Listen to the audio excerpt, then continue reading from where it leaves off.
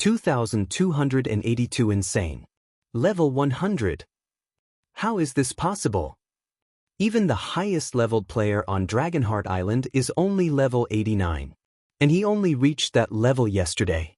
How could Black Flame have already reached level 100? Since Shi Feng had revealed his level, anyone who took a close look could see his statistics. Chaos tore through the meeting room as its occupants saw his level. All of these players were Refinement Realm experts or stronger, so they knew just how difficult it was to level up as one progressed in the game. At their levels, acquiring 2 or 3 levels more than ordinary experts was an amazing feat. They might have been able to earn 5 or 6 levels more than ordinary experts around level 50, but the gap would shrink as they leveled up. For example, current ordinary experts on Dragonheart Island had only reached level 85, while even these Refinement Realm experts were only 2 or 3 levels higher than that. And yet, they had just learned that Shi Feng was more than 10 levels higher than they were. How is his level so high? The revelation even surprised Phoenix Rain. She knew that Shi Feng was mysterious and powerful, but the fact that he had reached level 100 at this stage of the game was too much of a shock for her. The fact that Shi Feng had reached level 100 when no one had even climbed to level 90 not only proved that his leveling speed was superior, but he was also far stronger as an individual. It was common knowledge that not all experts were high-level players, but all high-level players were undoubtedly experts.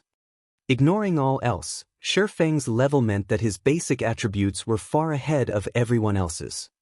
Moreover, as a level 100 player, he qualified to explore level 100+ maps, which no one else could set foot in at this stage of the game. This meant that he could get his hands on resources that none of God's domain's current powers even knew existed, giving Zero Wing a huge advantage. Ordinary powers might not have realized it yet, but the various superpowers knew that the higher leveled a map was, the more precious its resources would be. Some high-level maps even contained unimaginably powerful items. Take the ancient civilizations tools that players had recently discovered, for example. Players had only encountered these tools after they had started to explore level 90 maps. In other words, Zero Wing could obtain resources that the various superpowers had no access to yet. Once he saw Shi Feng's level and realized the implications of it, Martial Dragon, who had wanted to berate Shi Feng further, kept his mouth shut. He only dared to glare at the swordsman, nothing more.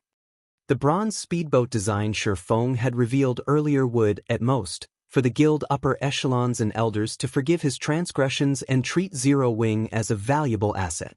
However, now that they knew Shi Feng had reached level 100, they had no choice but to treat Zero Wing like an equal. At the very least, Zero Wing had the capital and strength to stand up to the various superpowers in the Sea of Death. A design was just that after all. Mass-producing the Storm speedboat required an astronomical amount of precious resources, and obtaining these resources would be a challenge, even for the Dragon Phoenix Pavilion. However, Shi Feng had the strength to do so. Including Zero Wing's already formidable naval strength, the guild would likely have an easier time collecting the necessary resources to mass-produce the Storm speedboats. Even without other powers' support, Zero Wing could produce 100 bronze speedboats, becoming one of the Sea of Death's apex overlords. Now that the various upper echelons and elders understood Zero Wing's status, they'd have to treat Shi Feng and his guild seriously. How is this possible? How is his level so high? Nine Dragons Emperor was dazed when he saw Shi Feng's level. He couldn't believe his eyes. Even Cloudy Moon, who sat beside the Heavenly Dragon Pavilion Master, stared at Shi Feng in astonishment. Level 100. Phoenix Rain really knows how to take people by surprise. She actually recruited such a powerful ally. It's no wonder why she's remained calm throughout the meeting. Cloudy Moon glanced at Phoenix Rain, who, in reality, had gone stiff with shock, in admiration. After the commotion continued for a moment, Ku Rong, who had maintained his light smile, hesitated as he said, "Marshal, how about you just?" After giving the matter some thought, Ku Rong thought it was wisest to make Martial Dragon apologize for his earlier slight. Shi Feng was Zero Wing's guild leader, and Martial Dragon had provoked him first. Suddenly, however, A rough voice echoed throughout the meeting room. You really have a bad temper, Guild Leader Black Flame. Commander Marshall has merely misspoken, yet you're demanding an apology from one of the Dragon Phoenix Pavilion's pillars of strength. If I didn't know any better, I would have assumed you were the Dragon Phoenix Pavilion's great pavilion master. The rough, middle-aged man beside Nine Dragons Emperor spoke up, poking fun at Shifeng. The Dragon Phoenix Pavilion's upper echelons and elders nodded in agreement. The Dragon Phoenix Pavilion was a super first-rate guild, and Marshall Dragon commanded one of its two main forces. He was a domain realm expert, a true pillar in the guild. Demanding a public apology was too much. This person certainly knows how to counter. Not only has he suppressed Black Flame, but he's also minimized the severity of Marshall Dragon's insult. Phoenix Rain turned to the rough man as the guild upper echelons and elders began to discuss the situation amongst themselves. Phoenix Rain could tell that Shifeng was trying to improve the upper echelons and elders' opinion of Zero Wing. It would give her a better chance of undermining Nine Dragons Emperor and replacing him as the next great pavilion master. However, this middle-aged man had elevated the conflict between Shifeng and Marshall Dragon to one between Zero Wing and the Dragon Phoenix Pavilion. Now, even if the upper echelons and elders hadn't seen a problem with pushing Marshall Dragon to apologize, they'd have to support Marshall Dragon. If this insult concerned the guild's reputation, they couldn't afford to concede. And you are? Shifeng asked as he turned to the rough, middle-aged man. Blood Oath, commander of the War Blood Adventurer team, the man responded, smiling faintly. The many guild upper echelons and elders that supported Nine Dragons Emperor mimicked the grin. Shifeng had only been allowed to act so arrogantly because he had an item that could tempt the pavilion, and Marshall Dragon's status wasn't as high as his. However, Blood Oath was a different story. Blood Oath commanded Warblood, the third-ranked adventurer team on Dragonheart Island. The adventurer team had just as many experts as the Dragon Phoenix Pavilion, and its naval prowess was even slightly stronger than the pavilion's. Even Ku Rong had to treat Blood Oath with respect, and now that he had spoken, Shifeng could no longer suppress Nine Dragons Emperor's position. So, you're Warblood's commander, Shifeng said nonchalantly. Your adventurer team ambushed Commander Blue Phoenix's people in the Buried Bones ruin and nearly to her life. She's a friend of mine, you know. I had planned to seek you out, but since you're here, things have become a lot simpler. Compensate for the damage and apologize to my friend.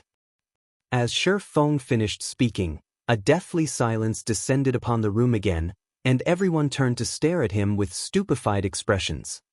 Insane. He was insane. Chapter 2283, Power of Level 100. What is Black Flame trying to do? Is he trying to start a war? Is he insane? Doesn't he know who Blood Oath is? The Dragon Phoenix Pavilion's upper echelons and elders couldn't bring themselves to look at Blood Oath. None of them had thought Shifeng would go so far as to provoke the man. Even Nine Dragons Emperor, who sat across from Phoenix Rain, stared at Shifeng in shock. They were all aware that Blood Oath had targeted Blue Phoenix. Ku Rong, in particular, must have watched the battle multiple times, but what difference did that make? It was common for the various powers to attack their rivals in the fields. With Warblood supporting Nine Dragons Emperor, its assault against Phoenix Rain's aid wasn't unusual.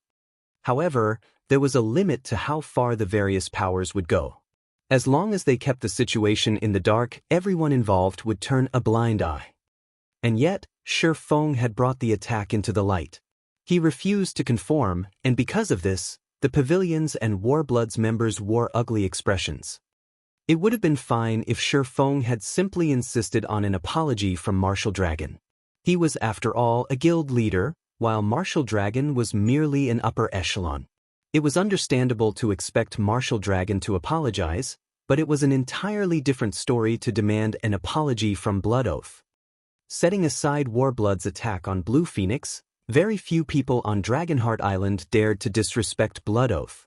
Even Ku Rong feared the man in the Sea of Death. Yet, not only did Shifeng demand an apology from Blood Oath, but he also wanted Blood Oath to apologize to Blue Phoenix, not the Dragon Phoenix Pavilion. Not even Melancholy, 13 Thrones Guild leader, would dare to do such a thing. The meeting room was frighteningly silent, and the temperatures seemed to drop steadily. Even the Void Realm experts in the room felt stifled, not to mention the Refinement Realm experts. Their reactions weren't a result of the powerful pressure in the room, but because the meeting room's atmosphere had become oppressive. They had no doubt that the slightest movement would spark a fight. After a long period of silence, Blood Oath opened his mouth and asked, "What if I refuse? What will you do about it?" Blood Oath's questions were simple and straightforward. Not only did his statement blatantly provoke Shifeng, the smile he wore and his frosty tone made the room feel even colder. Even the guild upper echelons around Phoenix Reign struggled to breathe, their vision fading. Their heartbeats grew increasingly louder as if their hearts would jump out of their chests. The killing intent and pressure they felt from Blood Oath was almost 10 times stronger than that of mythic monsters. Ku Rong's expression twisted into something unpleasant. He had never thought that Shifeng would be this bold. Blood Oath was a murderous god in the Sea of Death. He didn't even respect Super Guild's guild leaders, let alone the Dragon Phoenix Pavilion. Trying to force a public apology out of this murderous god was suicidal.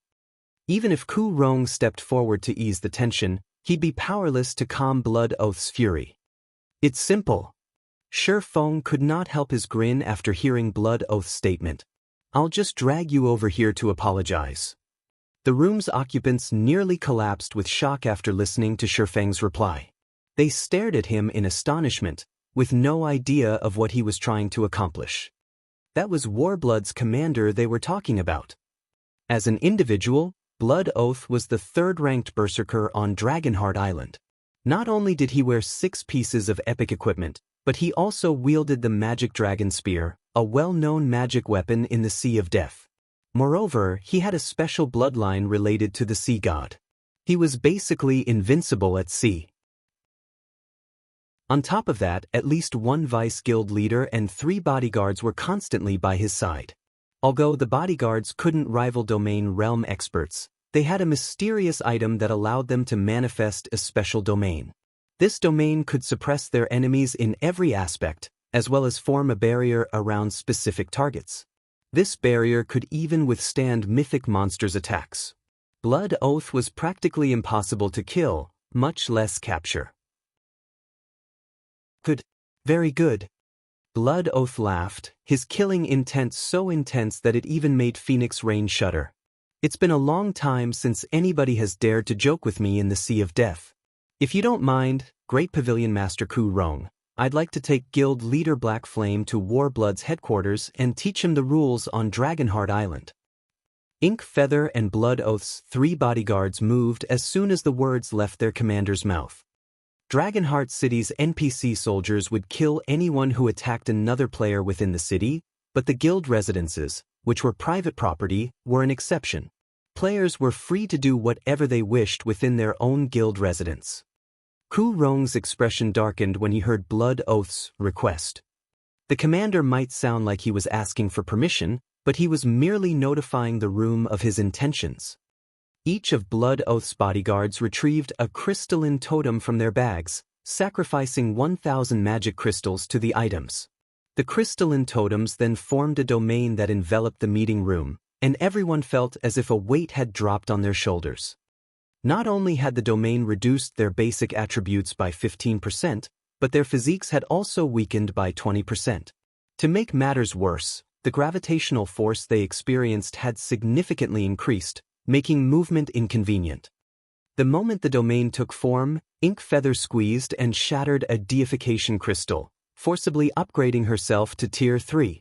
She then pulled multiple purple, crystalline arrows from her bag. Many of the players in the room gasped when they saw the arrows. Starburst arrows. These arrows had been created by an ancient civilization that had lived in the Gravity Mountain range. Each arrow contained incredible power and could elevate its user's attack by 1 tier to a maximum of Tier 4. Because of this, the Starburst arrows cost an exorbitant sum on the market. One could even trade 20 Starburst arrows for a piece of ordinary epic equipment. What truly surprised the meeting room's occupants was the act that Ink Feather had 12 of these arrows. Don't think that you're unstoppable just because you're level 100. I will ensure that you suffer the consequences for provoking war blood. Ink Feather said, her lips curling slightly as she glared at Shifeng. She pulled back the string of her ancient bow and activated the Tier 3 skill, Heart-Seeking Arrow. Heart-Seeking Arrow gave players full control over the arrow they fired during the skill's activation and allowed the player to control a maximum of 36 arrows at once. Although Ink Feather couldn't yet control all 36 arrows, she'd have no problems controlling 12 with perfect precision. 12 starburst arrows flew toward Shifeng, each with enough power to knock back a mythic monster. All 12 arrows could even instant-kill a true Tier 3 player. Everyone in the room squeezed their eyes shut as the arrows flew. A level 100 player might be very strong, but not all fights in God's domain required a frontal confrontation. One could use tools to end a fight. However, just before the 12 arrows found their target, Shifeng brandished Killing Ray. Shadow Blade. Immediately, 12 sword lights flashed as Shifeng achieved a 100% completion rate with Shadow Blade. Each sword light slammed into one of Ink Feather's starburst arrows, altering their trajectories. You have quite a bit of power behind your attacks. Unfortunately, raw power isn't enough to win all battles in God's domain, Shifeng said, glancing at the starburst arrows as they brushed past him. Although he was not a Tier 3 player, the difference between a level 100 player and a lower-leveled player wasn't easy to make up. Shifeng then activated Wind Blade and charged at Blood Oath. Don't think I'll let you get close to the commander so easily. As Shifeng approached, the 3 bodyguards formed a barrier before Blood Oath, separating the two. In response, Shifeng swung Killing Ray again. Lightning Slash. A massive thunderbolt tore through the magic barrier, stupefying the bodyguards. At the same time, Blood Oath reacted, lifting his magic dragon spear to counterattack. Unfortunately, he wasn't fast enough to keep up with Shifeng, even with the domain suppressing the swordsman. Shifeng's Twilight Blade pushed aside the spear, and his sacred sword stopped right before it touched Blood Oath's throat. Less than 3 seconds had passed since Ink Feather had attacked. Chapter 2284, Confounding the Venue. When Shifeng's Killing Ray stopped at Blood Oath's throat, astonished silence filled the meeting room, and not a single player could pull their eyes away from the sight. None of them could have dreamed that this meeting would turn out like this. Despite Warblood's vice guild leader and 3 bodyguards by his side, Blood Oath had ended up at the end of Shifeng's blade. Nobody would believe them even if they retold this tale to others. This is some trick, right? Blood Oath couldn't actually stop Black Flame? So strong. How high are Black Flame's basic attributes? Even with a domain suppressing him, he still pushed away Blood Oath's 2-handed weapon so easily. No. Black Flame's reaction speed is far more frightening than his basic attributes. If it weren't, Blood Oath would have been able to use a defensive skill and wouldn't have had to rely on his weapon. None of these players were ordinary experts. Some of them had even reached the Void Realm. Although Shifeng was very fast and imperceptible to the naked eye, his movement couldn't escape a Void Realm expert's notice. Thus, many of the room's occupants had caught a clear glimpse of what had just happened. Of course, witnessing that exchange was the very reason for their shock. The Domain Realm experts in the room evaluated Shifeng with a far more serious gaze than before. They had watched the recording of Shifeng killing Autumn Plant, and they had assumed the swordsman only had high basic attributes, combat techniques, and reaction speed. They had assumed that these factors were the only reason that Shifeng had been able to instant-kill Autumn Plant. However, this display made it clear that they had been severely mistaken. The fluidity of Shifeng's movements was the true reason that he was so frightening. They had no doubt that even if Shifeng's basic attributes were on par with Blood Oath's, the result of this exchange would have been the same. If not even Blood Oath was a match for Shifeng, they, who were weaker than the Warblood's commander, had no hope against Zero Wing's guild leader. Stop messing around, Black Flame. Blood Oath is the Warblood Adventurer team's commander. Ink Feather coldly warned Shifeng, watching him hold Blood Oath captive. Shifeng's strength was far beyond her expectations. She had never expected an outcome like this. God's Domain was a virtual reality game that mimicked reality to a frightening degree. Although players could view details that weren't available in the real world, there was little difference between the two. Unlike monsters, players didn't have thick hides and powerful life forces, and because of that, players had to don armor to protect their vulnerable bodies. Even an ordinary Tier 2 player could deal an absurd amount of damage if they attacked Blood Oath's unprotected neck, not to mention Shifeng, who had incredible basic attributes and wielded an epic weapon. With Shifeng's blade against his throat, Blood Oath's life was in Shifeng's hands.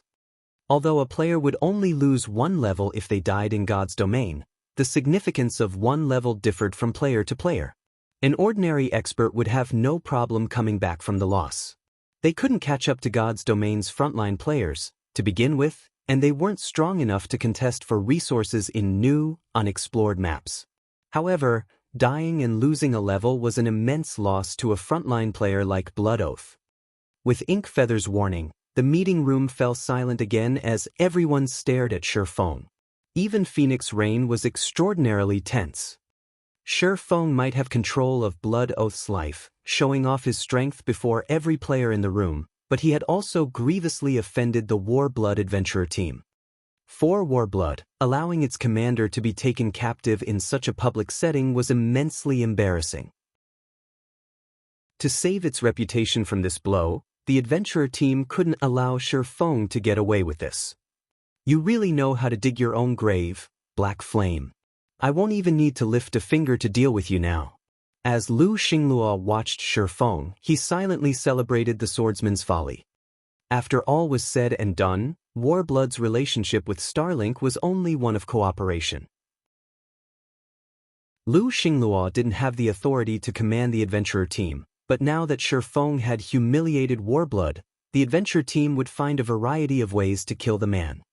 If Warblood were hellbent on killing someone, even a Super Guild's guild leader would have a headache trying to stop the adventurer team. Messing around? Why would I be messing around? Shifeng laughed.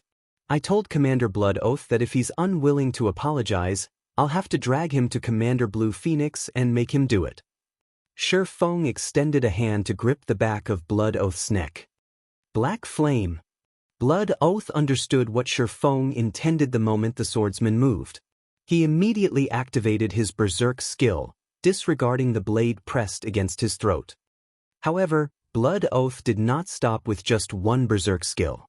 Following which, he activated his Legacy Berserk skill, the intensity of his aura instantly skyrocketing to the standard of a mythic monster of the same level. Tier 2 Tebu's skill, Storm Rage. With the power to rip apart space itself, Blood Oath thrust his magic dragon spear at Shifeng. However, golden, divine runes began to appear across the swordsman's body, and his aura's intensity skyrocketed. Heavenly Dragon's power. Shifeng then pulled back Killing Ray, swinging it at the incoming spear. Boom! The collision shockwave was so powerful that it threw the spectating players back against their chairs. The magic dragon spear, which had far more power than Ink Feather's starburst arrows, came to an abrupt halt, unable to harm Shifeng in the slightest. Blood Oath's expression darkened. He hadn't expected that, even after activating twofold Berserk, he'd still be helpless against Shifeng. He quickly activated another skill to put some distance between him and Shifeng. Unfortunately for Blood Oath, Shifeng was a step ahead. Tugging Killing Ray sharply, he dragged the magic dragon spear, and Blood Oath with it, forward. Taking advantage of the momentum, he snatched the back of Blood Oath's neck. Blood Oath had seen Shifeng's movements, yet he failed to react in time. The instant he felt Shifeng's hand on the back of his neck, Blood Oath felt as if a dragon had grabbed him. He couldn't move at all. Shifeng jumped into the air with his burden, dodging Ink Feather's attacks and landing before Blue Phoenix. He then tightened his grip on the back of Blood Oath's neck and pressed down. Boom! Boom! Boom! Shifeng smashed Blood Oath's head into the ground 3 times, the marble floor shattering and shaking the meeting room with his strength. Blood Oath rapidly lost HP before it eventually hit 0. The scene even dumbfounded Nine Dragons Emperor and Lu Xinglua, not to mention the Dragon Phoenix Pavilion's upper echelons and elders. Ink Feather, who had been preparing to launch another attack, was utterly dazed. As if time had stopped, everyone in the room froze. For a moment they even forgot to breathe. Chapter 2285. Dragonheart shaken, Blood Oath's dead. How dare he? As they stared at Shifeng, everyone felt a chill crawl down their spines. He stood nonchalantly before the meeting table with Blood Oath at his feet, the man's head buried in the broken marble floor. Blood Oath's death didn't shock the meeting room's occupants overmuch. What truly shocked them was the method Shifeng had used to kill him. Shifeng had dragged Blood Oath to Blue Phoenix and forced Warblood's commander to kowtow and apologize.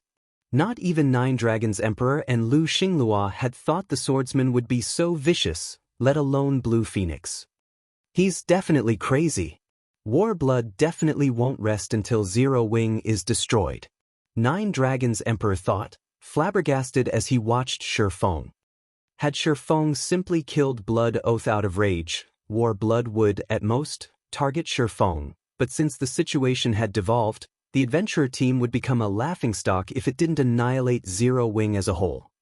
Even the major corporations that supported Warblood would support their vengeance, and there would be no hope for reconciliation between the two organizations. In an era where every second mattered, two powers would suffer tremendous losses if they went to war against each other, regardless of who won in the end. Only a lunatic would start a war with a superpower like Warblood. You're dead, Black Flame. Our adventurer team won't let this matter rest. So what if you're strong? From this moment, Warblood declares war against Zero Wing. We will hunt Zero Wing's members relentlessly if they set foot in the Sea of Death. Ink Feather bellowed when she saw her commander's corpse with such powerful killing intent that even the Dragon Phoenix Pavilion's members shuddered. It felt as if some hellish curse had echoed throughout the room. Ink Feather and Blood Oath's bodyguards stormed out of the room. Clearly, she intended to relay these events to Warblood's other upper echelons and prepare to move against Zero Wing. This is going to be troublesome.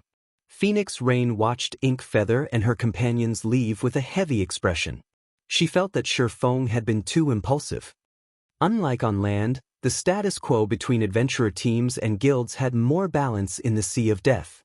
Naval travel was incredibly inconvenient, and because of this, guilds couldn't rely on their large armies. That wasn't the case for adventurer teams, however. Adventurer teams were small organizations that operated in multiple locations. Would be able to take out an adventurer team regardless of the provocation. Naval adventurer teams had many methods to deal with small groups of players as well. This was especially true for an adventurer team like Warblood. As one of the top 10 adventurer teams on Dragonheart Island, many adventurer teams had subjected themselves to Warblood's rule. One word from Warblood was all it would take to ensure that Zero Wing's members had no place in the Sea of Death. Moreover, Warblood had Starlink's support. Starlink's progress in the ancient civilization's ruins in the Gravity Mountain range was impressive, and as a result, both the guild and Warblood's naval prowess grew with each passing day. This was the reason Ku Rong had chosen Nine Dragons Emperor as his successor. In comparison, Zero Wing's naval strength was infantile. Even with the bronze speedboat design, Zero Wing would need a lot of time and materials to construct a full fleet. Furthermore, adventurer teams supplied 80% of the naval resources on the market, and after today, not a single adventurer team would dare sell their resources to Zero Wing. With one of Zero Wing's main supply lines severed, Warblood and Starlink would occupy a large number of shops and resources in Dragonheart City by the time Zero Wing developed its naval forces.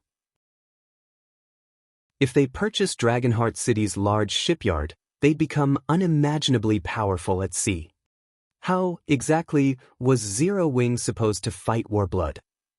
Zero Wing wasn't even guaranteed to survive this war, let alone prosper in the Sea of Death. However, Phoenix Rain had to admit that Shifeng's performance had been effective. The Dragon Phoenix Pavilion's upper echelons and elders had a newfound respect and fear of Zero Wing. Feng had followed through with his threat of dragging Warblood's commander to Blue Phoenix and forcing him to apologize. Not even a Super Guild's guild leader would dare to pull such a stunt. For a time, everyone in the Dragon Phoenix Pavilion re-evaluated their opinions of Phoenix Rain. Feng might be a lunatic, but he was a powerful lunatic. Moreover, he had a bronze speedboat design. Because of this, Ku Rong decided to postpone the matter of his successor. At the very least, he'd wait to announce a decision until the war between Zero Wing and Warblood had reached a conclusion. Fortunately, this meant that 9 Dragons Emperor's plans had gone to waste. It seems Black Flame is quite capable after all, Cloudy Moon, who was about to leave the meeting room, said, smiling gently as she glanced at Feng. His good luck will only last a short moment, 9 Dragons Emperor hissed with a sneer. You're new to the Sea of Death, so you might not understand what kind of power Warblood is. Not even Starlink is a match for the adventurer team's naval prowess, much less the Pavilion. Not only has Warblood secured a stable source of naval legacies, but it has also acquired a source for hidden bloodline legacies. It can nurture experts with horrific combat power at sea. Moreover, I've heard that Warblood has gained a large number of deification crystals and ancient contract scrolls that allow players to tame sea monsters as mounts due to its partnership with Starlink. Even 13 Thrones shows Warblood some respect at sea. Why else would the Great Pavilion Master choose me as his successor so quickly? Black Flame doesn't realize who he just provoked. He thinks everything will be fine just because he's so powerful as an individual. If Warblood goes all out, Dragonheart City will tremble at its might. There's no guarantee that Zero Wing will even be able to enter Dragonheart City, much less gain any standing. 9 Dragons Emperor's explanation surprised Cloudy Moon. She hadn't thought that an adventurer team could be so powerful, even having the ability to tame sea monsters as mounts. It was no wonder why Ku Rong had been so lenient about Blood Oath's disrespect and arrogance. Although her main activities were on land, she knew a little about sea monsters. With a sea monster as a mount, a player's combat power at sea would be impressive. If a power had enough sea monster mounts, it would usher in a new era in the Sea of Death. Despite the Dragon Phoenix Pavilion's efforts to keep the incident quiet, news quickly reached Dragonheart City's various major powers. It caused an uproar in the city. Is Zero Wing trying to dig an early grave? This is going to be an interesting show. Meanwhile, Phoenix Rain worried as she read the report on Warblood's declaration of war in an office in the Dragon Phoenix Pavilion's guild hall. Guild leader Black Flame, I'm afraid that Warblood is already on the move. If you need any resources, I'll try to get you as many as I can from the Dragon Phoenix Pavilion, Phoenix Rain offered, watching Feng as he prepared to leave the office. Feng had only started a war with Warblood on her behalf, so she couldn't just sit aside and do nothing, but she couldn't help but feel powerless with their opponent being the Warblood adventurer team. That's wonderful. In that case, I'd like to borrow some of your people, Feng said, nodding. He wouldn't refuse the help. Zero Wing's foundations in Dragonheart City were just too fragile. Borrow some of my people? What are you planning? Feng's request confused Phoenix Rain. I want to capture the Gravity Mountain Range's northern fortress, Feng calmly stated. Chapter 2286, Size Upgraded. Capture the northern fortress? Phoenix Rain stared at Feng with wide eyes. There were quite a few fortresses in the Gravity Mountain Range, with over a dozen of varying sizes scattered across the map. The northern fortress was a medium fortress in the map's northern region, the largest in the area. Even working together, 13 Thrones and Starlink had gone to great lengths to capture a small fortress. While that might not seem like a great feat, they were the only superpower to capture a fortress in the Gravity Mountain Range. And Feng intended to capture a medium fortress. No matter how Phoenix Rain considered the idea, she had little hope of the operation succeeding. Even if the Dragon Phoenix Pavilion and Zero Wing went all out working together, their chances of capturing a small fortress were less than 10%. That's right. Zero Wing isn't quite strong enough to succeed, so I'd like to borrow 30,000 elites and experts for the operation, Feng said, nodding. Of course, I won't borrow them for free. If we succeed, I'll give you 20% of the fortress's shares. The majority of Zero Wing's forces were stationed in the bottomless abyss or empire. There were barely any members in Dragonheart City. Although the guild could gather its members here, it would take a long time to do so, and he couldn't afford to wait.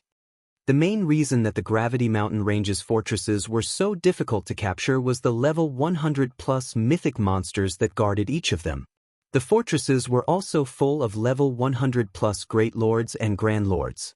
Medium fortresses, in particular, were guarded by significantly more monsters, and these monsters operated like a well-trained army.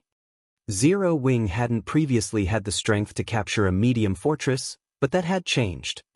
While Feng had been in the Tower of Four Gods, both Anna and Kite had reached level 100 and completed their Tier 3 promotion quests. Including the level 100+ demons Feng could summon with the Bible of Darkness. Zero Wing qualified to challenge a medium fortress. It would be less risky to challenge a small fortress, but the northern fortress was near the Gravity Mountain Range's vein area. Not only could the rare ores in the area be used when crafting ships, but they would also be useful for producing level 100+ weapons and equipment. After level 100, the system reduced equipment drop rates even further. One would already be quite lucky to obtain a piece of mysterious iron equipment from a Great Lord, and Lord-ranked monsters had practically no chance of dropping level 100+ bronze equipment. Hence, demand for player-made weapons and equipment would skyrocket after level 100. Since no one was paying attention to the northern fortress, he had to secure it as quickly as possible. If he waited until this fortress attracted attention, not only would he have to deal with the monsters that guarded the northern fortress, but he'd also have to deal with player interference, which would significantly reduce his chances of capturing it. Is 30,000 enough? Phoenix Rain gave Feng a skeptical look. Although gathering 30,000 elites and experts on Dragonheart Island would be difficult, it wasn't impossible for her. However, 13 Thrones and Starlink had sent a massive 150,000 player army to capture a small fortress, and over 70% of their forces had been slaughtered by the end of the battle. And yet, Feng only asked for a fraction of that. They'll be enough, but we'll need to move quickly, Feng said. The most important factor when attempting to capture a fortress in the Gravity Mountain Range was whether or not one could hold their ground against the monsters. If an army could stand strong, even 10,000 players would be enough to capture a fortress, not to mention 30,000. However, they would need a lot more time to succeed. That won't be a problem. I'll contact them immediately. I should be able to get 30,000 players here within a day, Phoenix Rain said. She knew that Feng was no fool. If he thought it was possible to capture a medium fortress, she had to take the risk. Starlink and 13 Thrones had gained massive advantages in Dragonheart City due to the small fortress they had captured. If she could get her hands on a medium fortress's shares, Nine Dragons Emperor would have an extremely difficult time shaking her position in the Dragon Phoenix Pavilion in the future. Phoenix Rain and Blue Phoenix got to work contacting the necessary players. They called in the pavilion's various elite and expert players scattered in the Sea of Death and various countries on the main continent. Meanwhile, Feng headed toward the Wanderer's shop after leaving the Dragon Phoenix Pavilion's residence. Since he had been stuck in the Tower of Four Gods, he hadn't been able to manage the Wanderer's shop, allowing it to operate itself. After so many days, the shop should have accumulated a fortune. According to Feng's estimates, his share should amount to at least 10,000 ancient gold. More customers had been visiting the shop, and as a result, its sales continued to improve, especially those of the black market's entry slots. With 10,000 ancient gold, Feng could purchase a plot of land and construct an ordinary guild residence in Dragonheart City's outermost area. This would allow Zero Wing's members to rest and recover in the residence for free, rather than waste their money on hotels. But as soon as Feng stepped out of the Dragon Phoenix Pavilion's residence, an uproar rose through the crowd outside. He's out. And here I thought he would hide in the Dragon Phoenix Pavilion for the rest of his life. I didn't expect him to show himself so soon. Keep an eye on him, everyone. The higher-ups have announced that we'll earn 3 pieces of epic equipment if we can kill Black Flame. Notify the boss. Black Flame has left the residence. By now, everyone had heard of Blood Oath's death, and Warblood's declaration of war had caused a sensation in Dragonheart City. Moreover, Warblood had offered the highest bounty ever seen in God's domain for Black Flame's head. 3 pieces of epic equipment. An ordinary player's strength would undergo a qualitative transformation if they acquired 3 pieces of epic equipment, let alone an expert strength. Thus, every player in Dragonheart City was going mad over the news. Even if they had killed Shifeng before this, he wasn't guaranteed to drop his fragmented legendary item, but now, they were promised epic equipment if they killed the swordsman. Not a single player in the Sea of Death could ignore such temptation. Shifeng finally reached the Wanderer's shop after half an hour, utterly ignoring the crowd of experts and Warblood members that followed him. None of them would dare attack him in Dragonheart City. However, when he saw the Wanderer's shop, Shifeng had wondered if he had gone to the wrong place. The originally tattered Wanderer's shop looked completely different. Now, it was a 4-story tall building with an extravagantly decorated exterior. An endless stream of players entered and exited the building, and they were all level 85 plus experts. The Wanderer's shop looked more like a guild hall than a shop. The shop's size upgraded automatically? Shifeng could not help his shock. Just how popular is the Wanderer's shop right now? It wasn't particularly unusual for independent shops to upgrade automatically, but fulfilling the conditions for such an upgrade was immensely difficult. Not only did the shop require enough popularity and traffic, but it also needed to reach a certain sales volume. Shifeng entered the shop, only to find that the first-floor hall had more than doubled in size. There were also more than 100 types of items available for sale, and they were all treasures that were rarely seen on the market. However, Shifeng didn't pay these details much mind. He immediately opened the shop's interface to learn how much ancient gold he had earned. Is this real?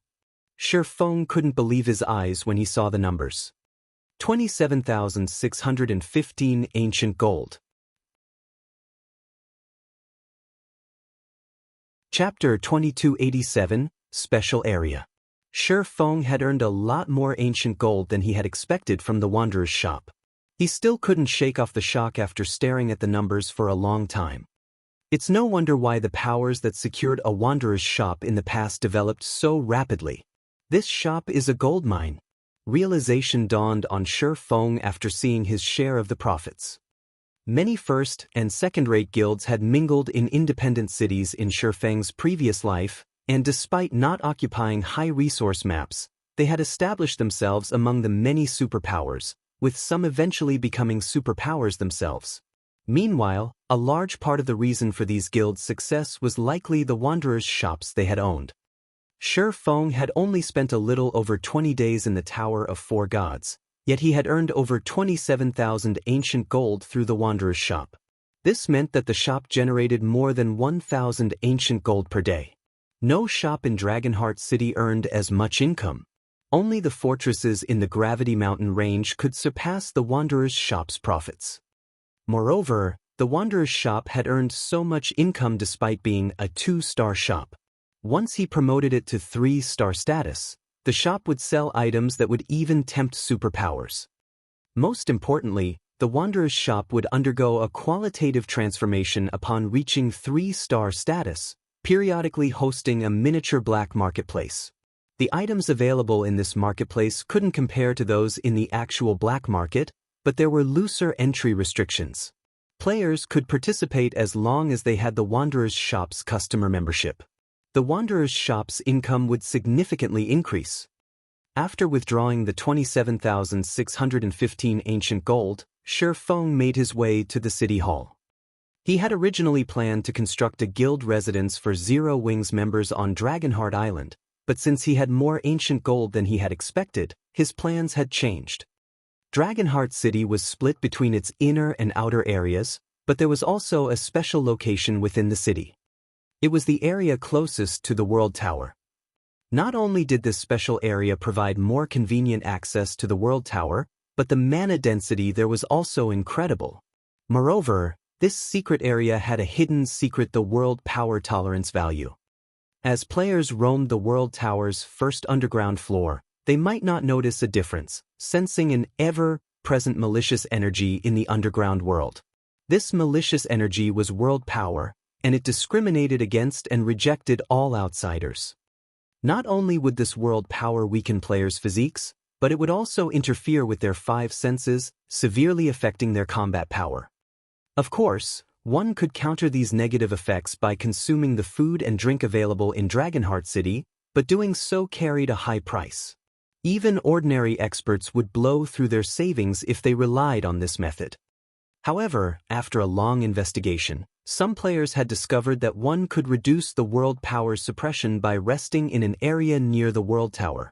It wouldn't make them immune to the world power's effects, but it could reduce them by half. With this reduction, players could continue to explore the world tower without relying on Dragonheart City's expensive consumables. Because of this, the shops around the world tower had been incredibly popular in the past. The various superpowers had spared no expense to purchase these shops, modifying them into hotels. If players had been allowed to construct guild residences in the area, such buildings would have surrounded the world tower in the past. Even so, the area around the world tower had become something of a famous tourist spot during Shifeng's previous life due to its many hotels. Unfortunately, first-rate guilds hadn't had a chance to build a hotel of their own. In fact, many superpowers had gone without as well. There were only 34 plots of land around the world tower, and these plots' sizes were fixed.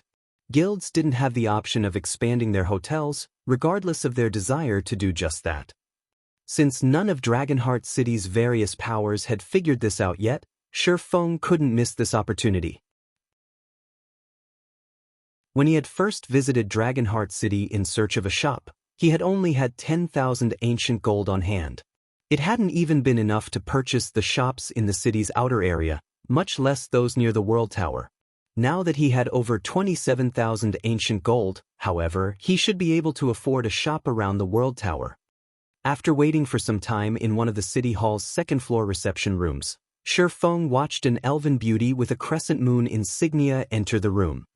Unlike the city hall's ordinary administrators, this female elf was the city hall's senior administrator and responsible for selling the shops around the world tower. She was a level 180, tier 4 great wizard. Ordinary players wouldn't even have the chance to meet and speak with this senior administrator, much less purchase the shops near the world tower. Fortunately, Shifeng was a bronze legatee, so his rank was high enough to earn her attention. Lord Bronze Legatee, here is the information on the 34 shops around the world tower. May I know which one you wish to purchase? Senior Administrator Irene Lauren asked. Shifeng fell speechless as he read down the list he had been given. Although he had known that these shops and lands would be very expensive, he hadn't expected them to cost this much. Even a barren plot of land cost 24,000 ancient gold, and it was a considerably small plot. A medium-sized plot of land cost 45,000 ancient gold, and of the lands that already had shops, the cheapest was a small-size, 1-star restaurant, costing a total of 40,000 ancient gold. To purchase a medium-size, 2-star hotel, Shifeng would have to pay a whopping 128,000 ancient gold. Suddenly, Shifeng felt like a pauper in Dragonheart City, even with the Wanderer's shop. I want this small-sized land, Shifeng said, gritting his teeth as he chose the small-sized plot closest to the world tower. These shops and lands were no less rare than the Wanderer's shop. Not only could one earn a fortune though one of these plots of land, but it would also help accelerate a guild's growth. Very well. That will be 26,500 ancient gold coins, Irene Lauren said, nodding. Shifeng struggled with the decision as he handed the money over, leaving him with little over 1,000 ancient gold. Irene Lauren, however, didn't care about Shifeng's struggles, and as soon as she received the payment, she handed Shifeng an ancient contract. Shifeng felt his chest tighten for a moment when he saw the information on the contract. Although the plot of land had nothing on it, he was required to pay 10,000 ancient gold in monthly maintenance fees. The monthly fees were even more exorbitant than the Wanderer's shops. Forget it. You can't make money without losing money. Besides, the various superpowers in the past were willing to pay over 1,000,000 ancient gold to purchase a plot near the World Tower. After giving the matter some thought, Shi Feng felt that he had still gained a huge advantage. Next, I'll have to collect 4,000 ancient gold to construct an advanced hotel.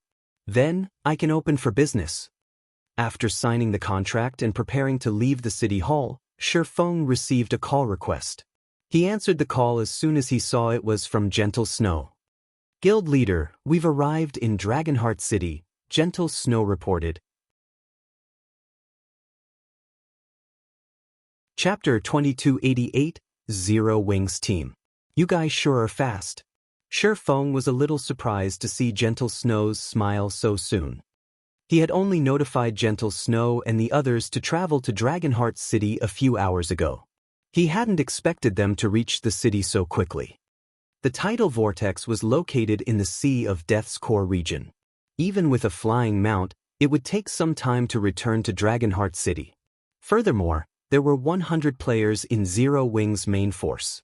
Gentle Snow would need several trips to fly everyone back to the city. It would have taken a few more hours to get everyone back to Dragonheart City, but the last level 95 mythic boss we killed dropped a twin-headed flying dragon. Cola won the bid for the mount, and it substantially reduced our travel time, Gentle Snow said excitedly. She had already enjoyed the benefits of having a flying mount, and now that another Zero Wing main force member had won, the team's overall strength and leveling speed had significantly increased. A twin-headed flying dragon? Aren't you guys a little too lucky? That thing only has a 1% drop rate. The news stunned Shi Feng. The tidal vortex's mythic bosses did have a chance of dropping flying mounts. Grinding these bosses was one of the few ways players could obtain an extraordinary flying mount, but the 1% drop rate made it incredibly difficult. Shi Feng had never thought that Gentle Snow and her team would acquire one on their first trip. We have to thank Blackie's luck to thank for it, Gentle Snow said, smiling. Guild leader, I've heard that the Warblood Adventurer team has declared war on Zero Wing. Should we prepare for an offensive? Dealing with the Warblood Adventurer team would have likely given her a huge headache before they had explored the tidal vortex, but now, Cola had the twin-headed flying dragon, bringing Zero Wing's total to 3 flying mounts. Flying mounts already had a massive advantage at sea, and if 3 flying mounts worked together, their team could take on any fleet. 3 flying mounts could carry up to 60 players, and with such a force, annihilating players on 3 bronze speedboats wouldn't be a problem. Most fleets currently in the Sea of Death only had a few bronze speedboats. They could easily destroy any fleet's core combat power with a few rounds of attacks. Zero Wing might not be able to establish itself in the Sea of Death, but they wouldn't give the Warblood Adventurer team an easy time either. No. Our current priority is to capture the Gravity Mountain Range's northern fortress, Shi Feng said, shaking his head. Make your way to the World Tower's entrance for now. I'll meet you there.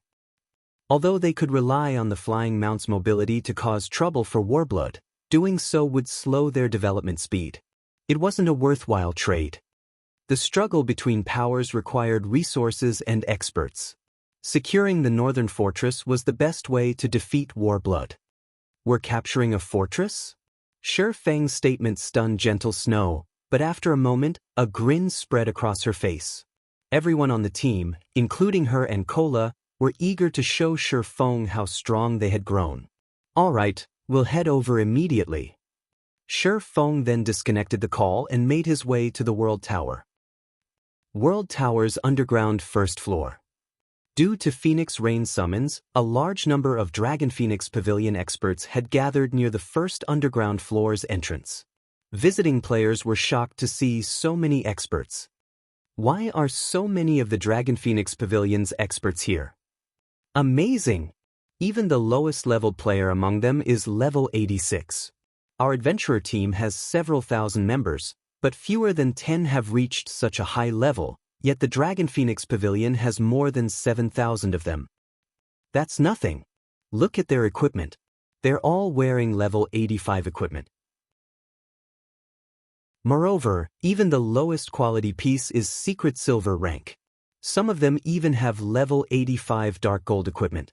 I thought I've been doing quite well in my guild, but I only have a few pieces of level 85 secret silver equipment, while the rest is level 80 equipment. I wonder why the Dragon Phoenix Pavilion has gathered so many experts? Are they planning to complete a quest, maybe? The various players nearby couldn't help but wonder why so many of the pavilion's experts had gathered. They rarely saw so many in one place. Big Sis Rain, 9,000 people have arrived thus far. It'll take another 2 or 3 hours for the rest to get here, Blue Phoenix reported as Phoenix Rain examined the supplies she had prepared for the operation. Worriedly, she continued, however, 9 Dragons Emperor has found out about the operation. So be it. How could such a large-scale operation escape the notice of 9 Dragons Emperor's men? Phoenix Rain nodded. The news didn't affect her in the slightest. We just need to take down the northern fortress before 9 Dragons Emperor can gather enough players to do anything about it. It was too easy for information about such large-scale operations to reach other powers. There was no way to ensure that there weren't any spies among their people. Now they were in a race against time. Meanwhile, a report stating that Zero Wing and Phoenix Rain intended to capture the northern fortress sat on the guild leader's desk in 13 Thrones Dragonheart city residence. Black Flame never ceases to surprise me, Melancholy said, smiling at the report before him. He then turned to Happy Art and asked, Art, what do you think of this matter? His favorable opinion of Shifeng was the reason he had invited Zero Wing to participate in the mission to capture a small fortress. Unfortunately, he was forced to go back on his word. Zero Wing should have some confidence in succeeding, Happy Art said, uncertain. While capturing the northern fortress might be extremely challenging, she didn't think that Shifeng was foolhardy. Since he had decided to attempt the capture, he was confident of succeeding. Confidence?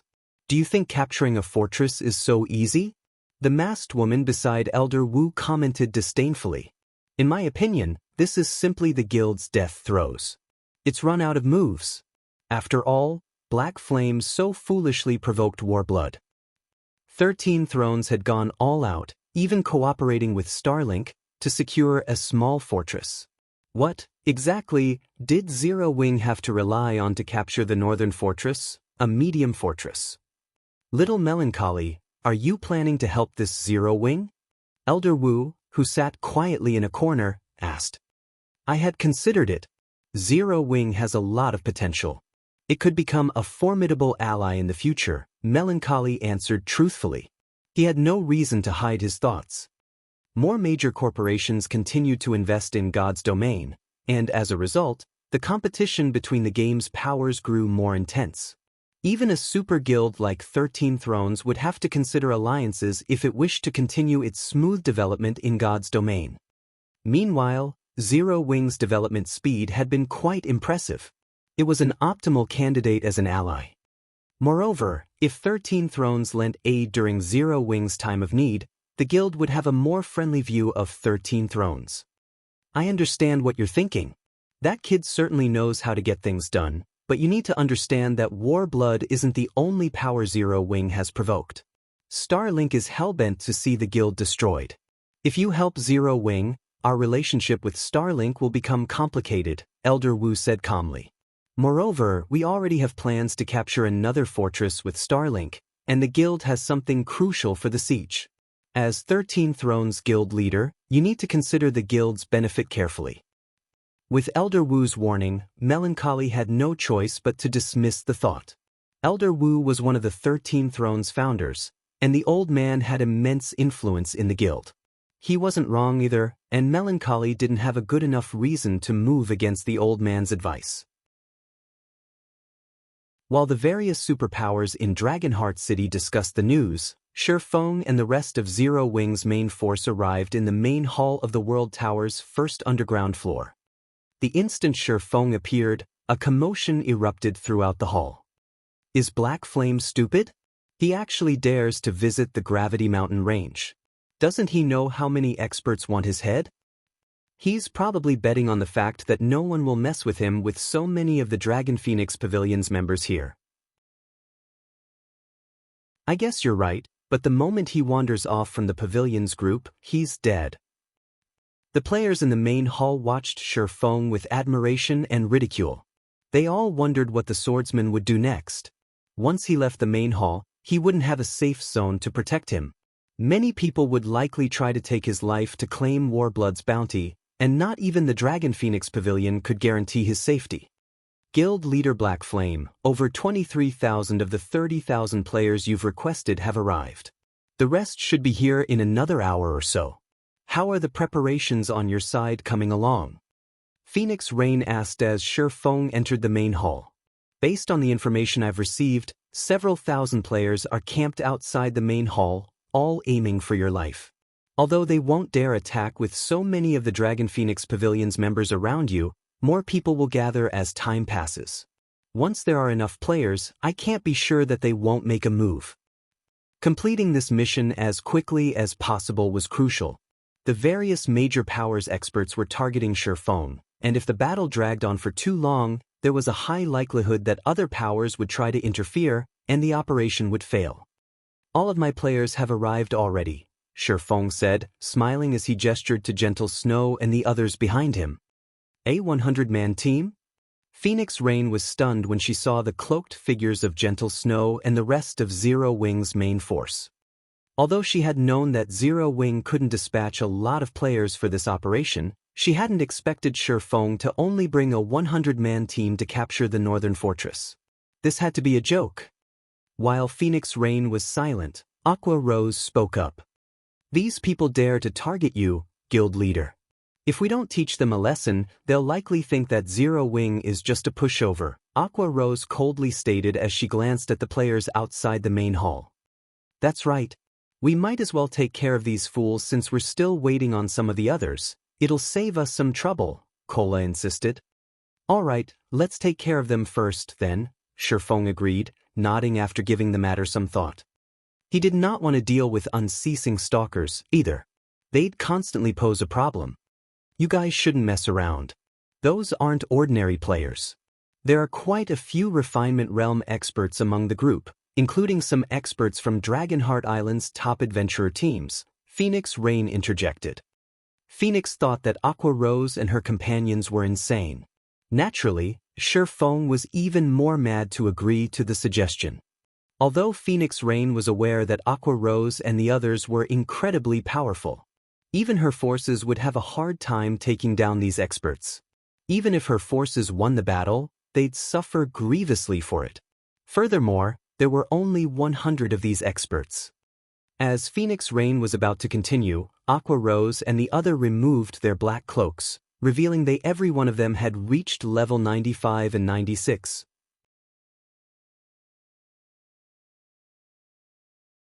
Chapter 2289, Zero Wing's Blade. The instant Aqua Rose and the others removed their black cloaks, the players in the hall, who had been busy talking about Shifeng, gasped in shock. They stared at Zero Wing's players as if they were horrifying monsters. Level 95. How is that possible? How are they so high-leveled? Haven't the superpowers peak experts just reached level 87?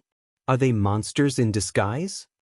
Everyone was confused over Aqua Rose and her companions' levels.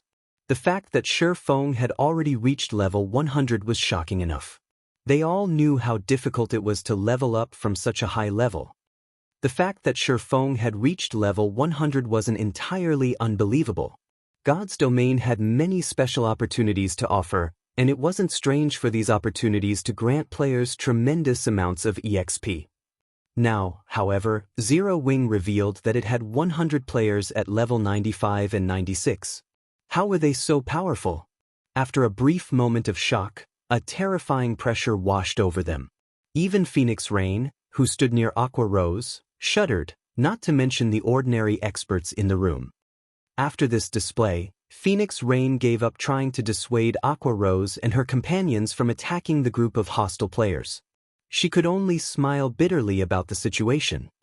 Just how many secrets does Zero Wing possess? This thought echoed in Phoenix Rain's mind for a long time. She couldn't understand how Shifeng had helped Aqua Rose and the rest of his main force level up so quickly. Of course, she also understood why Feng had so fearlessly provoked the War-Blood adventurer team in the Dragon Phoenix Pavilion's residence. Although Feng had previously revealed his level, there was a limit to how much an individual could accomplish, especially when exploring new maps. Feng could only secure so many resources by himself, and he could clear team dungeons alone, which were one of the largest resource sources for a guild. However, he wouldn't have that problem with a 100-man team that was almost as high-leveled as he was. After Aqua Rose and the other exposed their levels, many of the players in the hall that had considered targeting Feng abandoned the idea. Teams with fewer than 50 members, in particular, immediately abandoned their plans to move against Feng. If Feng were the only powerhouse they had to worry about, they could rely on special tools to restrain him, preventing him from exhibiting his full strength, but since such a group of high-leveled experts guarded him, what was the point in restraining Feng?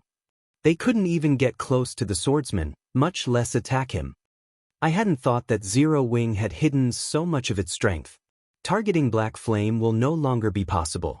With so many high-leveled expert guards, even assassination experts will be powerless against him. That's right. I doubt War-Blood expected Zero Wing to have a card like this. The adventurer team's plan to send everyone in the city after him is likely moot. That might not necessarily be the case. Small teams like ours might not have a chance, but those large adventurer teams could succeed. Zero Wing's members might be very high-leveled, but a team can bridge that gap by outnumbering them. With enough experts, the various adventurer teams might be able to suppress Zero Wing's members long enough to kill Black Flame. I guess you're right. Ordinary experts won't have high enough basic attributes to make a difference, but peak experts could do it if they rely on external items. Besides, even if they have high levels, it means nothing if their weapons and equipment can't keep up. I heard that the Heavenly Beast adventurer team has dispatched all of its experts to kill Black Flame and steal his fragmented legendary item. Heavenly Beast is quite famous among the Dark Forces. I don't think it's a match for Dragonheart Island's top 10 adventurer teams in an open battle, but its ability to kill individual players is likely even stronger than those adventurer teams. Heavenly Beast is powerful, but Black Flame is no fool. As long as he sticks with the Dragon Phoenix Pavilion's army, Heavenly Beast's members won't get near him. At this point, only the various major powers have any hope of taking out Black Flame. Many of the independent players in the hall sighed and turned to leave after seeing Zero Wing's high-level team. With such powerful players around him, a small team didn't have a chance of taking Feng down. The various major powers experts, on the other hand, chose to stay and continue stalking after him. Unlike independent players, major powers would have no problems sending several thousand experts after the swordsman. A level 95,100-man team? Black Flame sure has a lot of trump cards.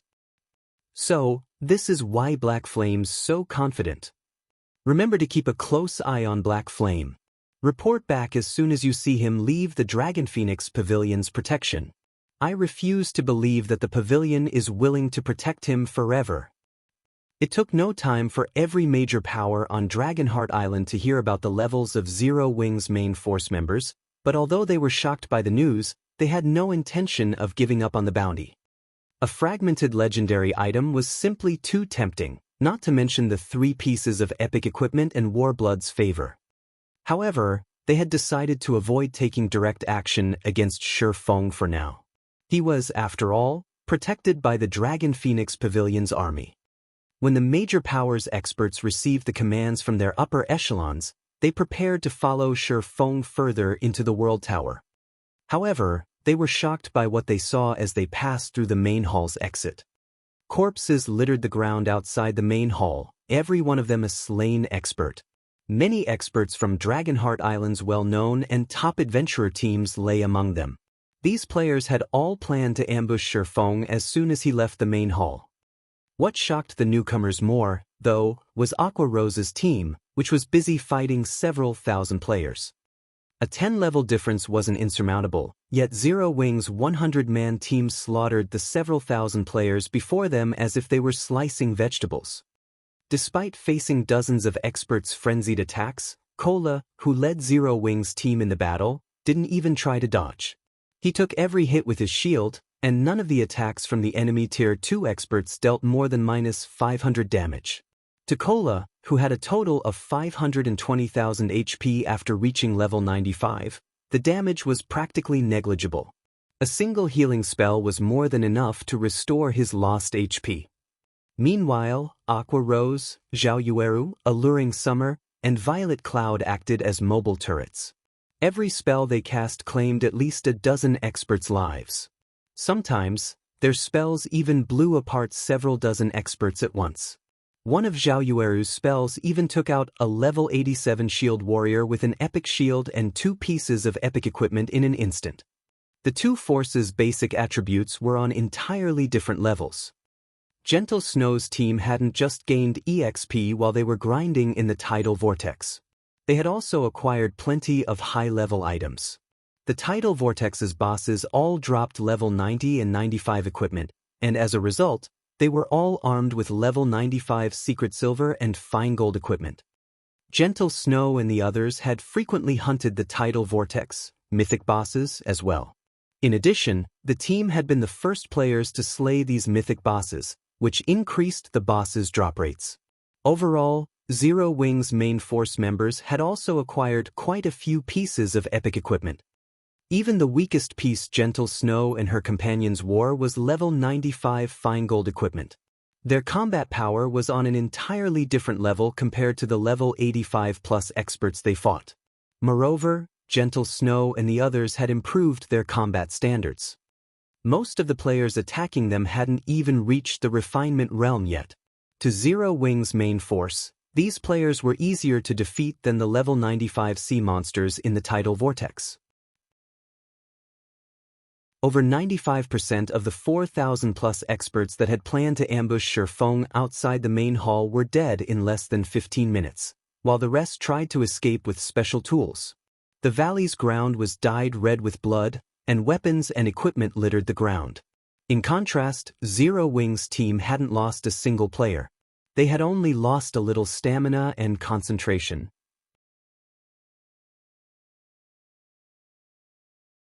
Chapter 2290, Fame Spreads Across Dragonheart.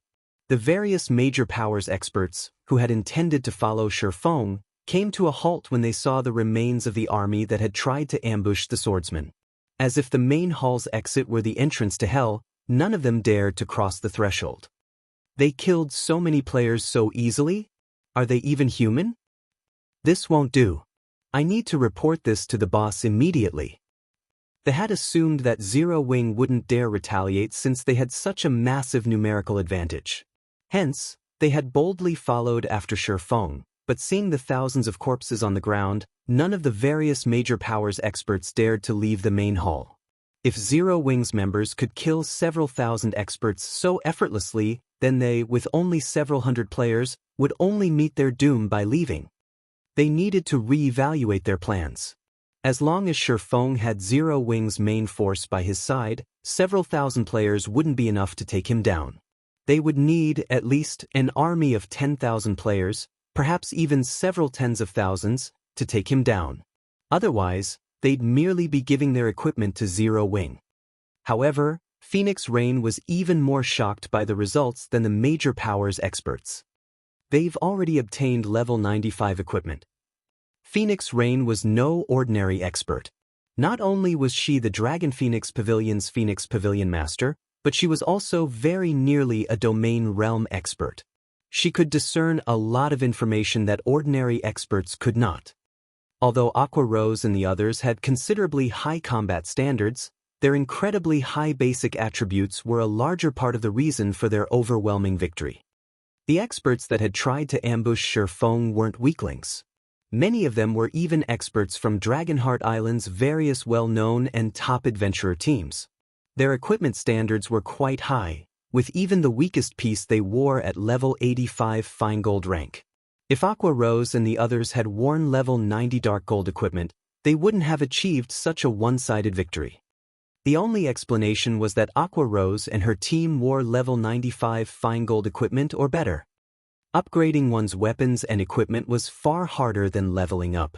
A team could only raid team dungeons, obtaining weapons and equipment that corresponded to their levels, after reaching a high enough level, and although it was possible to grind for higher level weapons and equipment, the cost was so immense that it wasn't worth the effort. Most of the time, players' weapons and equipment couldn't keep up with their levels. In some cases, players would wear items that were of a far lower level. However, not only had Aqua Rose and her companions reached level 95 or higher, but their weapons and equipment were also level 95 fine gold rank or better. Their equipment standard was at least 2 realms higher than the various major powers experts. Meanwhile, news of the slaughter soon spread throughout Dragonheart Island. Zero Wing is amazing. Not even the various major powers will dare target Black Flame now. I know, right? I've heard that many adventurer teams have already given up the hunt. Warblood will likely have to act on its own to deal with Black Flame and Zero Wing.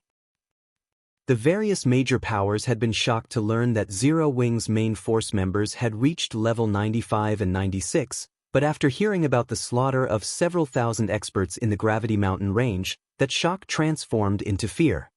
Many of them had given up on Shifeng's fragmented legendary item after witnessing the incident. After this display, Zero Wing had proven that it could no longer be taken out by a few major powers working together.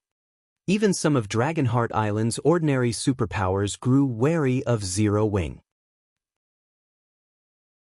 Meanwhile, in one of the lounges of 13 Thrones Guild residents, Elder Wu, according to our estimates, Zero Wing's main force members should be wearing level 95 fine gold equipment. The masked, middle-aged man beside Elder Wu reported after examining the data a subordinate had sent him. Not even 13 Thrones could fully gear a 100-man team in such high-quality equipment. So, is this why that kid is so confident? Elder Wu muttered as he shut his eyes.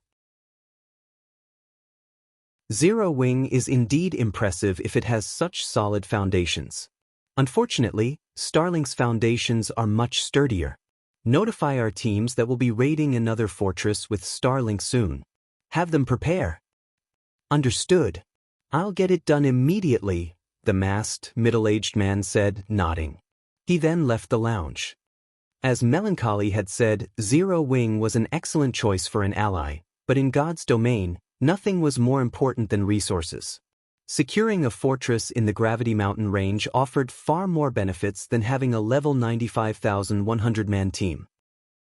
While the various major powers discussed Zero Wing, Shifeng and his army had arrived at the Gravity Mountain range's northern fortress. As the most important fortress in the Gravity Mountain range's northern region, not only was the northern fortress situated at the top of a mountain range, which made it easy to defend, but it also had far more powerful defenses than a small fortress. Over 30 defense turrets and heavy ballistas had been lined up along the fortress's walls, and plenty of level 90-plus Lord-ranked undead soldiers stood guard beside the war weapons. Not only were these undead soldiers Lord-ranked monsters, but they also had weapons and armor that had been enchanted with magic runes. These undead soldiers' defense and destructive power could even rival that of great lords of the same level. Guild leader Black Flame, for defensive magic towers, have formed a magic barrier around the northern fortress. Do you have any ideas on how to take it down? Phoenix Rain asked with a grim expression as she read the scout's report.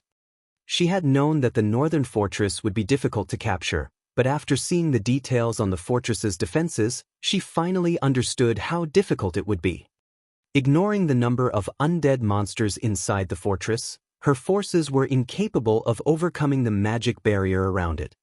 4 defensive magic towers created that barrier, and not only did these towers have a massive reserve of mana, but they could also reform the magic barrier in a short time after it had been destroyed. Unless they could destroy the 4 defensive magic towers quickly after destroying the magic barrier, the fortress would gain another barrier. If they relied on Tier 4 magic scrolls and war weapons, they could destroy the northern fortress's magic barrier, but it would cost an astronomical number of resources to destroy the barrier once. It would also require a lot of time. By doing so, they'd risk losing their war weapons under the bombardment from the fortress's defense turrets and heavy ballistas. To make matters worse, all 4 defensive magic towers were located within the well-fortified fortress and protected by guardian bosses. Those guardian bosses were level 100+ mythic monsters. Simple. We just need to destroy the magic barrier as quickly as possible and charge into the fortress to destroy the defensive magic towers, Shi Feng casually responded. Phoenix Rain stared at Shi Feng, speechless. She knew that they could take down the barrier by destroying the towers, but how were they supposed to do that? This problem wasn't one that could be solved with enough players and war weapons. However, while Phoenix Rain racked her brain to come up with a plan, Shi Feng took out the hero's tome and sacrificed 50,000 magic crystals to it. He then began to chant the summoning incantation.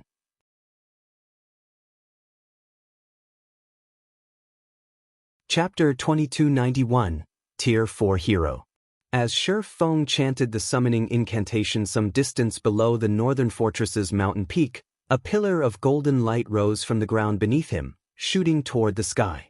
The light pillar had a 400-yard radius and was even visible from several thousand yards away. Mana from across the mountainside surged toward the light pillar, condensing until it became liquid before Shi Feng. After 20 seconds of this, the mana finally took on a humanoid form. A moment later, a knight in white clothing and carrying a sacred, golden sword stood before the player army. Although this white-clad knight only stood 2 meters tall, nowhere near the size of a mythic monster, his appearance made everyone shudder. Arzla, Hero, Tier 4 Sword Saint, Level 120. HP 55, 000/55, 000/000. A Tier 4 hero? Phoenix Rain could not believe her eyes as she stared at Arzlet. NPCs were originally already far more powerful than players. Only peak experts had any hope of defeating ordinary NPCs. Heroes, on the other hand, were peak combatants among NPCs, treated as kingdoms and empires' absolute pillars and protectors. They were treated as the absolute pillars and protectors of kingdoms and empires.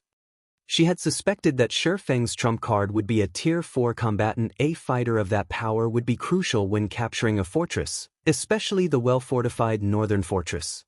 Current players simply didn't have the strength to succeed.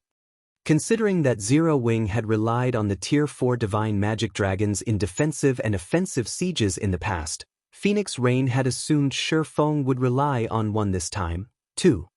She had never expected Shi Feng to summon a hero, and a Tier 4 hero at that. The NPC could single-handedly crush an entire NPC city. Shi Feng had considered using a divine magic dragon, but the materials needed to summon one were incredibly rare and valuable. Collecting them would not be easy.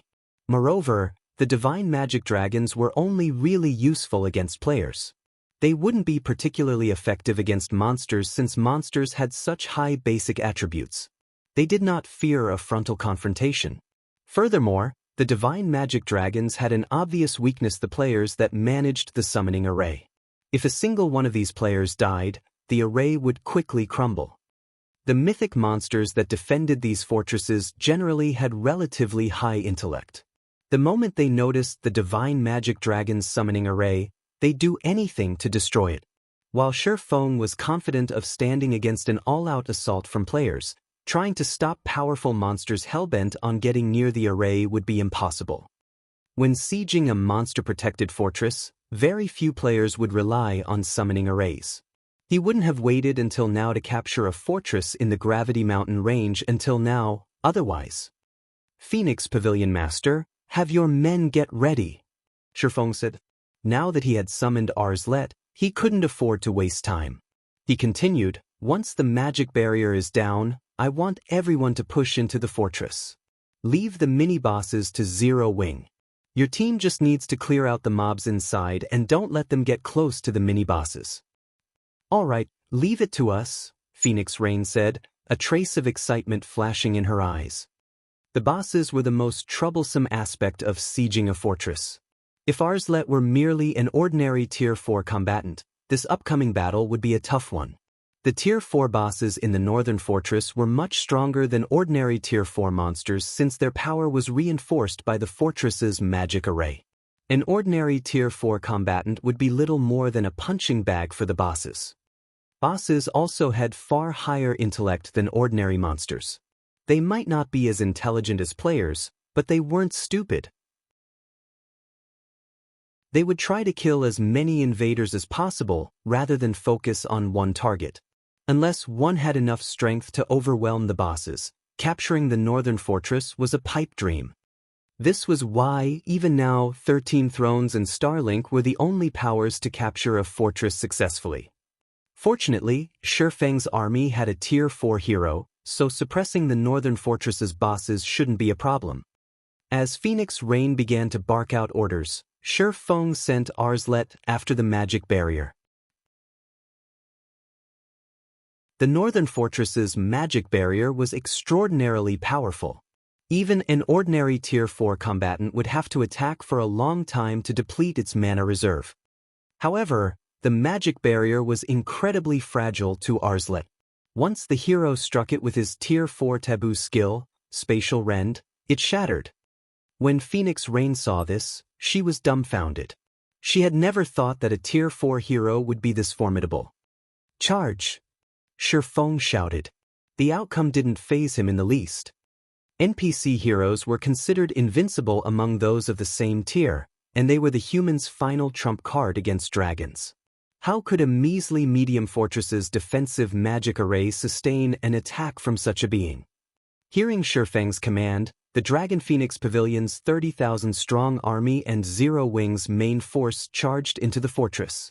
At the same time, the northern fortress's undead army spilled out of the fortress's entrance, while the undead soldiers on the walls began to attack the invading players. The Dragon Phoenix Pavilion's members, who had defeated plenty of powerful monsters before, couldn't help but shudder as they watched the undead army charge to meet them. Undead Soldier, Undead Lord. Level 94. HP 22,000, 000/22, 000/000 Undead Captain, Undead, Great Lord, Level 96. HP 63, 000/000/63, 000/000 Undead Warrior, Undead, Grand Lord, Level 101.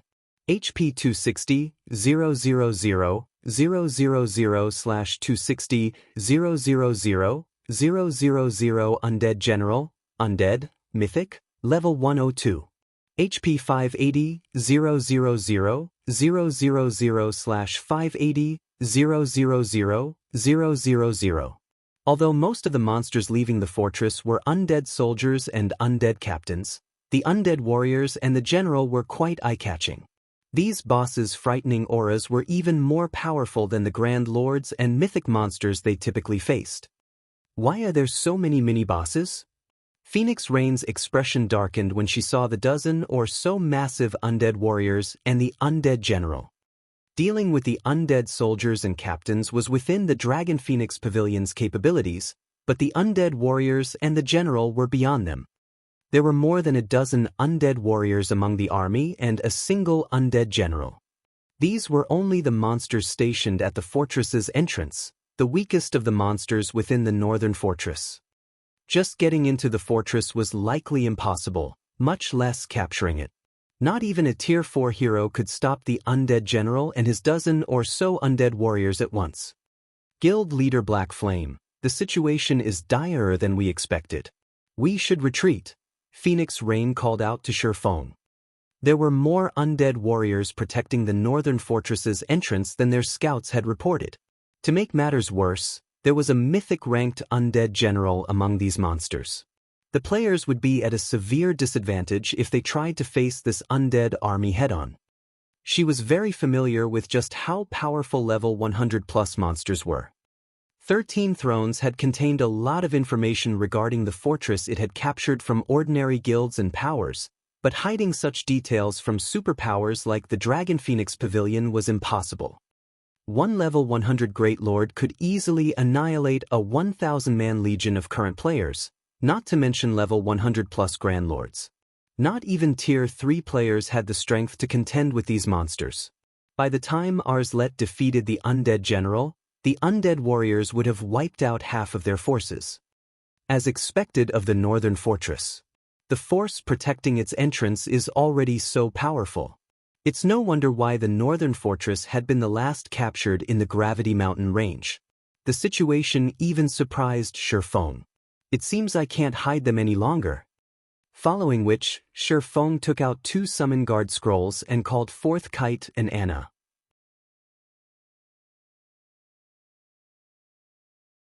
Chapter 2292, One-Man Army. He's summoning his personal guards? Phoenix Rain watched Shifeng, a little surprised. Personal guards were powerful beings, but unlike players, they were incredibly difficult to resurrect. Thus, the various powers avoided risking their personal guards and would never use them to siege a fortress. And with how powerful this undead army was, what could a few personal guards possibly accomplish? 2 figures appeared before Shifeng, a man carrying 2 long swords, and a woman in luxurious, purple-gold robes with a staff. The instant these NPCs appeared, all of the mana within 50 yards began to gather toward them. Is this for real? Both of those personal guards are over level 100. Even the strongest personal guard in our guild is only level 96. Crap. Those personal guards are actually tier 3 NPCs. When they saw Anna and Kite, the Dragon Phoenix Pavilion's members gasped, feeling a little jealous. Shifeng's 2 tier 3 personal guards shocked them even more than the tier 4 hero had. Shifeng had relied on a special tool to summon the tier 4 hero, which meant he couldn't casually summon the NPC, but that wasn't the case for personal guards. So long as the personal guards in question were alive, he could summon them at any time, and he could continue to nurture them, growing their strengths. There was also the fact that completing the tier 3 promotion quests wasn't easy for personal guards. Although personal guards could reach tier 3, they couldn't necessarily be promoted as soon as they hit level 100. Like players, personal guards had to complete a promotion quest, but the promotion quests for these NPCs were actually easier than the ones players had to face. Personal guards could complete their tier 3 promotion quests in a short time. Bronze guards only had a 20% chance of clearing their tier 3 promotion quests, and if they failed, they'd have to wait 7 days before challenging the quest again. Without enough luck, it was practically impossible for a bronze guard to complete their promotion quest as soon as they reached level 100. Fine gold guards, on the other hand, had a 50% success rate. Once a personal guard reached tier 3, they'd be significantly more helpful to their player. Personal guards were NPCs and considerably more powerful than tier 3 players. With a tier 3 personal guard, a player would have an easier time grinding, questing, and raiding field bosses. This was why the various powers desperately nurtured their personal guards while protecting them from harm as much as possible. Now that they had seen Shifeng's 2 tier 3 personal guards, these players couldn't even imagine how fast Shifeng would develop in the future. Phoenix Rain couldn't help but feel a little envious. With 2 tier 3 personal guards, Shifeng could explore level 100 neutral maps immediately and start preparing for his tier 3 promotion quest. However, the 2 tier 3 personal guards did nothing to alter their current predicament. There were still over a dozen Grand Lord-ranked undead warriors to contend with. While the rest of the pavilion's members worried about the same issue, Shifeng commanded Anna and Kite to distract the undead warriors. The level 102 Anna and level 101 Kite then charged at the 15 approaching Grand Lords. Black Flame has gone insane, Big Sis Rain. Blue Phoenix watched the scene with wide, shocked eyes. Sending 2 tier 3 personal guards against 15 undead warriors was suicidal. Tier 3 personal guards were exceedingly valuable. If they died in battle, resurrecting them would cost tens of thousands of gold. Blue, get ready to use our tier 3 summoning scrolls and magic arrays. Phoenix Rain hadn't thought that Shifeng would be so maddeningly bold either. She had no choice but to rely on the tier 3 summoning scrolls and magic arrays she had prepared. Great Lord-ranked summon creatures wouldn't be a match for the undead warriors, but with their high HP, they should last for some time. If they included the magic array's suppression, the summon creatures could survive even longer. However, as Phoenix Rain finished her command, Anna, who had reached the undead army, began to chant an incantation, swinging her staff gracefully. Under her command, 18 magic arrays appeared around Anna. Level 102 Great Lord ranked rock guardians emerged from each array, stupefying Phoenix Rain and Blue Phoenix. They had prepared 16 Tier 3 summoning scrolls for this siege, and that was Phoenix Rain's limit. She wasn't the Great Pavilion Master, so she only had access to a fraction of the guild's resources. Even so, this fraction was far more than what any ordinary first-rate guild possessed. And yet, not even the 16 Tier 3 summoning scrolls were a match for one of Anna's summoning spells. Anna began to chant another incantation before Phoenix Rain and Blue Phoenix had time to snap out of their daze. Golden runes began to appear on the rock guardians' bodies, increasing their basic attributes and defense significantly. The Dragon Phoenix Pavilion's members were utterly flabbergasted. Summoning 18 Great Lords was already ridiculous, yet Anna could strengthen every one of her Great Lords. Her very existence was beyond absurd.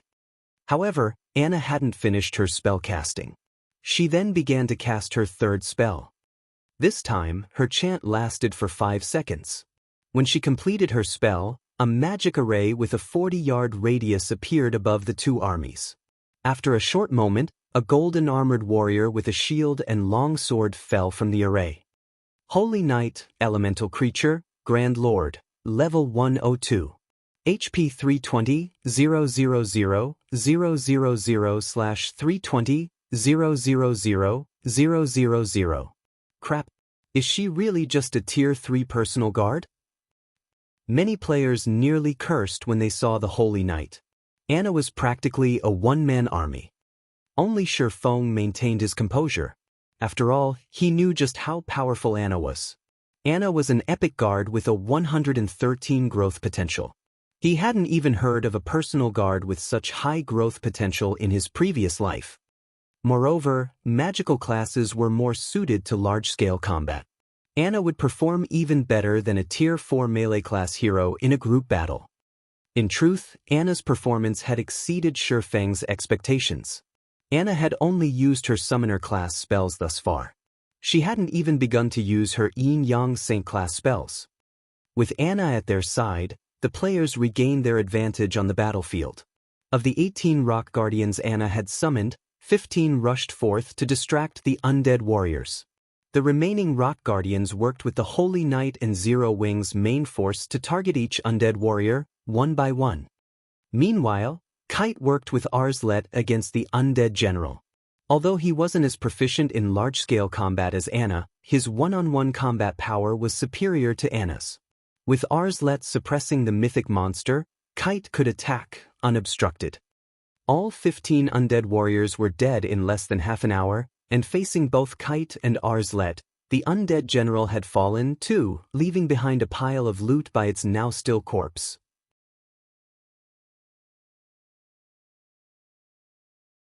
Chapter 2293, Capturing the Northern Fortress.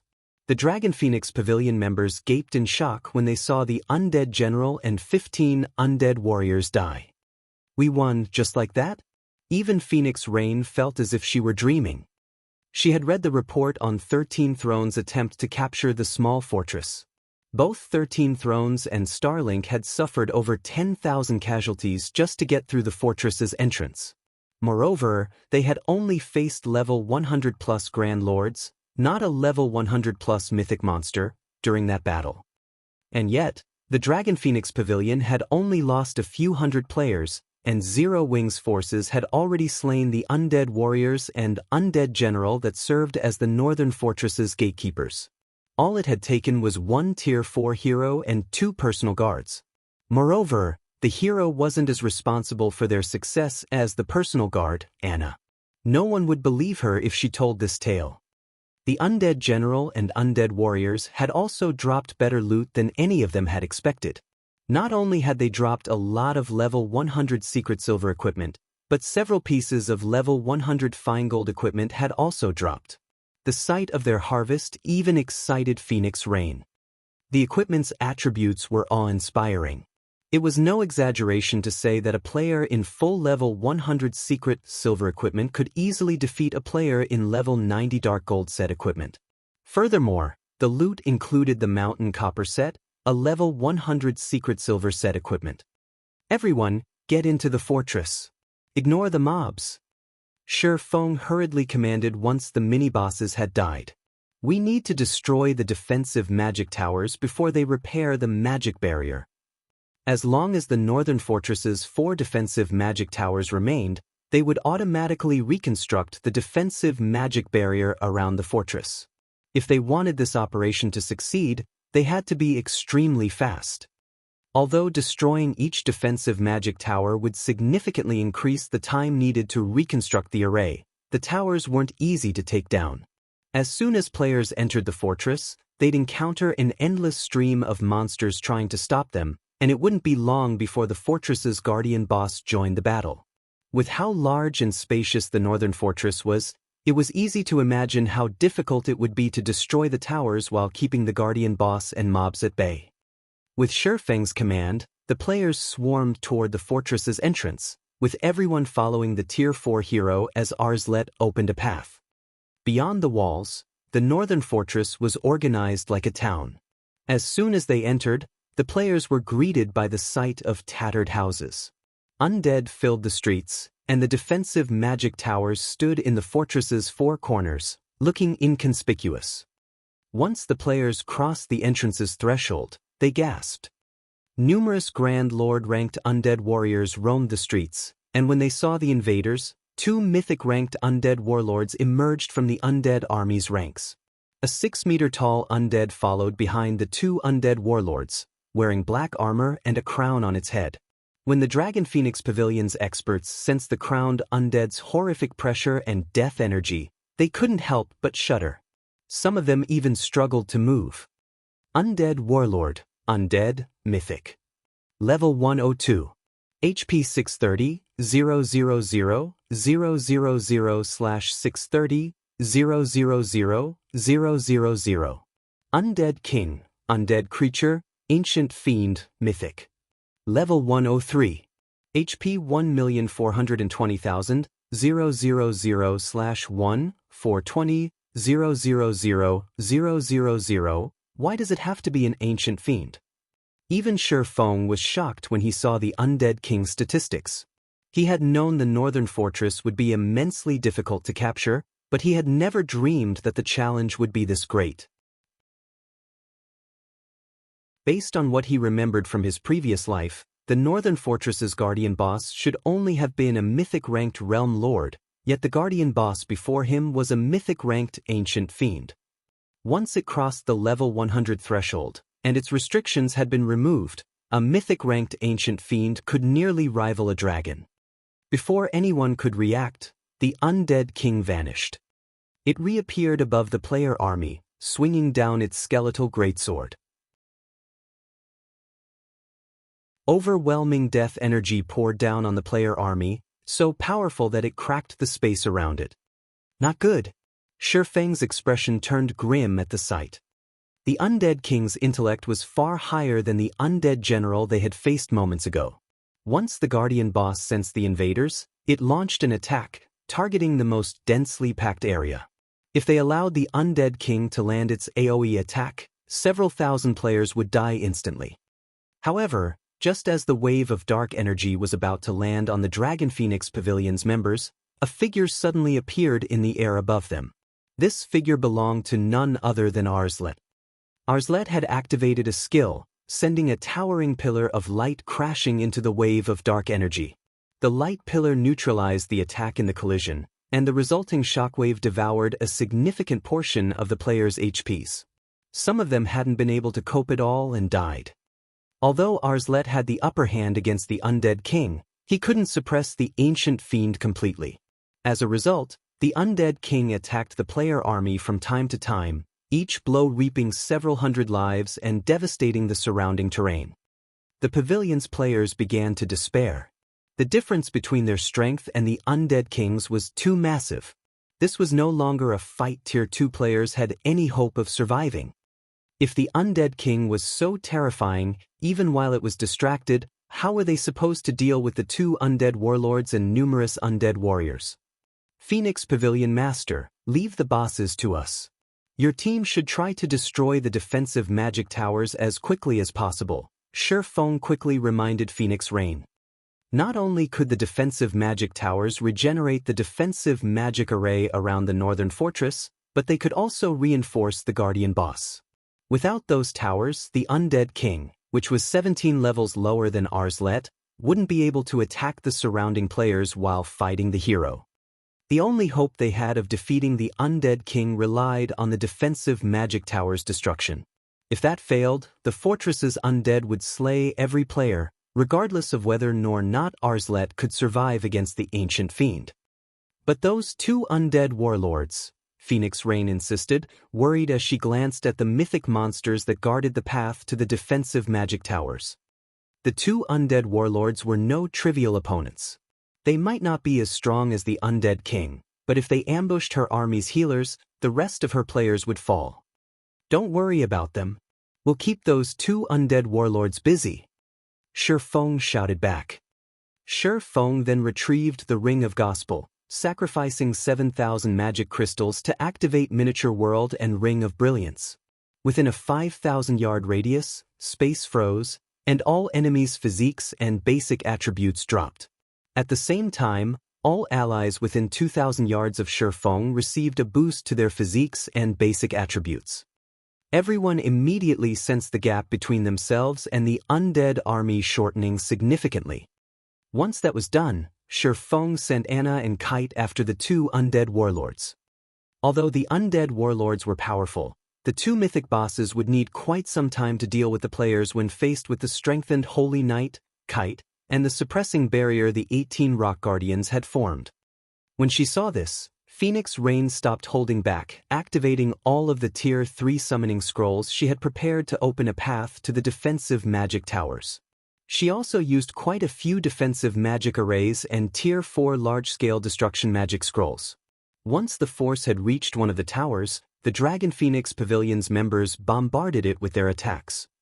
Time passed quickly.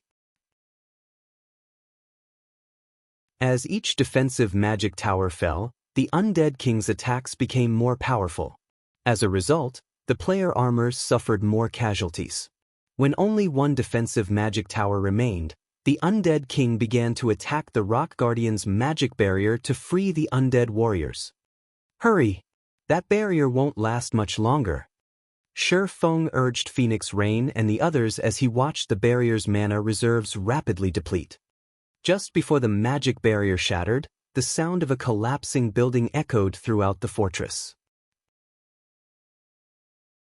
After fighting for more than an hour, suffering over 10,000 casualties, and expending all of their Tier 3 and Tier 4 magic scrolls, the Dragon Phoenix Pavilion's members had finally destroyed all 4 defensive magic towers.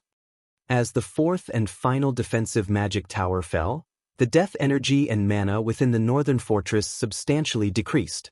The Undead King's basic attributes also fell by as much as 20%, instantly giving Arslet an overwhelming advantage. With Arslet suppressing the ancient fiend, the players were able to attack the undead warlords without interruption. Finally, after nearly 2 hours, the Undead King and the 2 undead warlords died. We did it! We won! The surviving players cheered as the Undead King collapsed to the ground. Even Phoenix Rain was immensely excited. She hadn't actually thought that they'd successfully capture the northern fortress. Shi Feng stepped up to the Undead King's corpse, quickly locating a dark gold token and picking it up. The moment Shi Feng touched the token, the sound of a system notification reached every player's ears. Gravity Mountain Range Region System Announcement. Congratulations to Zero Wing for capturing the northern fortress and becoming its lord. Guild popularity in Dragonheart City increased by 10,000.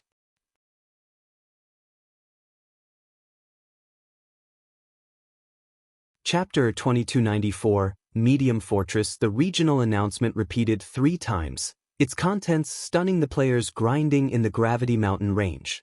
The northern fortress has been captured? What's going on? Isn't the northern fortress the largest fortress in the northern region? Are you kidding me?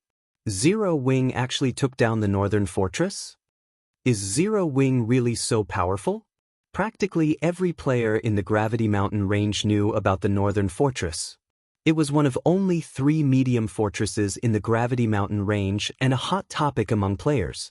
Thus far, the only power to secure a fortress the Gravity Mountain range was 13 thrones, but the guild had only claimed a small fortress.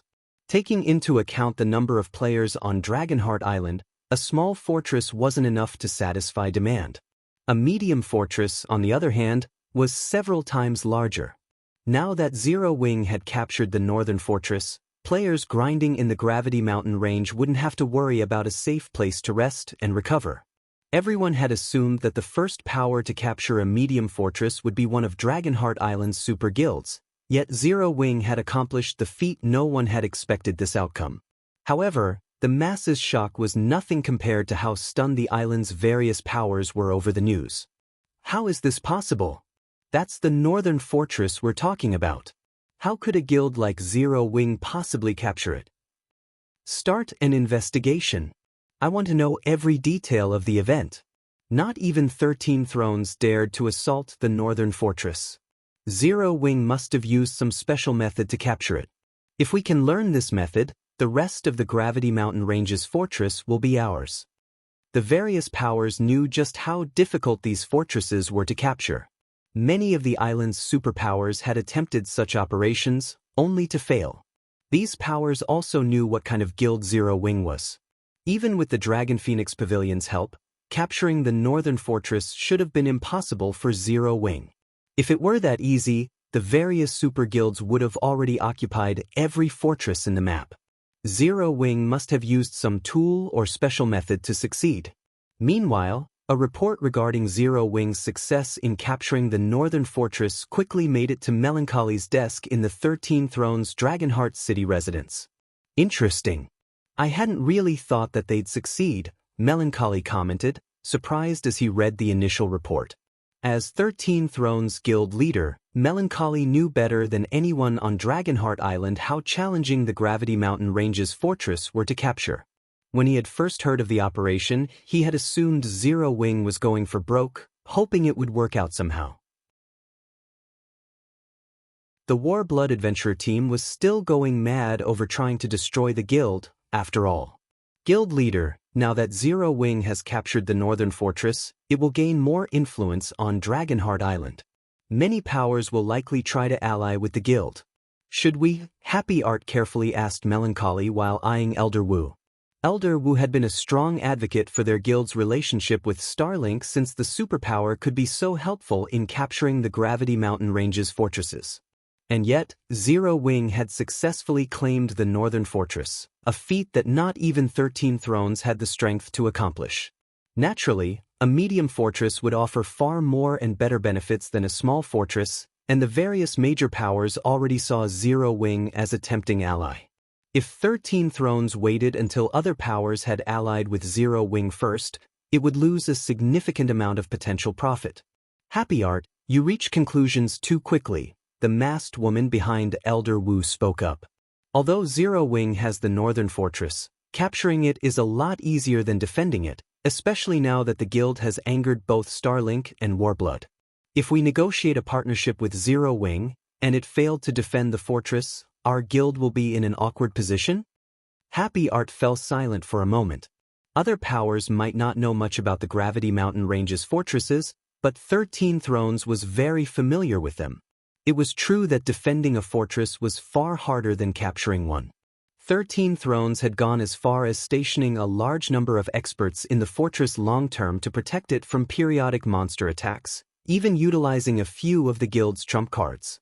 Needless to say, even stronger monsters would assault a medium fortress. If Zero Wing couldn't protect the northern fortress during one of these monster attacks, the consequences would be dire. That kid has exceeded my expectations, but we should see if Zero Wing can defend the fortress before we make a decision, Elder Wu said. It won't be too late to negotiate a partnership once Zero Wing proves that it can hold the northern fortress. Elder Wu then stood and left the room. He didn't linger in the guild leader's office any longer. While Dragonheart Island's various superpowers discussed Zero Wing's success, Feng and his team were busy clearing the undead mobs out of the northern fortress. Capturing a monster-infested fortress wasn't the same as capturing a monster-infested town. Once a town's guardian boss was defeated, the remaining monsters would flee and disappear. However, in monster-infested fortresses, players had to kill the remaining monsters after defeating the guardian boss and claiming the fortress. Fortunately, once the monsters were dead, they wouldn't respawn. Guild leader Black Flame, we should have these undead mobs taken care of in a few more hours, Phoenix Rain reported. Worriedly, she continued, however, according to the information I've recently received, War Blood and Nine Dragons Emperor can no longer sit still. Not only have they locked down the Gravity Mountain range, but they've also begun to gather forces to capture the Northern Canyon's Rock Nest Fortress. Although the Northern Fortress was the largest in the Gravity Mountain Range's northern region, its location was remote. In reality, the Northern Fortress wasn't that attractive to players. Fortunately, there weren't Ankara areas for players in the Gravity Mountain Range, excluding 13 Thrones' small fortress. Players would have no choice but to visit the Northern Fortress, regardless of how remote it was. Read latest chapters at Wuxia World. However, if another fortress in the northern region were captured, that situation would change, especially if it were the Rock Nest Fortress. The Northern Canyon, where the Rock Nest Fortress was located, was the sole path leading to the Gravity Mountain Range's northern region. If War Blood captured it, it would severely affect the Northern Fortress's popularity. They have the right idea. We've just captured the Northern Fortress and still need some time to clean it up. If they can stop the flow of players and resources from reaching our fortress, they'll weaken the Northern Fortress's development speed. We might not even survive the first wave of monsters, Feng said, chuckling. Unfortunately, they don't know what it means to own a medium fortress. After his comment, Feng approached one of the destroyed defensive magic towers. There was a strict divide between the Gravity Mountain Range's fortresses. A medium fortress wasn't just larger than a small fortress, it also had defensive magic towers. These towers were the main reason why medium fortresses had a qualitative advantage over small fortresses.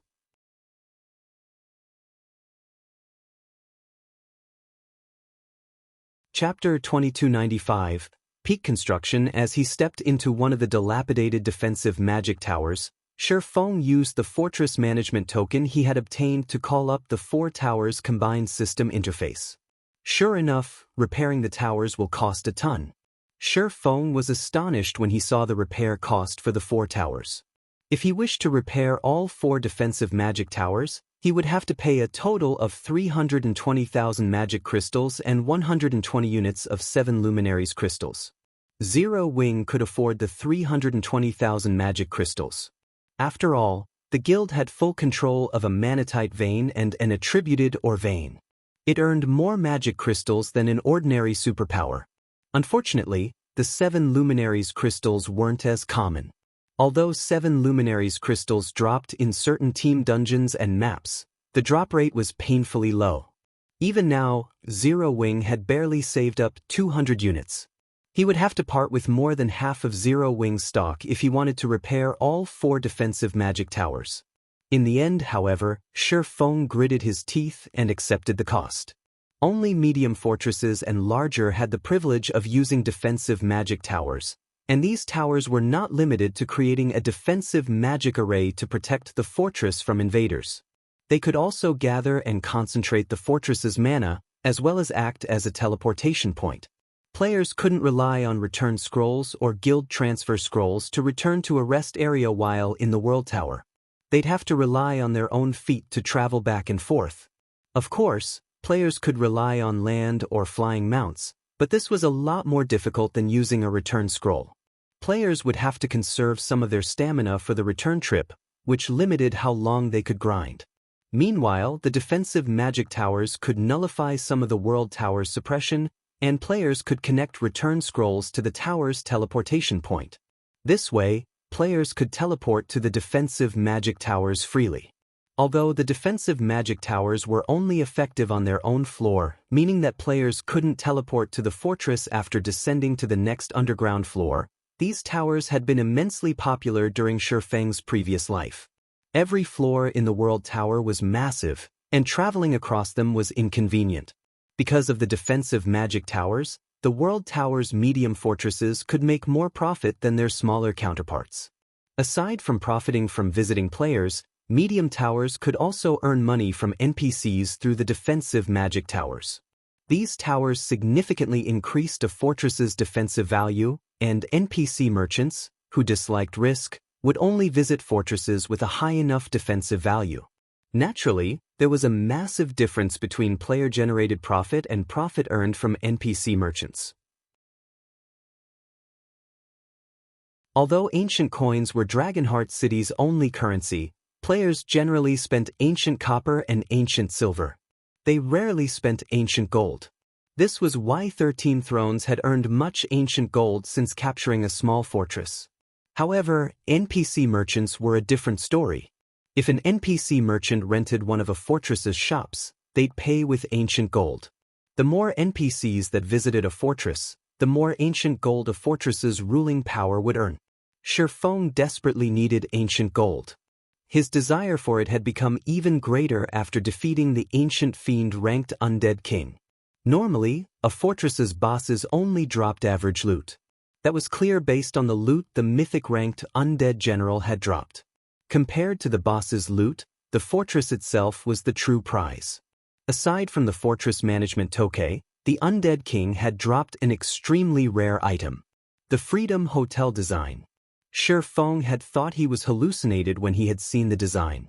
The Freedom Hotel was a peak construction in God's domain. Meanwhile, and it was even more valuable than a fragmented legendary item. For a guild city to become a main city, it needed a peak construction. Thus, owning the design for one was akin to obtaining a main city. Furthermore, a peak construction's abilities were out of this world. If he could construct a Freedom Hotel, he could elevate Stone Forest City into an intermediate city. The difference between an intermediate city and a basic city in a level 100+ map was like the difference between heaven and earth when it came to helping players complete their Tier 3 promotion quests. Of course, building a peak construction was extremely difficult. Every required material was exceedingly rare in God's domain, and many of them couldn't be stored in a player's bag space. The precious boundary stone was one such example. One could only find a boundary stone by luck. The only place that sold them was the black market, and each stone cost 8,000 ancient gold. Meanwhile, constructing the Freedom Hotel required 3 boundary stones, and including the cost of the other materials, the Freedom Hotel's construction would cost at least 40,000 ancient gold. Moreover, organizing a large-scale mining operation for the Gravity Mountain Range's rare ore veins would be a massive ancient gold expense. The ore veins in the World Tower were crawling with monsters, especially at night. Every ore vein in the World Tower was practically a monster nest. Even expert teams would be annihilated if they weren't careful. A small-scale operation wouldn't be a problem, but to set up a large-scale operation, one would need to construct a mine and defensive structures, both of which cost ancient gold. If Shi Feng wanted to develop Zero Wing in the World Tower quickly, he needed ancient gold. Time passed quickly. While Shi Feng and the others slew the remaining monsters and repaired the fortress's various buildings, a system announcement reached every player in the map. Gravity Mountain Range Region System Announcement. Congratulations to the War Blood Adventurer team for capturing the Rock Nest Fortress and becoming its lord. Guild popularity in Dragonheart City increased by 5,000. The system announcement caused another uproar throughout the Gravity Mountain Range. What? Zero Wing has just captured the Northern Fortress, yet Warblood has already captured the Rock Nest Fortress? Warblood really is vicious.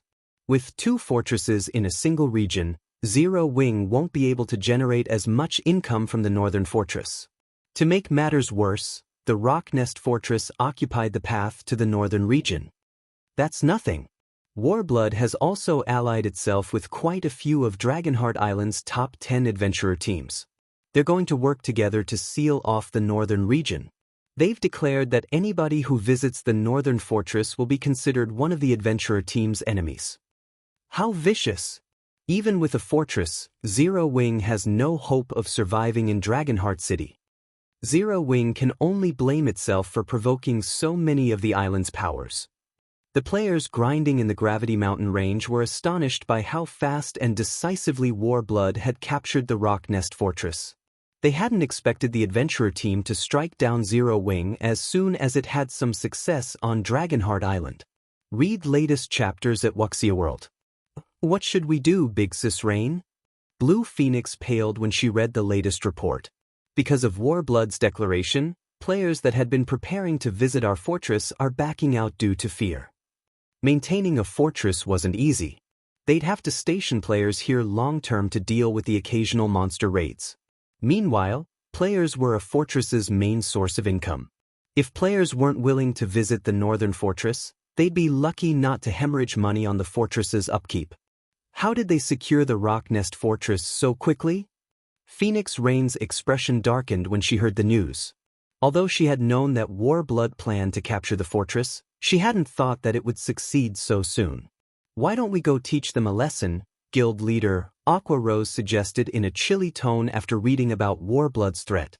Forget it. Their fortress is under a 3-day protection period. Attacking them would be meaningless right now, Shifeng said, shaking his head. Chuckling, he continued, however, since they want to play, we'll play. Spread the word that whoever visits the Rock Nest Fortress will be declaring Zero Wing an enemy. None of them will be allowed through the northern fortress's gates.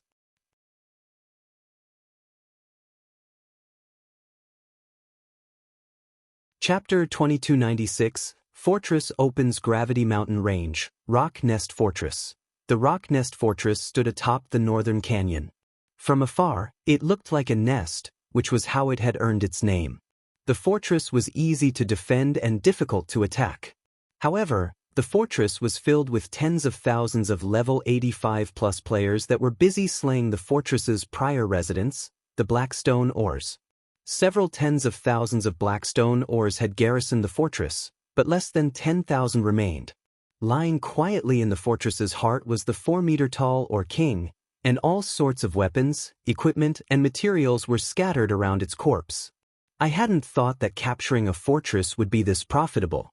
It's no wonder why 13 Thrones is so eager to capture a second one, 9 Dragons Emperor said, sighing ruefully as he gazed at the items on the ground. Even in the Gravity Mountain range, Great Lord rank and higher monsters were relatively rare, yet the Rock Nest Fortress had been home to tons of them. Since this was the first time these monsters had been slain, their drop rate was much higher than the monsters that wandered the map. Clearing out the Blackstone Ores had yielded over 10,000 weapons and equipment pieces. Moreover, every item as level 90 or above.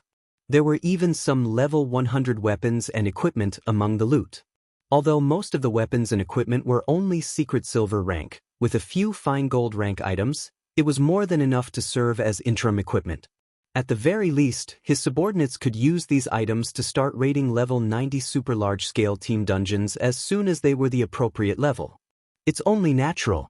Every fortress in the Gravity Mountain range is a treasure trove. We had planned to work with Starlink to capture a medium fortress, but I hadn't expected Zero Wing to claim the northern fortress successfully. We had no choice but to move forward with our plans, Blood Oath said. His voice cold, he continued, even with the northern fortress, I'll ensure that Zero Wing has no place on Dragonheart Island. That's right. That Zero Wing is too arrogant. They look down on you, Commander Blood, 9 Dragons Emperor said, nodding. I suspect the guild's members have already begun to panic. Without any visiting players, even the best fortress in the world is useless. Warblood, Crimson Shadow, and Knight's Sword, 3 of Dragonheart Island's top 10 adventurer teams, had agreed to work together against Zero Wing. Not a single adventurer team on the island would dare cross these 3. Furthermore, Warblood and Starlink were collaborating to seal off the northern region. Anyone that dared to explore the area would be making a one-way trip. Aside from Zero Wing's members and Phoenix Rain's subordinates, no one would visit the northern fortress.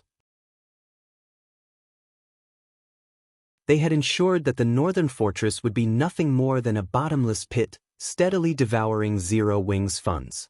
The Gravity Mountain Range's fortresses weren't like the fortresses in the outside world. Monster attacks were more frequent here. Maintaining a small fortress cost enough of a fortune to give superpowers a headache, not to mention a medium fortress's maintenance, and that was excluding the subsidies a power would need to pay the players that guarded the fortresses. While Nine Dragons Emperor and Blood Oath conversed, a woman with an ancient bow approached. "Commander, Zero Wing has made a move.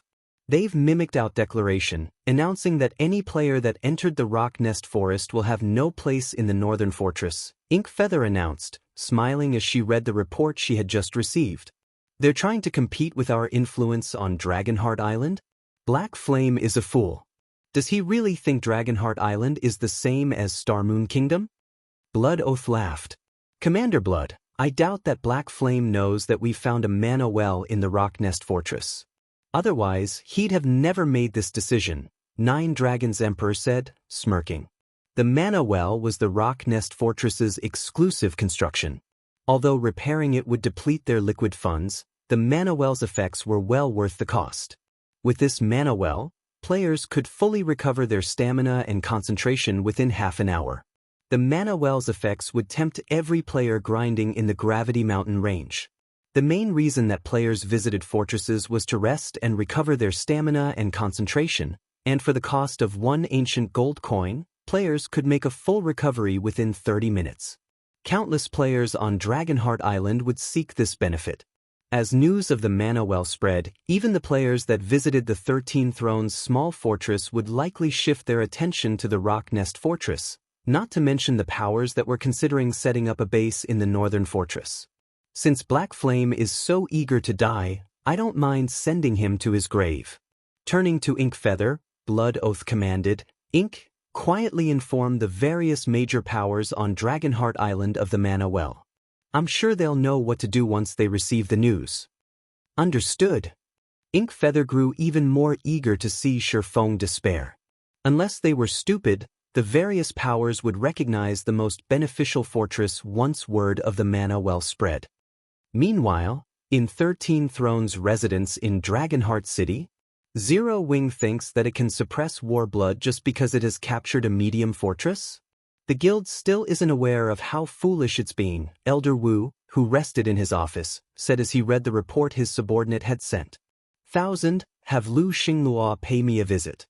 Tell him that it's about capturing a medium fortress." "Understood." The masked woman named 1,000 Lives smiled and nodded. In her opinion, Zero Wing was extremely foolish. The guild simply didn't realize how powerful superpowers' foundations were. Elsewhere, in the Gravity Mountain Range's northern fortress, while Phoenix Rain organized the fortress's repairs, Shifeng concentrated on restoring the defensive magic tower's magic arrays.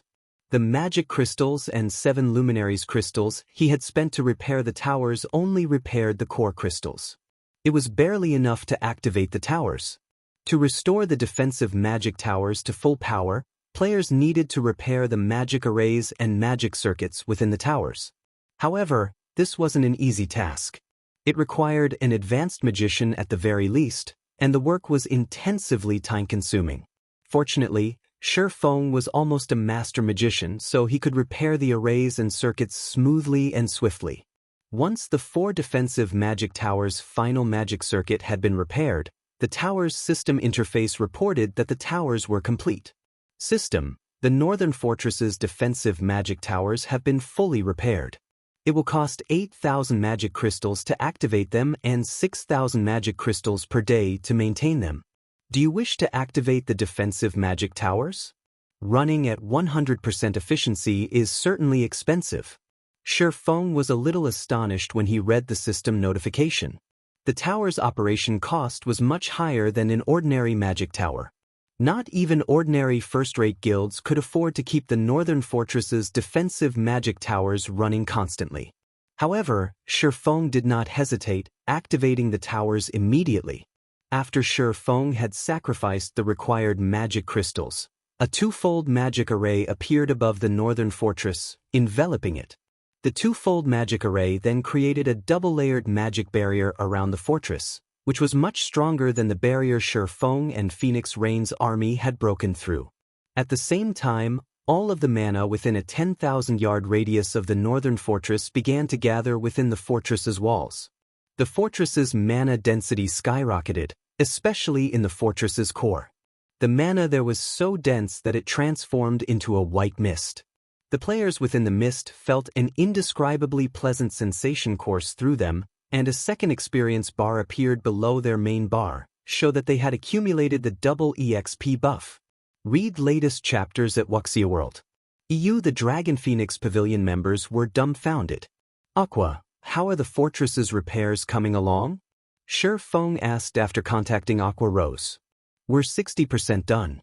According to your instructions, we've prioritized hotels and accommodations, so they're ready now, Aqua Rose reported. Good. In that case, we can open the fortress to the public, Shifeng said, smiling. He then called up the Northern Fortress's system interface and did just that.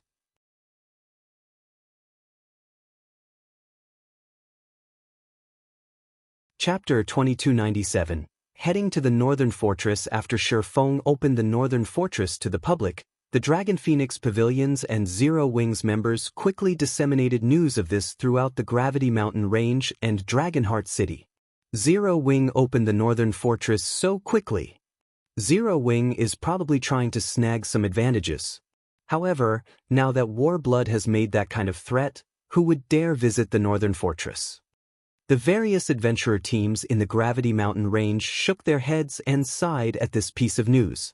The small fortress 13 Thrones captured was hardly enough to accommodate the players operating in the Gravity Mountain Range. Hence, the capture of the Northern Fortress was naturally good news. However, Warblood had already stated that whoever dared visit the Northern Fortress would become its enemy. The various adventurer teams with weak foundations did not dare provoke the Warblood adventurer team at all. Meanwhile, over at the Rock Nest Fortress, Warblood and Nine Dragons Emperor had also received news of the Northern Fortress's opening. Commander Blood, it seems Zero Wing is really anxious. Instead of properly making use of the fortress's 3-day protection period, it actually opened the fortress so quickly. With this, before we can even take action, the Northern Fortress will most likely fall to the monster tides first. This situation elated Nine Dragons Emperor. The various superpowers operating on Dragonheart Island all knew that defending a fortress in the Gravity Mountain Range, especially against the first monster tide a fortress would face, was much more difficult than capturing one. Hence, the wisest decision was to utilize every second of the 3-day protection period after a fortress's conquest to enhance the fortress's defenses as much as possible. Now, however, just 1 day after seizing the Northern Fortress, Zero Wing had taken the initiative to lift the protection mechanism and open the Northern Fortress to the public. Since the Rock Nest Fortress had yet to open, such an action would indeed attract some players to the Northern Fortress. However, the monster tide at the Northern Fortress would not weaken just because the guild didn't take full advantage of the protection mechanism. Zero Wing is indeed quick. Unfortunately for it, I won't leave it with even the slightest shred of hope, Blood Oath said coldly. Spread the news that we'll be opening Rock Nest Fortress tomorrow. We'll thoroughly eliminate the various adventurer teams and guilds' thoughts of moving to Lee Northern Fortress. Upon hearing Blood Oath's words, Nine Dragons Emperor was surprised. He never thought that Blood Oath would be so vicious as to give Zero Wing no opportunities whatsoever. In reality, although opening the Northern Fortress so soon was very risky, Zero Wing's decision was still a considerably effective move. After all, the number of players grinding in the Gravity Mountain Range increased with each passing day. 13 Thrones' small fortress couldn't satisfy the needs of all of these players by itself. Hence, despite Warblood's influence and deterrence, some adventurer teams and guilds would still rest in the Northern Fortress. After all, traveling between the Gravity Mountain Range and Dragonheart City required a lot of time which they could spend earning more income. However, if the various adventurer teams and guilds only had to wait 1 more day for Rock Nest Fortress's opening, then they would generally show Warblood some respect and avoid visiting the Northern Fortress, thereby rendering Zero Wing's actions meaningless. Meanwhile, Shortly after War Blood issued its new announcement, Ku Rong, who was in the Dragon Phoenix Pavilion's residence in Dragonheart City, received news about it. Moon, what do you think of this situation? Ku Rong asked as he looked at the majestic woman seated at a corner of his office. Originally, I had a considerably high opinion of Zero Wing, Cloudy Moon said unhurriedly. Unfortunately, War Blood and Starlink's influence is far too great. Their foundations are also extraordinary. Even if Black Flame possesses frightening combat power, he alone can't change the overall situation. Moreover, I heard that 13 Thrones is already planning on working with Starlink again to capture a medium fortress. Once that happens, Zero Wing would lose all its advantages. In Cloudy Moon's opinion, Phoenix Rain's decision was simply too immature. Had Phoenix Rain accepted Starlink's offer for partnership before, then her promotion to Great Pavilion Master would have been practically guaranteed. Unfortunately, Phoenix Rain ended up giving away that opportunity to Nine Dragons Emperor. Alright, I understand. Go make the necessary preparations, Ku Rong sighed. Now that the situation was clear for all to see, if the Dragon Phoenix Pavilion wished to form a good relationship with Starlink, then Phoenix Rain, who was now considered Starlink's enemy, was unsuitable for the position of Great Pavilion Master. While the Dragon Phoenix Pavilion was secretly making its preparations, the various powers of Dragonheart City were in an uproar over Warblood's decisiveness. This situation allowed the general population in Dragonheart City to realize once more how frightening superpowers were. Even though Zero Wing was a large guild that successfully captured the Northern Fortress, it was still no more than an ant before a superpower. Meanwhile, on a gravel hill in the Gravity Mountain Range, 100 level 85 plus experts geared in level 85 secret silver equipment were frantically besieging a level 89 Grand Lord. The Grand Lord ranked 6-armed demonic bear possessed extremely high defense and destructive power. It could easily send several MTs flying with a single attack. However, facing the level 90 Tigerkin Berserker at the helm of the team, the demonic bear was actually getting pushed back one step after another, no match for the Berserker in terms of strength. After battling 20 more minutes, the 6-armed demonic bear finally fell at the feet of this 100-man team. Our boss is too amazing. He actually managed to contend against the 6-armed demonic bear. With this kind of strength, he can definitely rank within the top 50 berserkers on Dragonheart Island, a level 87 shield warrior said in admiration. I know, right? Previously, Heaven's Blade's commander even invited our boss to become a vice commander at Heaven's Blade, a level 87 ranger said, the female half-elf's eyes glowing as she looked at the level 90 berserker. Heaven's Blade was one of Dragonheart Island's top 10 adventurer teams. Heaven's Blade's commander, Zwei, was even the idol of countless female players. An invitation from Zwei to become one of Heaven's Blade's vice commanders was considered a great honor on Dragonheart Island. Stop spouting nonsense about me, Swimming Dragon said, rolling his eyes at his teammates. We don't have much stamina left. Once everyone's recovered, we'll make our way to the Northern Fortress to rest. Boss, Warblood has already set the Northern Fortress off-limits. Heaven's Blade also warned us that we'll definitely get targeted by Warblood if we patronize the Northern Fortress. If that happens, it'll be very difficult for us to squeeze into the top 8 adventurer teams subordinate to Heaven's Blade. Upon hearing Swimming Dragon's words, the other players on the team hurriedly tried to dissuade him. The Dragon Riders adventurer team was improving so rapidly that they now had a chance at becoming one of the top 8 adventurer teams subordinate to Heaven's Blade. This was something that they never imagined was possible. After all, Heaven's Blade was the 5th-rank adventurer team on Dragonheart Island. Plenty of adventurer teams subordinated themselves to Heaven's Blade, but only 8th adventurer teams would receive priority treatment. So long as Dragon Riders became one of these top 8 adventurer teams, its position on Dragonheart Island would skyrocket. At that time, even first-rate guilds would not dare to provoke it. Enough. I know what I'm doing. Tidy up immediately. We're heading to the Northern Fortress right now. Swimming Dragon berated, completely ignoring everyone's opinion. He had his current success only because of Sure Phone. While training inside the Tower of Four Gods, he had not only entered the flowing water realm but also mastered an advanced combat technique and improved his completion rate for Tier 2 skills by a significant margin. After his challenge ended, he even received an epic-ranked replica of the legendary weapon Hurricane's Injury. This replica was top-tier even among epic weapons. Moreover, the Great Sword also had high compatibility with him. As a result, his combat power underwent a qualitative improvement after he equipped the weapon. Now that Zero Wing was in trouble, how could he just stand by and do nothing? Since Warblood wished to seal the pathway leading toward the northern region and prevent players from entering or exiting the area, then Swimming Dragon could just stick to grinding in the northern region. In any case, with the northern fortress around, he would not have to worry about having nowhere to rest. Warblood wouldn't be able to do anything against him. The other members of Dragon Riders had no choice but to listen to their commander's words and head off toward the northern fortress. Read latest chapters at Wuxia World. After traveling by mount for several hours and carefully avoiding Warblood's members, Swimming Dragon and the others finally arrived at the northern fortress. However, the moment everyone walked through the fortress's gates, they were stunned. What's going on? Why is the mana density here so high? No, it's not just the mana here. I can feel my body becoming significantly lighter as well.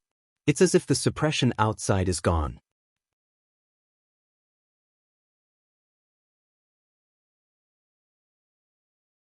Chapter 2298, Heavenly Fortress. After momentarily falling into a daze, Dragon Riders members promptly revealed ecstatic expressions on their faces. It's true. That pressure really has disappeared. Boss, if we can rest here long-term, we can keep grinding in the Gravity Mountain range without returning to Dragonheart City.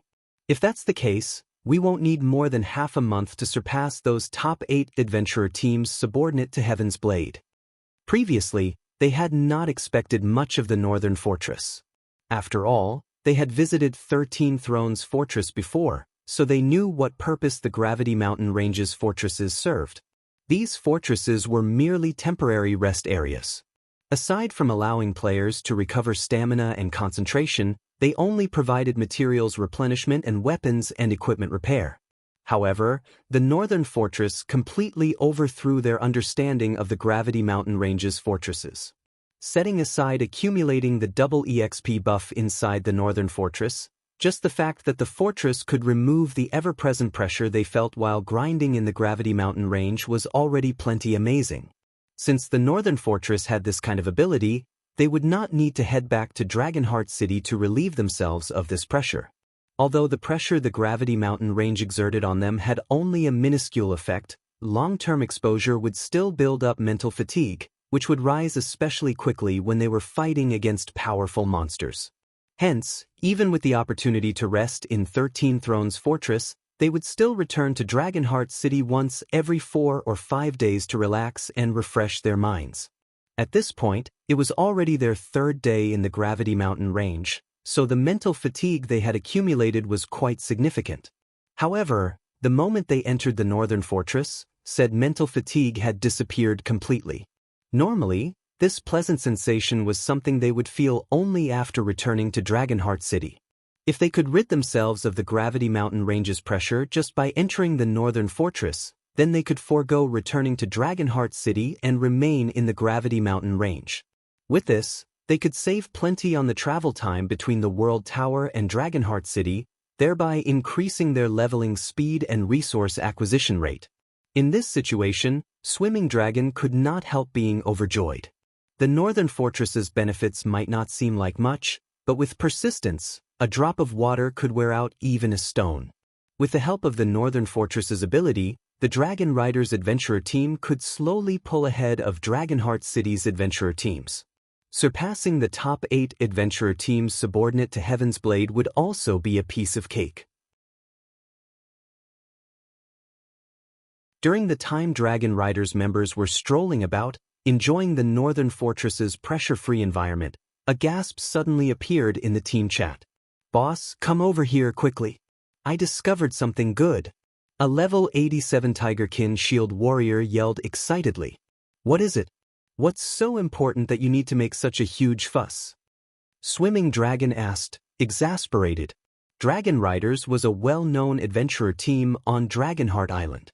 Having one of its members act like a country bumpkin in front of the Dragon Phoenix pavilions and Zero Wings members after entering the Northern Fortress was a huge embarrassment to the adventurer team.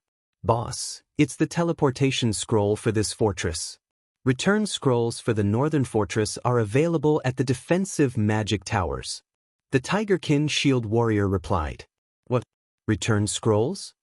Swimming Dragon's breathing momentarily grew heavier.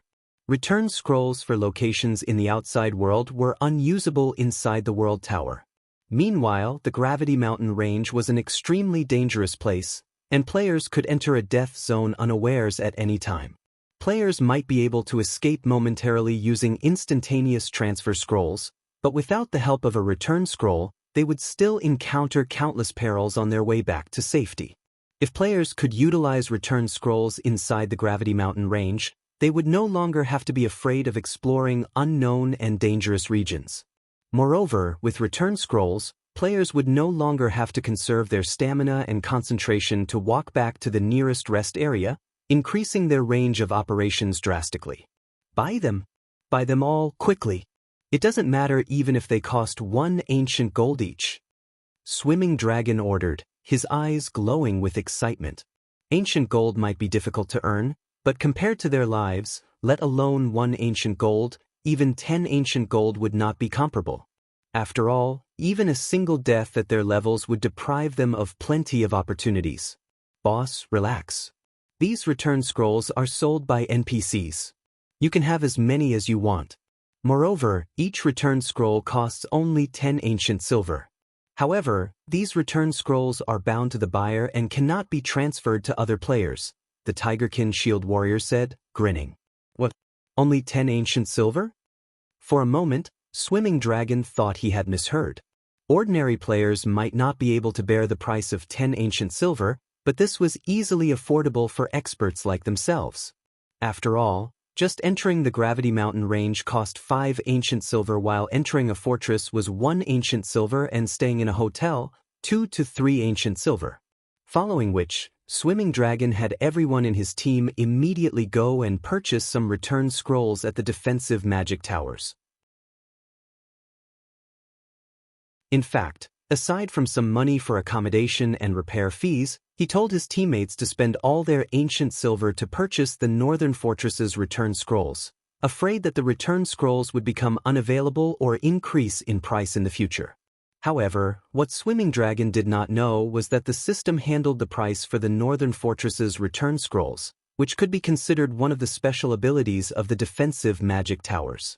This ability was something similar to the additional skills found on weapons and equipment. Shi Feng had no say in the settings and could only collect a portion of the profits. Meanwhile, even after having his teammates spend all their spare ancient silver on return scrolls, Swimming Dragon was still not satisfied. After all, he knew that so long as they exploited this opportunity to the fullest, the Dragon Riders Adventurer team could see a qualitative leap in development. Notify everyone in the Adventurer team and have them come to the Northern Fortress. From now onwards, the Northern Fortress will be Dragon Riders' main headquarters. Swimming Dragon said. After saying so, he immediately visited 4 of the Northern Fortress's basic hotels and rented all 4 long-term for 60 ancient gold per day. He intended to have these 4 hotels serve as Dragon Riders' temporary headquarters and lodging for the Adventurer team's members. That way, members would not have to worry about accommodations and end up sleeping on the streets. Shortly after Swimming Dragon gave his command, Dragon Riders members promptly sprang into action. All 2,000 plus members of the Adventurer team suddenly headed to the World Tower. The large-scale movement piqued the curiosity of many of the Adventurer teams that had close relations with Dragon Riders. Some players that were friends with Dragon Riders members also asked their friends about this situation. What are you guys trying to do? Is Dragon Riders conducting some kind of large-scale operation? It's not a large-scale operation. Our adventurer team is just moving our main headquarters to the Northern Fortress. Are you guys insane? Didn't you hear the threat War Blood made? War blood might be powerful, but we can simply stick to the northern region. At worst, we'll just avoid grinding in the Gravity Mountain Range's other areas. Here, let me tell you a secret. Zero Wing's Northern Fortress is freaking amazing.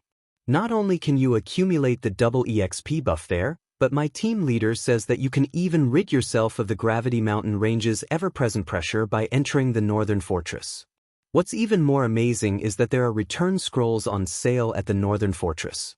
With those, even ordinary experts like us can grind freely and efficiently in the Gravity Mountain Range. Read latest chapters at Wuxia World. You're kidding me, right? I've been to 13 Thrones Fortress before. It's fine if you don't believe me, but once my level surpasses yours, don't say that I never told you about this. After saying so, the members of Dragon Riders hurried toward the Northern Fortress. They all wished to start competing for the Gravity Mountain Range's leveling resources as soon as possible. While the Dragon Riders adventurer team was rushing to the Northern Fortress, information about the Northern Fortress started spreading among some of Dragonheart City's adventurer teams. Shortly after, news of it also reached Dragonheart City's major powers.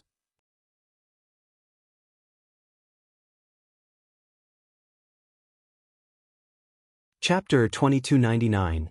Popular fortress Dragonheart City was originally already bubbling over the conflict between Zero Wing and Warblood. Hence, the city's various powers were keeping an eye out for news about the Northern Fortress. The World Tower could be said to be Dragonheart City's greatest resource. The various powers had all obtained a large number of leveling and material resources from it. Meanwhile, the Gravity Mountain Range's fortresses played a crucial role in further enhancing their resource acquisition rate. With rumors regarding the Northern Fortress's devastating abilities proliferating, Dragonheart City's various powers immediately launched an investigation to ascertain the truth. Return scrolls. Investigate. I want this information verified as soon as possible. Previously, the various powers had nothing much to say much about Warblood's threat, as Warblood had also captured a fortress in the northern region and was going to open it just one day after the Northern Fortress opened. A one-day difference wouldn't affect their development by much. Moreover, the Northern Fortress's location was remote, so it wasn't particularly attractive to the various powers. At best, it could only serve as a rest area. However, things were different now. The Northern Fortress's return scroll would be a game-changer in the Gravity Mountain Range. The difference between having a return scroll and not having one while grinding in the Gravity Mountain Range was massive. Moreover, the effects would snowball as time passed. The reason the various powers had set up a base of operations in Dragonheart City was to gain better development resources. If their own profits were not affected, the various powers would show Warblood some respect and avoid provoking it as much as possible. However, it was a whole other story if conceding to Warblood's demands affected their development by a significant margin. Dragonheart City's various powers sent scouts to check out the Northern Fortress, which crowded the hull of the World Tower's first underground floor.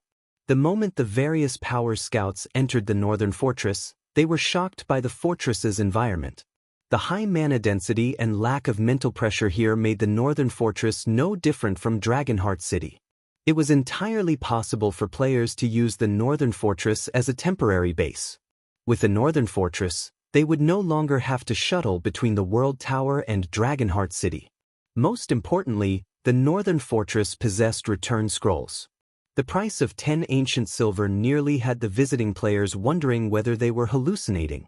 After the various power scouts reported back about the situation inside the Northern Fortress, a huge commotion erupted in Dragonheart City. The Gravity Mountain Range's resources were incomparably abundant. Until now, the various powers had yet to explore even 2/3 of the entire map. This was especially true for the ruins of the ancient civilization. These ruins contained a plethora of precious treasures.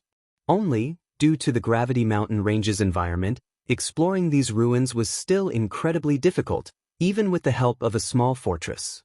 Meanwhile, although the Northern Fortress was in a remote area, it perfectly solved the hindrance to staying in the Gravity Mountain Range long-term.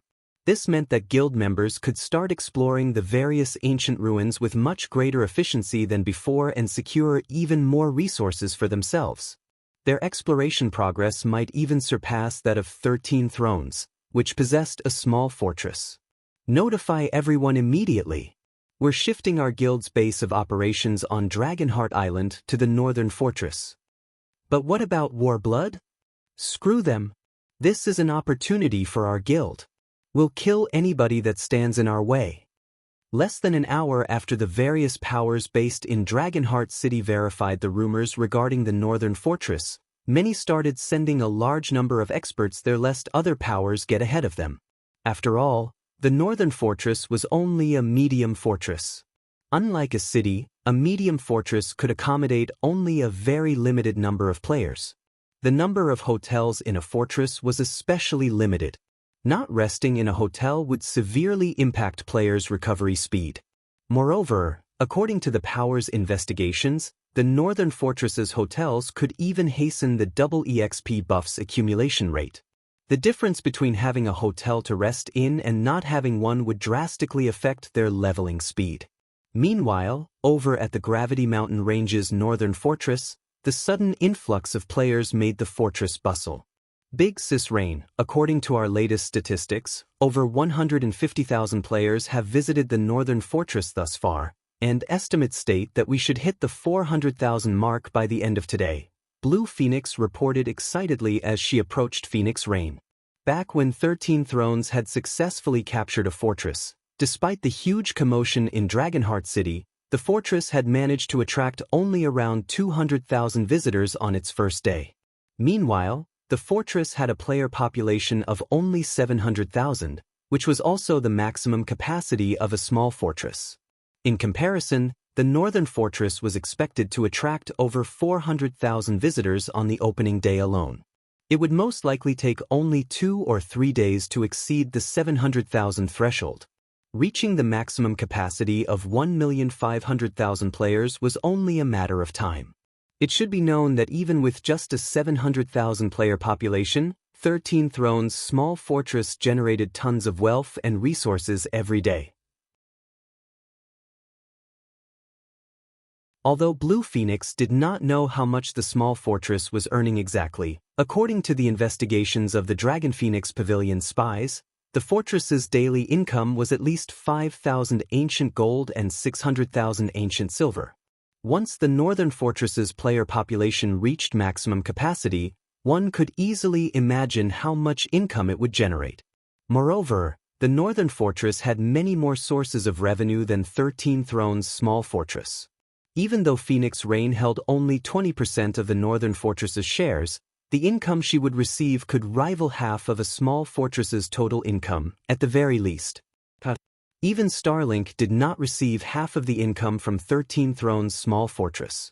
At that time, who would dare question Phoenix Rain's position in the Dragon Phoenix Pavilion?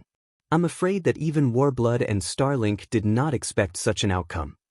When Phoenix Rain looked at the statistics report in her hand, she could not help but sigh ruefully. Previously, even after successfully capturing the Northern Fortress, she had still felt that Shi Feng had gone overboard with his actions in the Dragon Phoenix Pavilion's residence. Now, however, it would seem that the one to regret their actions would not be Zero Wing, but Warblood instead. The Northern Fortress's future was already clear for all to see. Once a sufficient number of players gathered and the Northern Fortress was in full operation, it would be impossible for Warblood to exhaust and destroy Zero Wing in the Sea of Death. After all, the disparity in the incomes of the two sides would be simply too massive. Aside from Phoenix Rain, Dragonheart City's various superpowers were entertaining such thoughts as well. Although Warblood had captured the Rock Nest Fortress, the difference between that and the Northern Fortress was far too massive. With this, Warblood had backed itself into a corner. After all, Warblood had previously declared that it would ban all those who entered the Northern Fortress from the Rock Nest Fortress. Now, the players that were originally planning on resting at the Rock Nest Fortress would not dare approach the fortress at all, a situation that would definitely reduce the Rock Nest Fortress's income. Read latest chapters at Wuxia World. While the various powers were paying attention to the Northern Fortress, Shi Feng was hustling in the northern fortress. Not only did he have to reorganize the northern fortress's construction plans due to the explosive increase in player population, but he also had to deal with the partnership offers and shop purchase requests from the various powers. Guild leader, the Feng family's people have visited our main headquarters and stated that they wish to meet you. Gentle Snow, who was currently organizing the information on the northern fortress's shops, said, a grim expression on her face. Previously, due to her personal matters, Shi Feng had stepped forward to provoke the Feng family, the #1 family in Wang City, which possessed extraordinary influence in the city. The fact that the Feng family was paying Zero Wing a visit now definitely wasn't good news for the guild. The Feng family? Shi Feng nodded. Let's go meet them then.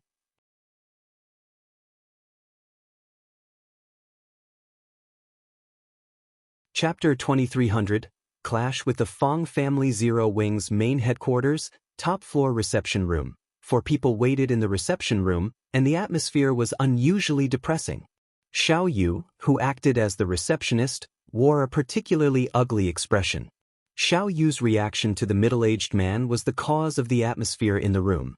The older gentleman wore gray, martial artist robes and loomed like a mountain. His aura was also quite oppressive.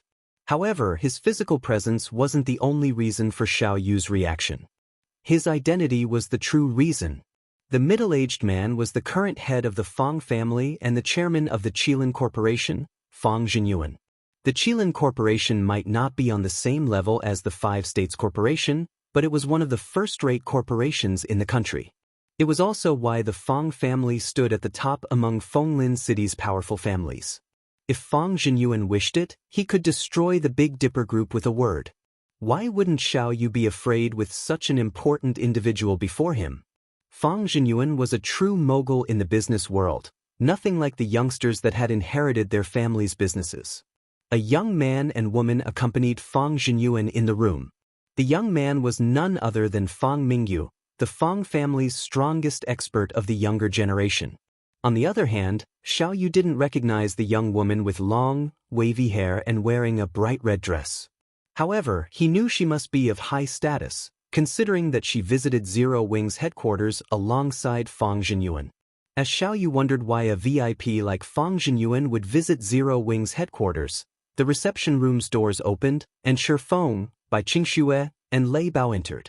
Feng Mingyu's indifferent expression vanished the moment he saw Shi Feng. Even Xiao Yu could see the fear in the large man's eyes.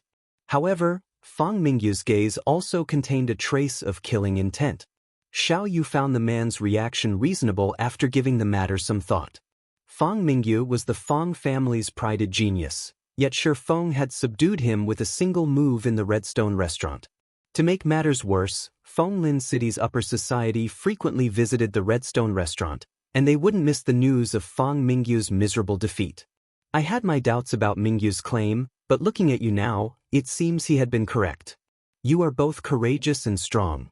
I'm afraid none among the younger generation is a match for you, Feng Jinyuan said, a trace of shock flashing in his eyes as he examined Shi Feng. Gentle Snow, who had already been worried about this visit, began to panic when she saw Feng Jinyuan. She had never expected him to visit Zero Wing personally. Mr. Feng's praise is too generous. May I know what business the Feng family has with me today? Shi Feng asked, getting straight to the point. The Feng family's visit didn't particularly surprise Shi Feng. Since they had made a personal appearance, they must have important business to discuss, but Shi Feng had no desire to play their word games. He still had a lot he needed to do. Since you've asked, I'll just put it bluntly. You'd caused quite a commotion in the Redstone restaurant. After all is said and done, the Feng family is one of the most reputable families in Wang City.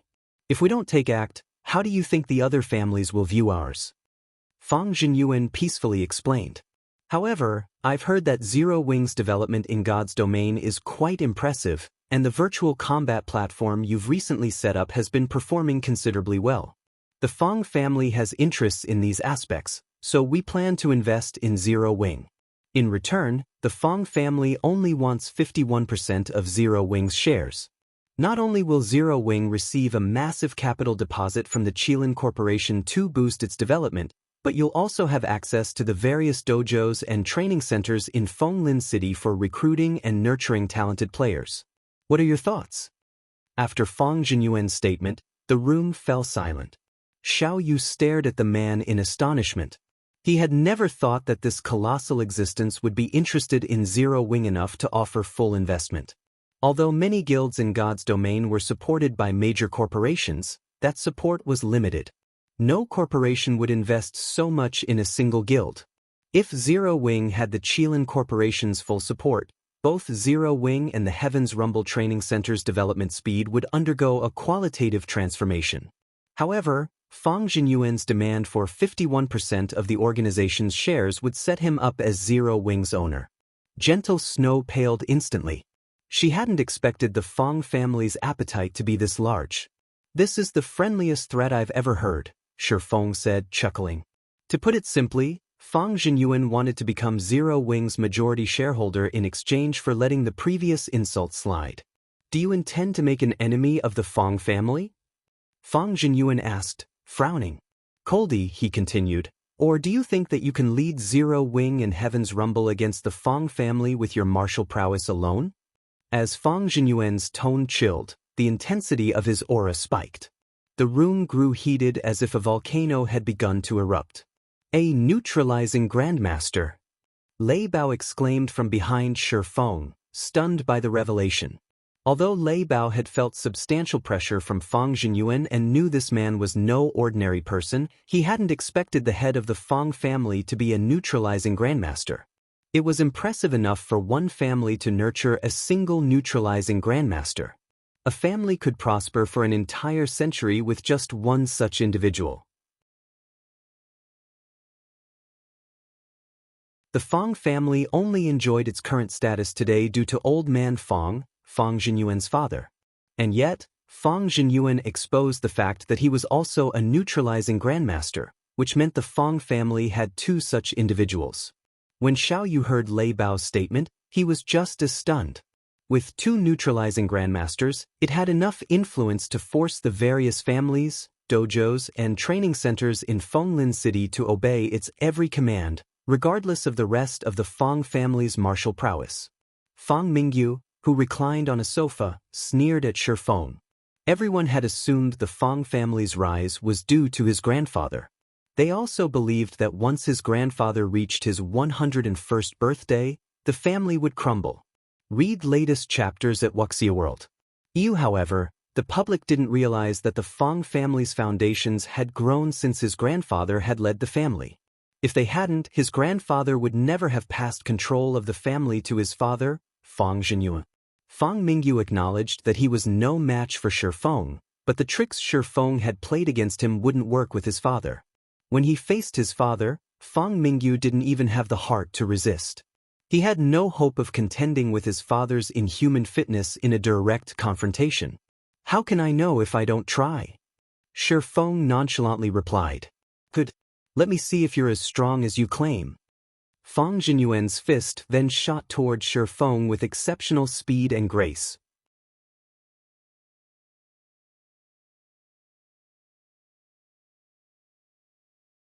Chapter 2301. Rivaling a Grandmaster so fast. Lei Bao's expression turned sour as he watched Fang Jinyuan move. He hadn't expected the man to attack without hesitation. Fang Jinyuan had none of the magnanimity of a martial arts grandmaster. Fang Jinyuan's punch was so fast that the human body had practically no time to react. "Come!" However, Shifeng had reacted as Fang Jinyuan's fist had begun to move. Neutralizing grandmasters' mental processing speed was far faster than an ordinary human's. Their sensitivity to danger was easily 10 times sharper than an ordinary person's as well. They could sense an incoming attack before the enemy even moved, which was why neutralizing grandmasters were so frightening. Since this was his first time fighting a neutralizing grandmaster in the real world, Shifeng decided to greet the hit with a punch of his own, rather than dodge. Like Fang Jinyuan's punch, Shifeng lacked any flowery movements. It was standard, textbook punch. "Suicidal bastard." Fang Mingyu could not help but grin as he watched. Fang Mingyu had recognized that Shi Feng was weaker than he was during their clash in the Redstone restaurant, not to mention his father.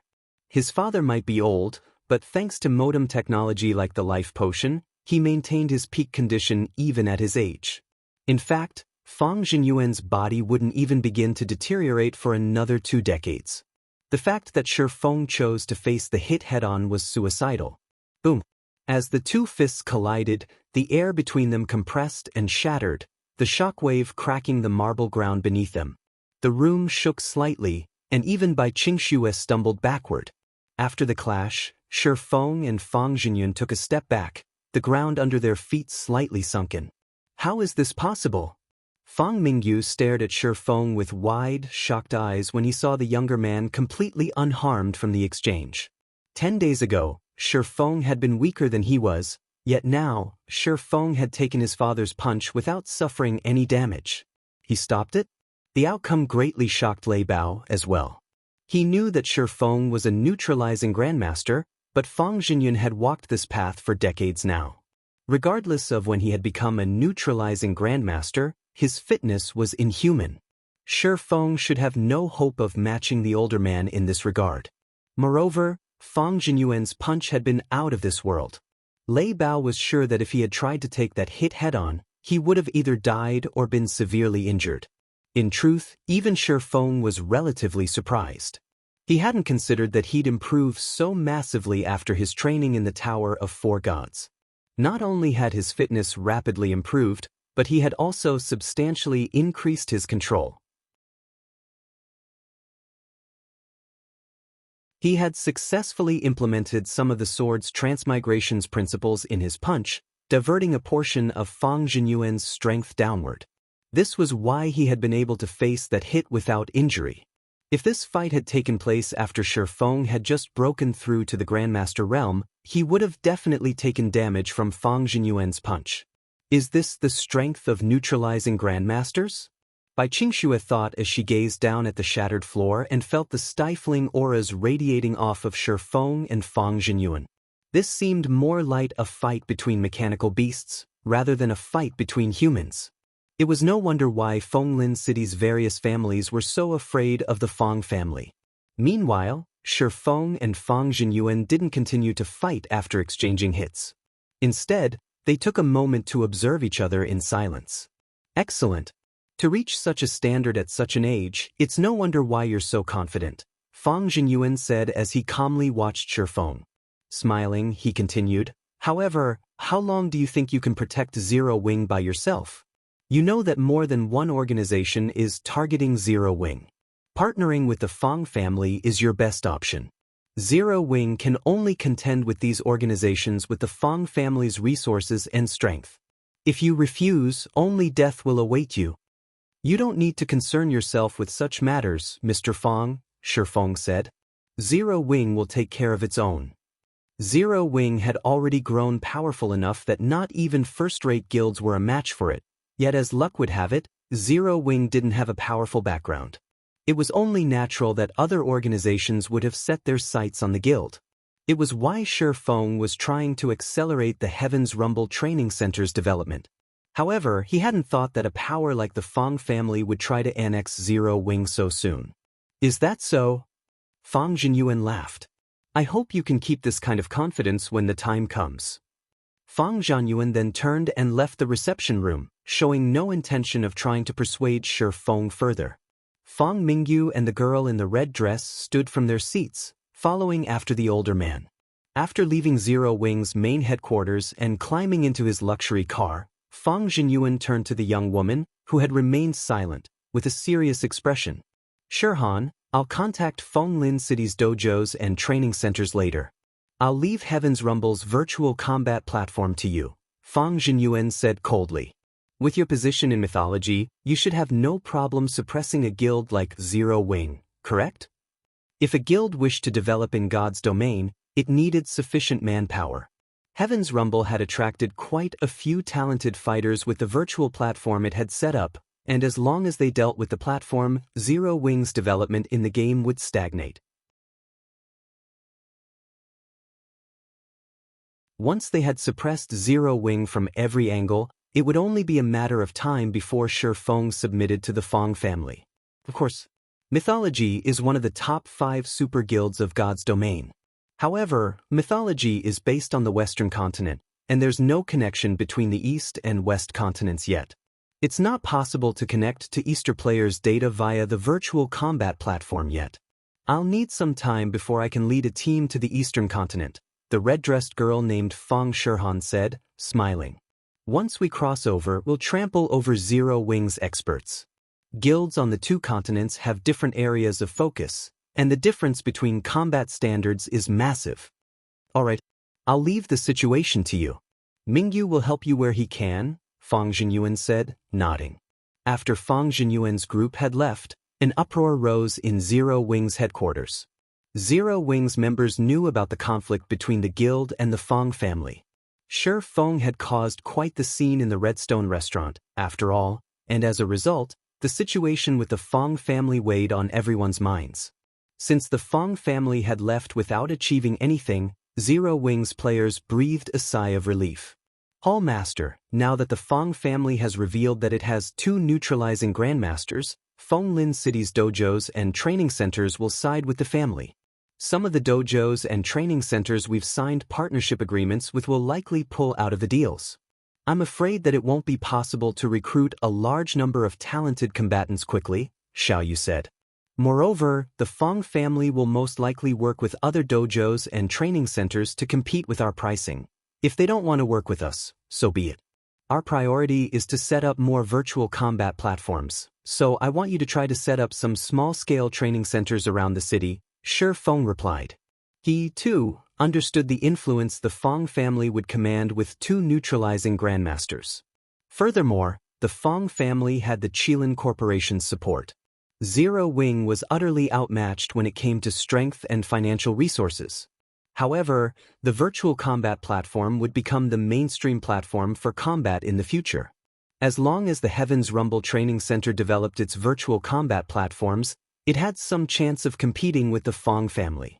Developing the platforms won't be a problem, but with our current finances, setting up the training centers will be, Xiaoyu said helplessly. Read latest chapters at Wuxia World. Although Zero Wing had recently earned quite a few credits through Stone Forest Town, setting up a large enough virtual combat platform would cost a lot of money.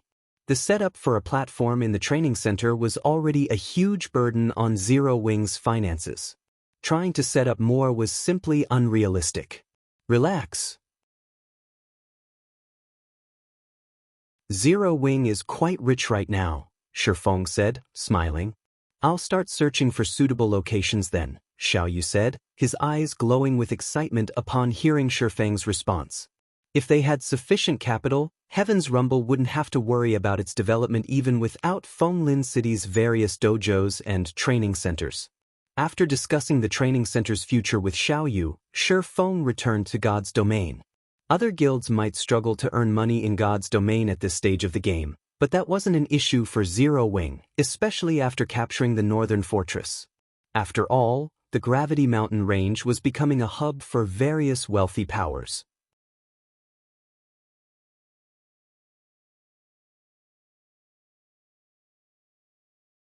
Chapter 2302, Renting Shops. Gravity Mountain Range, Northern Fortress. As soon as Shi Feng came online, he was greeted by the sight of a very busy street. As he walked through the city streets, he saw large groups of guild players running toward the fortress's hotels, reserving all of the rooms and turning them into temporary residences for their guilds. At this point, the Northern Fortress was just as prosperous as an ordinary city. Shi Feng could already tell that the Northern Fortress would become the center of attention in the Gravity Mountain Range. Meanwhile, independent players crowded outside of Zero Wing's residence, eager to apply to join the guild. They all wanted to take advantage of the benefits the guild's residence offered, and because of this, Blackie and the others were swamped with work. Guild leader, you're back? When Aqua Rose, who was busy organizing documents in the guild leader's office, noticed Shi Feng enter the room, she worriedly asked, how did the matter with the Feng family go? Although she wasn't in Wang Lin City, she was aware of the Feng family's position there. Zero Wing had just established itself in Lin City, and if the Fong family decided to target the guild, it would affect Zero Wing's in-game development and in the real world, especially now that the various guilds understood the importance of dojos and training centers. Many large guilds in God's domain had already partnered with dojos and training centers by this point, with some guilds even opening their own. With a dojo or training center, not only could they nurture their own talented individuals, but they could also recruit new players to bolster their strength. With the country's various training centers and dojos allying themselves with God's domain's large guilds, Zero Wing would have a difficult time establishing itself in new cities. Hence, Zero Wing would have to rely on the Heaven's Rumble Training Center in Lin City to pump new blood into the guild. Everything's fine. Negotiations to purchase Zero Wing simply broke down, Shifeng said, waving his hand. Isn't that really bad? Shifeng's nonchalant attitude exasperated Aqua Rose. The Fong family owns the Qilin Corporation and is based in Lin City. The Fong family won't have any trouble targeting us. All it would need to do is contact Lin City's dojos and training centers and instruct them to compete with our prices. If that happens, nobody will visit the Heaven's Rumble Training Center. The Heaven's Rumble Training Center was Zero Wing's main source of new, talented players right now. If nobody visited the training center, Zero Wing wouldn't have anyone new to recruit. Moreover, the Fong family could easily afford to poach Heaven's Rumble's new members by offering them a high payout. Not only would the Fong family cut off Zero Wing's supply of new blood, but the Heaven's Rumble would become a burden on Zero Wing's finances as well. Keeping the training center open every day cost a huge sum of money. Relax. Zero Wing isn't the same guild it used to be. The Fong family overestimates itself if it thinks it can annex us, Shifeng said, chuckling. How is the construction for the fortress's shops coming along? They're done, but if we only rent the shops, we won't be able to earn much. As a medium fortress, the northern fortress can only accommodate so many players at once, Aqua Rose reported. Very few powers visiting the fortress have expressed any interest in the shops.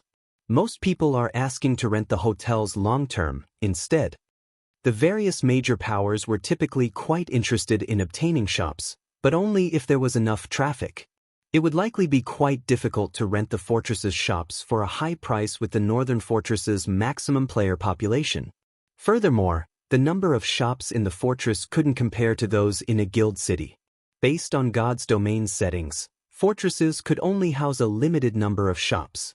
A small fortress only had room for 100 shops, while a medium fortress could contain 240 shops. In comparison, a basic city could easily hold more than 1,000 shops. As long as they're done, I'm satisfied, Shifeng said, chuckling. See to the necessary preparations and announce that the northern fortress will begin to lease its shops. The bid for each shop will start at 5 million credits per month, and will only lease 200 shops in total. First come, first served. Guild leaders. Aqua Rose stared at Shifeng as if he had gone mad. If they couldn't even lease Zero Wing City's shops for 5 million credit per month, how were they supposed to rent those in the northern fortress, which had less than 500,000 players right now? And Shifeng's high price was only the starting bid. Just get it done. When the time comes, you'll understand, Shifeng said, not bothering to explain further. Fortresses in neutral maps were far more profitable than guild cities in God's domain. Guild towns and cities couldn't be constructed in many neutral maps due to their environments, and players would have to rely on fortresses to rest. Most of God's domain's players were also independent players, and when they obtained items they didn't need, they almost always sold them in their favored rest areas. Naturally, shops were the best platform for guilds to purchase and store these items, especially the items that couldn't be stored in one's bag space. Aside from purchasing and storing materials and items, neutral fortresses' shops had a hidden benefit. They could conduct transactions with wandering merchant NPCs and purchase specialty items. Wandering merchants would visit a neutral fortress as long as it had enough security, and these NPCs frequently conducted business with individual players and shops.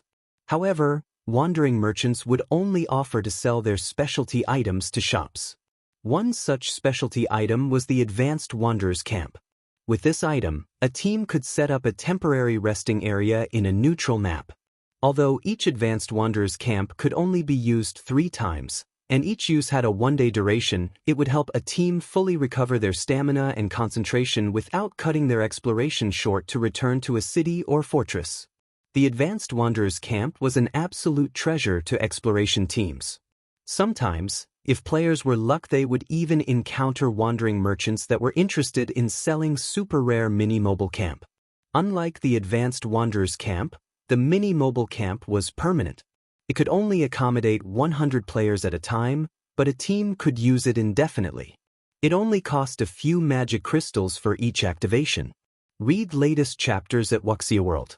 The smallest fortress wandering merchant NPCs would visit was a medium fortress, which was why the various powers had fought so desperately to capture neutral medium fortresses and larger during Shifeng's previous life. Every neutral medium fortress was a goldmine and definitely worth waging a war to acquire.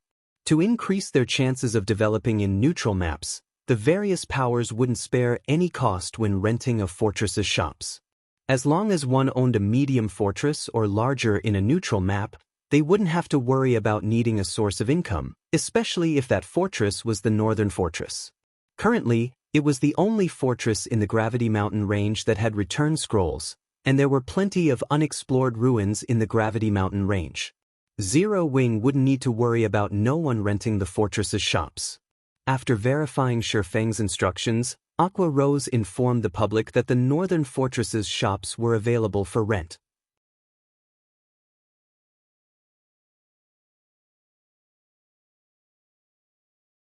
Chapter 2303, Beginning of Turmoil. When news of the Northern Fortress's shops availability went public, the various major powers that had already shifted their bases to the fortress heard about it immediately. No power would turn down the opportunity to own a fortress's shop, especially one in the Northern Fortress. At this point, the Northern Fortress was almost guaranteed to become the heart of the Gravity Mountain range. The various superpowers might capture the map's other fortresses, even one of the 2 remaining medium fortresses, but they weren't likely to secure a fortress as popular as the Northern Fortress. The Northern Fortress had already begun to build its advantages, while none of the others had been captured yet. However, before Dragonheart Island's various powers could focus on the Northern Fortress's shops, a system announcement reached every player in the game. System announcement. A player has triggered an epic main storyline quest and activated the new expansion pack, Invasion of Other Planes. Planar passages connecting to other worlds will begin to open in 3 hours. Every player on the God's Domain continent was stunned, not to mention the players on Dragonheart Island. After a dazed moment, they were all ecstatic. Everyone knew that other worlds were resource treasure troves, but it wasn't easy to enter an otherworld. It was wonderful news that passages to multiple other worlds were about to open. Guild leader, this is wonderful. With these planar passages, we won't have to worry about securing level 100 weapons and equipment anymore. Aqua Rose exclaimed. Zero Wing had a better understanding of otherworlds' available resources than other powers. Take the Ice Crystal World, for example. The Ice Crystal World possessed various unique materials and superior forging techniques. The guild had earned a fortune by exploiting these advantages. Unfortunately, when the teleportation gate to the Ice Crystal World had opened in Lake Heart City, Zero Wing's income from the other world had significantly decreased. This system announcement regarding the planar passages was undoubtedly good news for Zero Wing. How did this happen so soon? In contrast to Aqua Rose's reaction, Shifeng's expression turned gloomy when he heard the system announcement. The planar passage's activation would bring an abundance of rare resources to God's Domain's main continent, but it would also bring trouble. The flood of new players to the continent would be one of the biggest problems. Many players resided in other worlds, and once these planar passages began to open, those players could travel between the main continent and the other worlds as well. Because of this, these other worlds players would surge to the main continent in droves, as would many new powers. Competition on the main continent was already intense. It was easy to imagine what kind of outcome God's domain would see if a large number of new competitors suddenly joined the fray. Even now, Shi Feng could clearly remember what had happened when the planar passages had opened during his previous life. A massive change had rocked God's domain's various powers, with countless powers perishing during the invasion. Not even superpowers had been spared. Although other worlds were small, only half the size of a kingdom, their players' standards differed due to the other world's environments. Some otherworld players were weaker than those on the main continent, while others were stronger.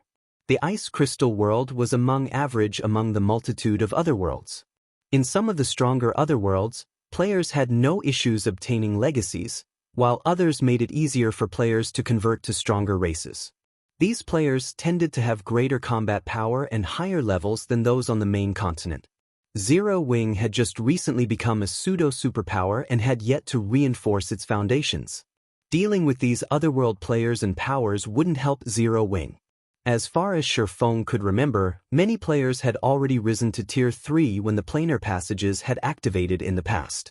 Since this expansion had been triggered so early in this life, the competition between players would become even more intense than he remembered. Back then, the main continent's powers had already solidified their rule in level 100+ neutral maps. Attempting to dethrone them had been an incredibly difficult task. However, players hadn't claimed the level 100+ neutral maps in this life yet, and once the otherworld players and powers arrived on the continent, the competition for these maps would grow to unprecedented levels. I need to move forward with my plans. Shi Feng gritted his teeth as he examined at Zero Wing's current statistics. After giving the matter some thought, he turned to Aqua Rose and commanded, "Aqua, notify the management in Zero Wing City and tell them to only accept credits in the shops. Also, we need to expand and recruit throughout the Dark Knight Empire." The planar passages would open all over the main continent. If Zero Wing wanted to survive the upcoming war, it needed to increase its overall strength as soon as possible. Shi Feng hadn't wanted to expand the guild too quickly, originally. More guild members meant higher costs for the guild, and if Zero Wing couldn't afford the new expenditures, the guild's development would regress. Thus, Shi Feng had decided to slow the guild's expansion, allowing Zero Wing to develop organically, unlike powers that rapidly increased their member count. Unfortunately, he couldn't afford to wait with the planar passages about to open. The gears of a new era had already begun to turn. If Zero Wing didn't have enough manpower, others would easily invade and usurp its territories, especially now that the Feng family had decided to target the Heaven's Rumble Training Center. Having received her orders, Aqua Rose quickly contacted the players that managed Zero Wing City, informing them that the guild would only accept credits as payment in its shops. Shi Feng also instructed Aqua Rose to find a method to recruit more secret silver guards with the growth potential to nearly rival fine gold rank. He currently possessed quite a bit of soul essence on him, which he could use to increase personal guards' growth potential. Although he could also use the soul essence on the guild's fine gold guards, it wasn't so easy to collect. Even after slaying all of the monsters in the northern fortress, he had only acquired 90 drops. With so little, he'd only be able to upgrade a few fine gold guards. Rather, he could upgrade a large number of secret silver guards with high growth potential to fine gold rank. Although there was only one rank between secret silver and fine gold guards, the difference between them was akin to the difference between peak experts and apex experts. If he could acquire a large group of level 100+ fine gold guards at this stage of the game, he'd have a mobile killing machine. Read latest chapters at Wuxia World. Shi Feng also intended to use the 2 remaining teleportation tokens to send Fire Dance, Gentle Snow, Violet Cloud, and Aqua Rose to train in the Tower of 4 Gods. Zero Wing had more than 100 Refinement Realm experts and barely any peak experts. It was the guild's fatal flaw. As players started to reach level 100, and the system removed their restrictions, the difference between experts' combat standards would grow as well. It would become a lot more challenging to make up for that difference by relying on basic attributes. It was absolutely crucial that Zero Wing nurture more peak experts as quickly as possible. Once Shi Feng had handled these affairs, the sound of another system notification reached his ears. System announcement: Planar passages have opened. Players can now visit their local planar passage to travel between worlds.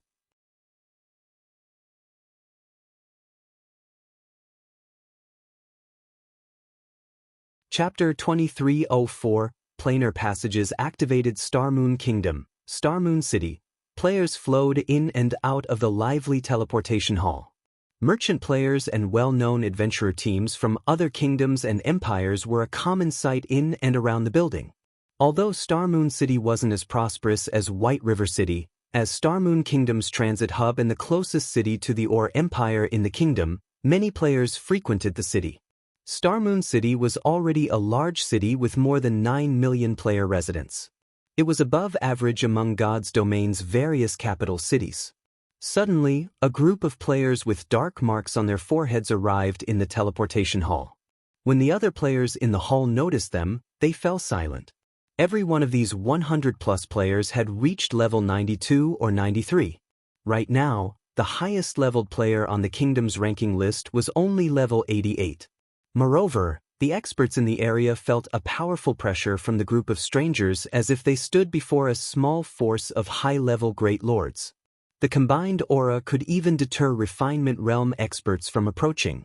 There sure are a lot of people here, Commander, but their levels are pretty low. They clearly haven't received a god's blessing either, a level 92 female ranger commented as she watched the players in the teleportation hall.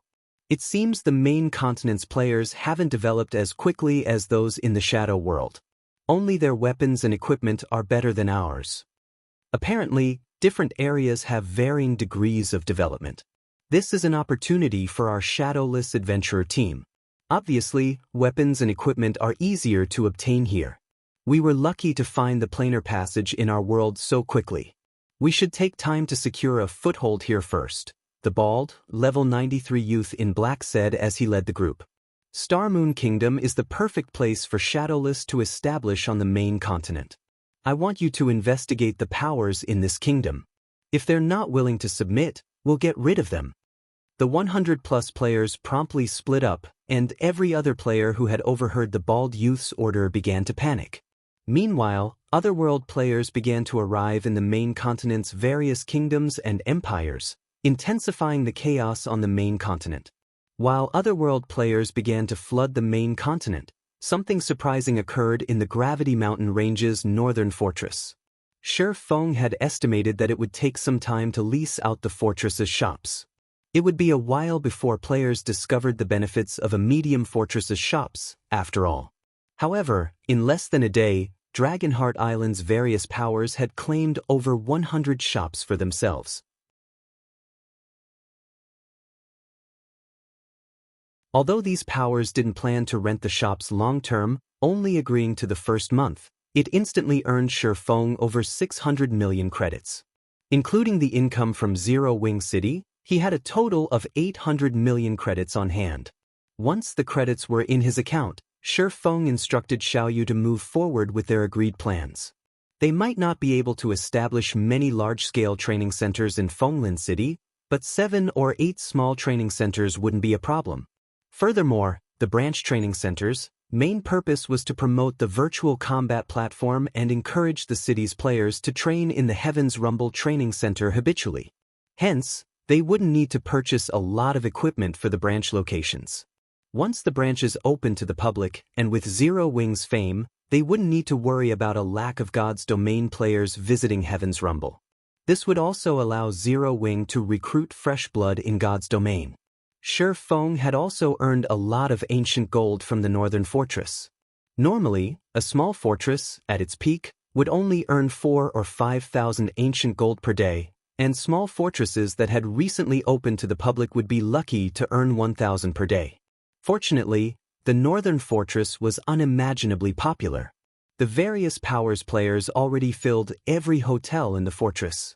To reserve every room in a hotel, players would have to pay with ancient gold, not ancient copper or silver. Naturally, Zero Wing's share of the profits would consist of ancient gold as well. After a single day of business, Zero Wing had earned 7,000 ancient gold from the northern fortress, and that was after splitting the profits with Phoenix Rain. As more time passed and more players visited the fortress, Zero Wing would be able to upgrade its facilities. As basic hotels became advanced hotels, Zero Wing and the Phoenix Pavilion would earn even more ancient gold. Warblood's people would have a heart attack if they saw our profits, guild leader Blackie said, laughing as he watched the northern fortress's profits increase. It won't be long before our guild secures a foothold in Dragonheart City. With more guild members here, I'd like to see Warblood interfere with our development. Blackie, don't underestimate Warblood. The adventurer team has captured its own fortress, and it still has Starlink's support. It would be unwise to underestimate its development, and Warblood's naval prowess is particularly impressive. Even 13 Thrones watches its step around the adventurer team, Yen Tianxing solemnly warned his companion. Read latest chapters at Wuxia World. EU resources were important for competing guilds, but the deciding factor would come down to the size of one's fist. Warblood might not be a match for Zero Wing in the Gravity Mountain range, but in the Sea of Death, Zero Wing would be at its mercy.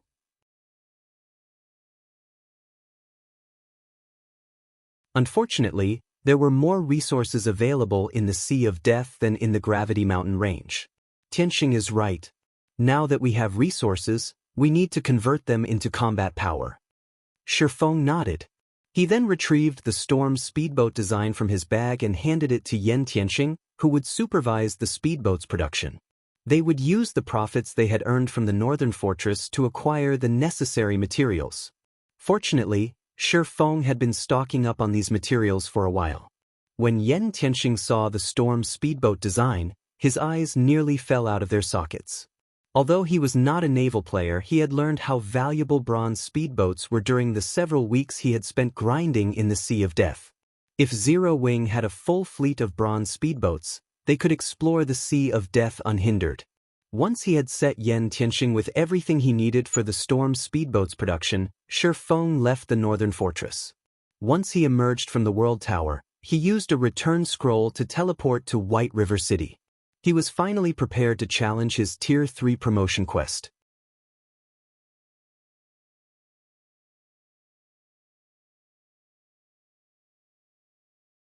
Chapter 2305, Tier 3 Promotion Quest Star Moon Kingdom, White River City's Library. Following a level 180, Tier 3 Templar Knight, Shifeng arrived before the Star Moon Hall on the library's top floor.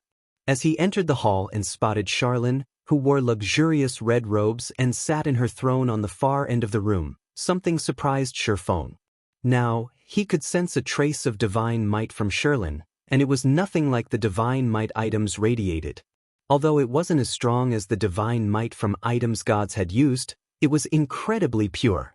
The closer he got to the woman, the stronger the pressure felt.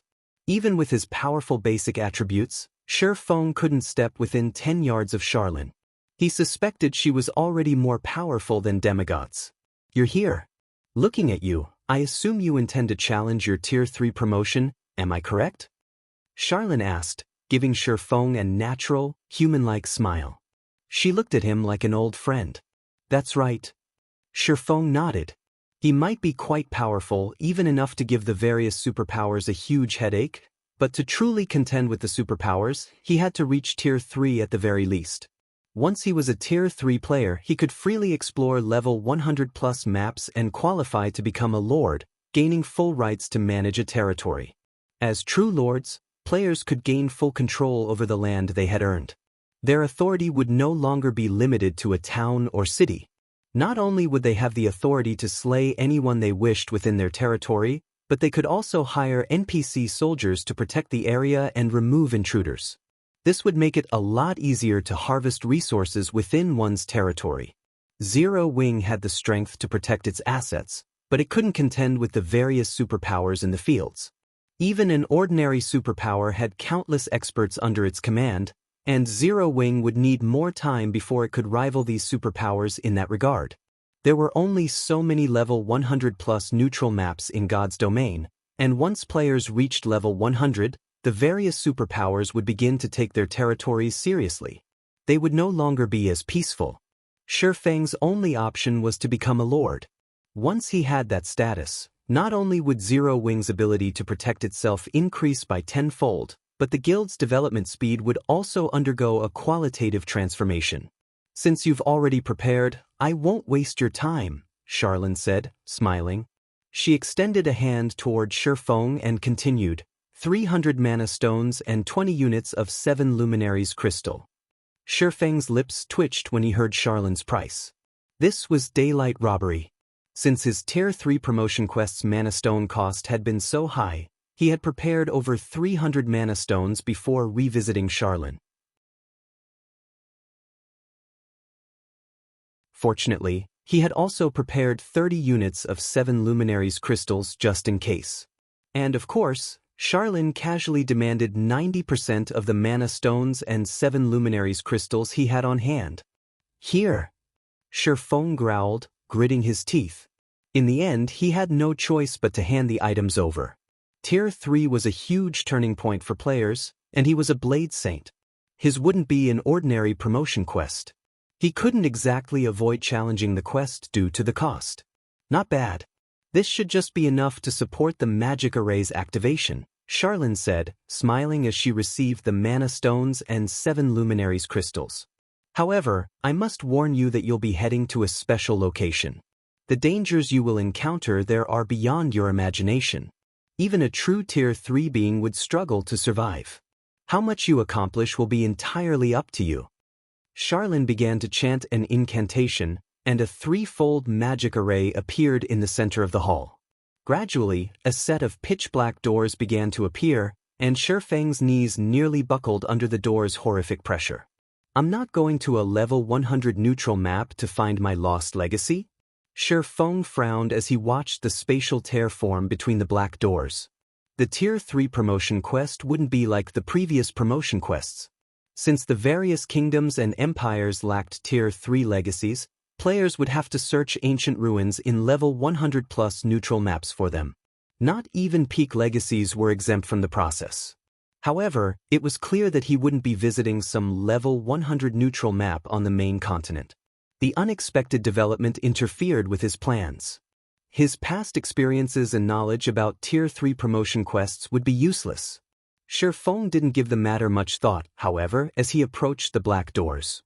These doors wouldn't remain for long, and if they disappeared before he entered the spatial tear, the system would deem the promotion quest a failure.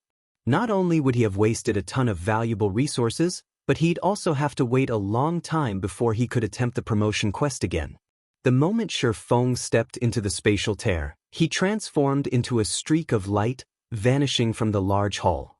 He had no idea how long he had been stuck in the space-time tunnel, but when he reopened his eyes, he found himself on a huge island floating in an endless void.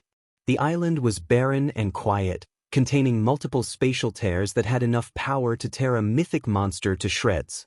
The island's environment was a complete mess. Shifeng constantly felt some berserk energy assault his body, causing damage and limiting his perception. A void land? Shifeng was speechless as he examined his surroundings. A void land was a land of death in God's domain. Even a domain realm expert would be as weak as a noob when subjected to a void land's environment, barely able to exhibit any of their combat power.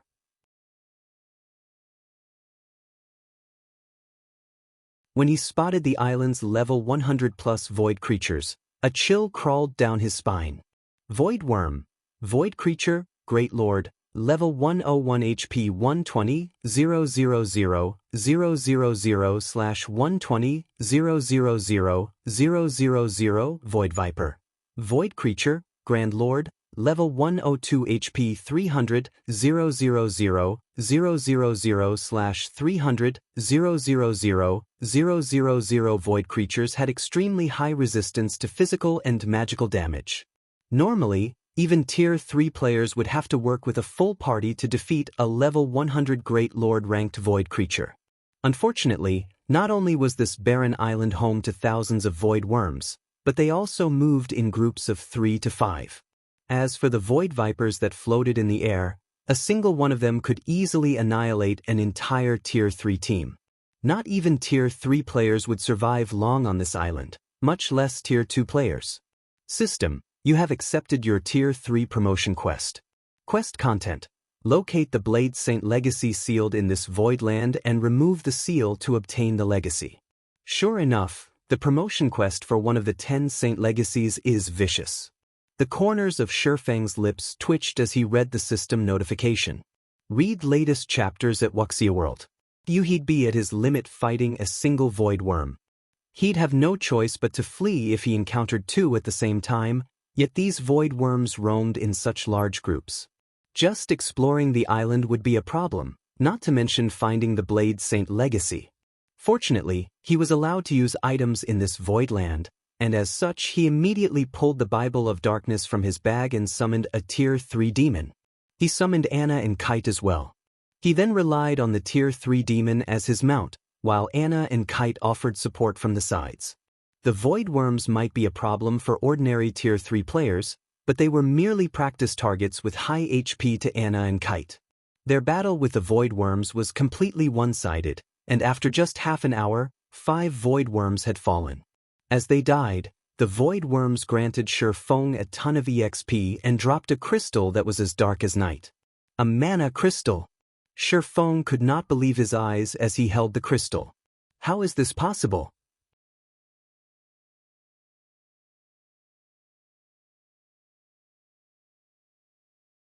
Chapter 2306, Tier 3 Evolution Mana Crystal. To most players, this item was only a relatively rare material or decent energy source, but to Shifeng, a mana crystal was just as valuable as 7 luminaries crystals. They were so valuable to him because he could use mana crystals to evolve the Abyssal Blade. Shifeng had tasked Melancholic Smile to purchase mana crystals for that very purpose, but she had yet to find any. Learning that these void worms dropped the mana crystals had certainly come as a surprise. The Abyssal Blade was significantly helpful. In its current state, the magic weapon was as powerful as a top-tier epic weapon of the same level. Unfortunately, Shifeng couldn't afford to level up the weapon due to how many fine gold and dark gold weapons the upgrade required. The higher level a weapon was, the rarer it would be. Obtaining level 90+ fine gold weapons was quite challenging at this stage of the game, not to mention level 90+ dark gold weapons. Because its level had stagnated, the Abyssal Blade wasn't suitable for Shifeng at this point. However, Shifeng couldn't just abandon the weapon. Even if he stopped using it, the curse within the Abyssal Blade would still exist, and he'd periodically have to face the backlashes. Not only would the curse grow stronger as the magic weapon evolved, but it would also grow stronger as time passed, which was why players had been so afraid of magic weapons in Shifeng's previous life. Although magic weapons could be a massive asset to players, they'd also become a greater burden as players leveled up. Of course, if players could maintain the magic weapons' growth as they reached higher levels, the weapons would offer more pros than cons, and after a certain point, they'd become even stronger than epic weapons. Unfortunately, it was very difficult to maintain that growth rate during the later stages of the game. Otherwise, fewer players would have fallen to their magic weapons' backlash in the past. Shifeng stored the mana crystal in his bag and continued to hunt void worms while steadily approaching the center of the island. The void land was as large as a medium-sized leveling map in the outside world, and as Shifeng grew closer to the island's core, he encountered more void worms. The monster's respawn rate increased as he traveled as well. Even with Anna and Kite's help, Shifeng prioritized caution. While the 2 personal guards could withstand the Great Lord's attacks, he couldn't. Although slaying these void worms was monotonous, the bountiful EXP and occasional mana crystal motivated Shifeng. He took barely any breaks from hunting the Great Lords. After a full day of combat, Shifeng's experience bar had reached 99% of level 100. He just needed one more kill to level up, but he decided to wait for a moment.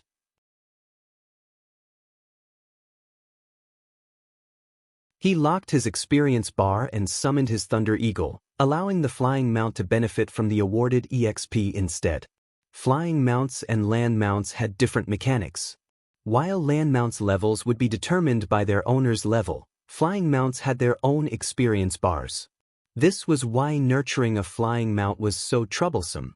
This quest, fortunately, offered the perfect opportunity for Shifeng to nurture his Thunder Eagle. Flying mounts in God's domain were an exceptional mode of transportation, but they were also capable fighters. For players to grow stronger, they had to constantly improve their levels, equipment, skills, and other aspects. Flying mounts, however, only needed to level up. It was easier for these mounts to evolve through their tiers than it was for players. Thus, it had become common practice for experts to disregard their levels temporarily to level up their flying mounts. The Thunder Eagle was an intermediate extraordinary flying mount, born with the strength of a great lord and extremely high growth potential. At level 100, its combat power might only be at the lower tier 3 rank, but once it reached level 110, it would rise to the intermediate tier 3 rank. At level 120, its combat power would further increase to the tier 3 upper rank standard. Aside from frantically grinding, Feng occasionally logged out to rest his mind and provide guidance for some of his guild members. Guild leader, Warblood and Starlink are growing restless. They're not doing much right now, but I've heard that they've decided to help 13 Thrones capture a medium fortress in the Gravity Mountain range, Blackie reported. Currently, the Northern Fortress's player population is only over 900,000. If Warblood and Starlink succeed, I'm afraid it'll affect the Northern Fortress's development. Should we send people to sabotage their plan? Since the Northern Fortress was the sole medium fortress in the Gravity Mountain range, it generated astronomical sums of credits and ancient gold each day, but if the various powers captured another medium fortress, the Northern Fortress's profits would decrease. That won't be necessary. Although we have a feud with Warblood and Starlink, we have nothing against 13 Thrones, Feng said, shaking his head. Moreover, capturing a medium fortress is easier said than done. Just focus on managing our own fortress. I'm still busy with my Tier 3 promotion quest and won't be back anytime soon. For now, try to buy as many plots of land near the World Tower as possible with the ancient gold we've earned. If he hadn't summoned the Tier 4 hero, Zero Wing wouldn't have been able to capture the Northern Fortress, even with the Phoenix Pavilion's help. Moreover, securing the lands around the World Tower was far more important than worrying about a fortress in another corner of the Gravity Mountain range. All right.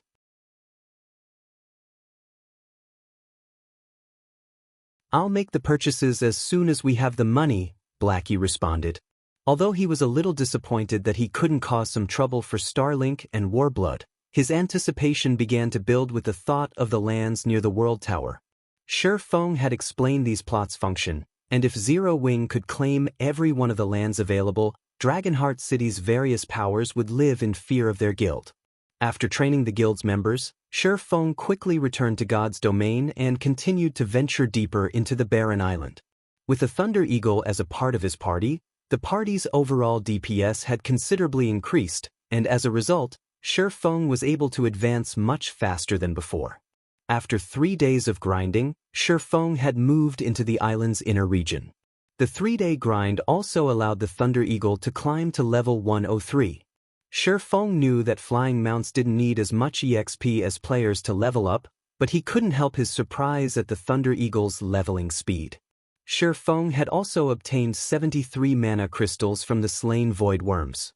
His harvest here was more than enough to cover the mana stone cost of entering the Voidland. When he reached the inner region, he found a translucent barrier enveloping the area. The inner region looked like a completely different world compared to the outer region.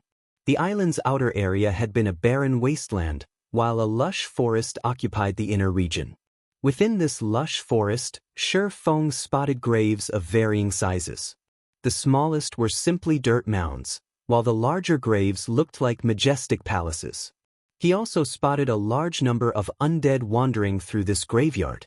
Forgotten Spirit. Undead creature, Lord, level 101 HP 40, 000, 000/40, 000, 000. These forgotten spirits weren't much of a threat. Feng could easily take them out in a one-on-one fight. Unfortunately, these undead moved in groups of several dozen. Not even Feng was confident of surviving a battle against so many Lord-ranked monsters. Each grave was also guarded by heroic spirits of varying strengths. Heroic spirits were the remnants of departed NPC heroes.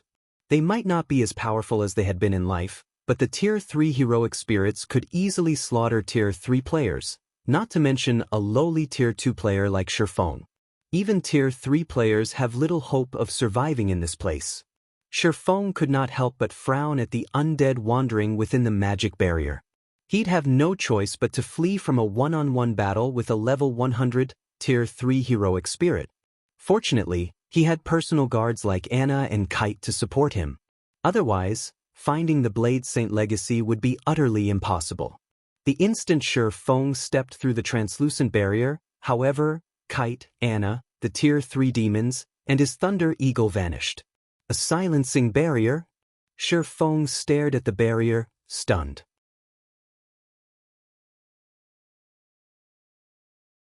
God's domain had many types of magic barriers, and although barriers that nullified summoning-type magic arrays were rare, they could be found in certain ancient ruins. Finding such a magic barrier here was a nightmare. An ordinary level 100, Tier 2 expert wouldn't even be a match for the Lord-ranked Forgotten Spirits in a one-on-one fight. Even a Domain Realm expert would have to flee for their lives when encountering several dozen Forgotten Spirits. As for the level 100, Tier 3 heroic spirits, Domain Realm experts wouldn't even last more than 3 seconds. It's no wonder why so few people with peak legacies manage to complete their Tier 3 promotion quest. Shifeng sighed ruefully as he observed the undead around him. With how the Forgotten Spirits were positioned, Shifeng couldn't find any loopholes to exploit. Defeating these undead would be impossible with the strength of a level 100, Tier 2 player. He would need an entire 100-man team of level 100, Tier 2 experts to accomplish the feat, right? If one's not enough, I just need to face them in a group. Struck with inspiration, Shifeng stepped through the barrier and summoned Kite and Anna again. He returned to grinding void worms, planning to collect the 100 mana crystals he needed to evolve the Abyssal Blade. Read latest chapters at Wuxia World. EU of the weapons at hand, the Abyssal Blade allowed him to execute the highest number of attacks simultaneously. With 9 Dragon Slash, he could summon 16 Abyssal Blade Phantoms, which not even the Twilight Blade could do. If he could upgrade the Abyssal Blade to Tier 3, 9 Dragon Slash would undergo a qualitative transformation, allowing him to summon even more phantoms. It might just be enough to help him defeat so many monsters. With this plan in mind, Shifeng spent another day or so slaying void worms, eventually gathering the 100 mana crystals. The instant Shifeng picked up the 100th mana crystal, the sound of a system notification reached his ears. System, 100 mana crystals detected. Conditions to evolve the Abyssal Blade met. Do you wish to evolve the Abyssal Blade? Retrieving the long-forgotten magic weapon from his bag, Shifeng took a deep breath and declared, "Evolve."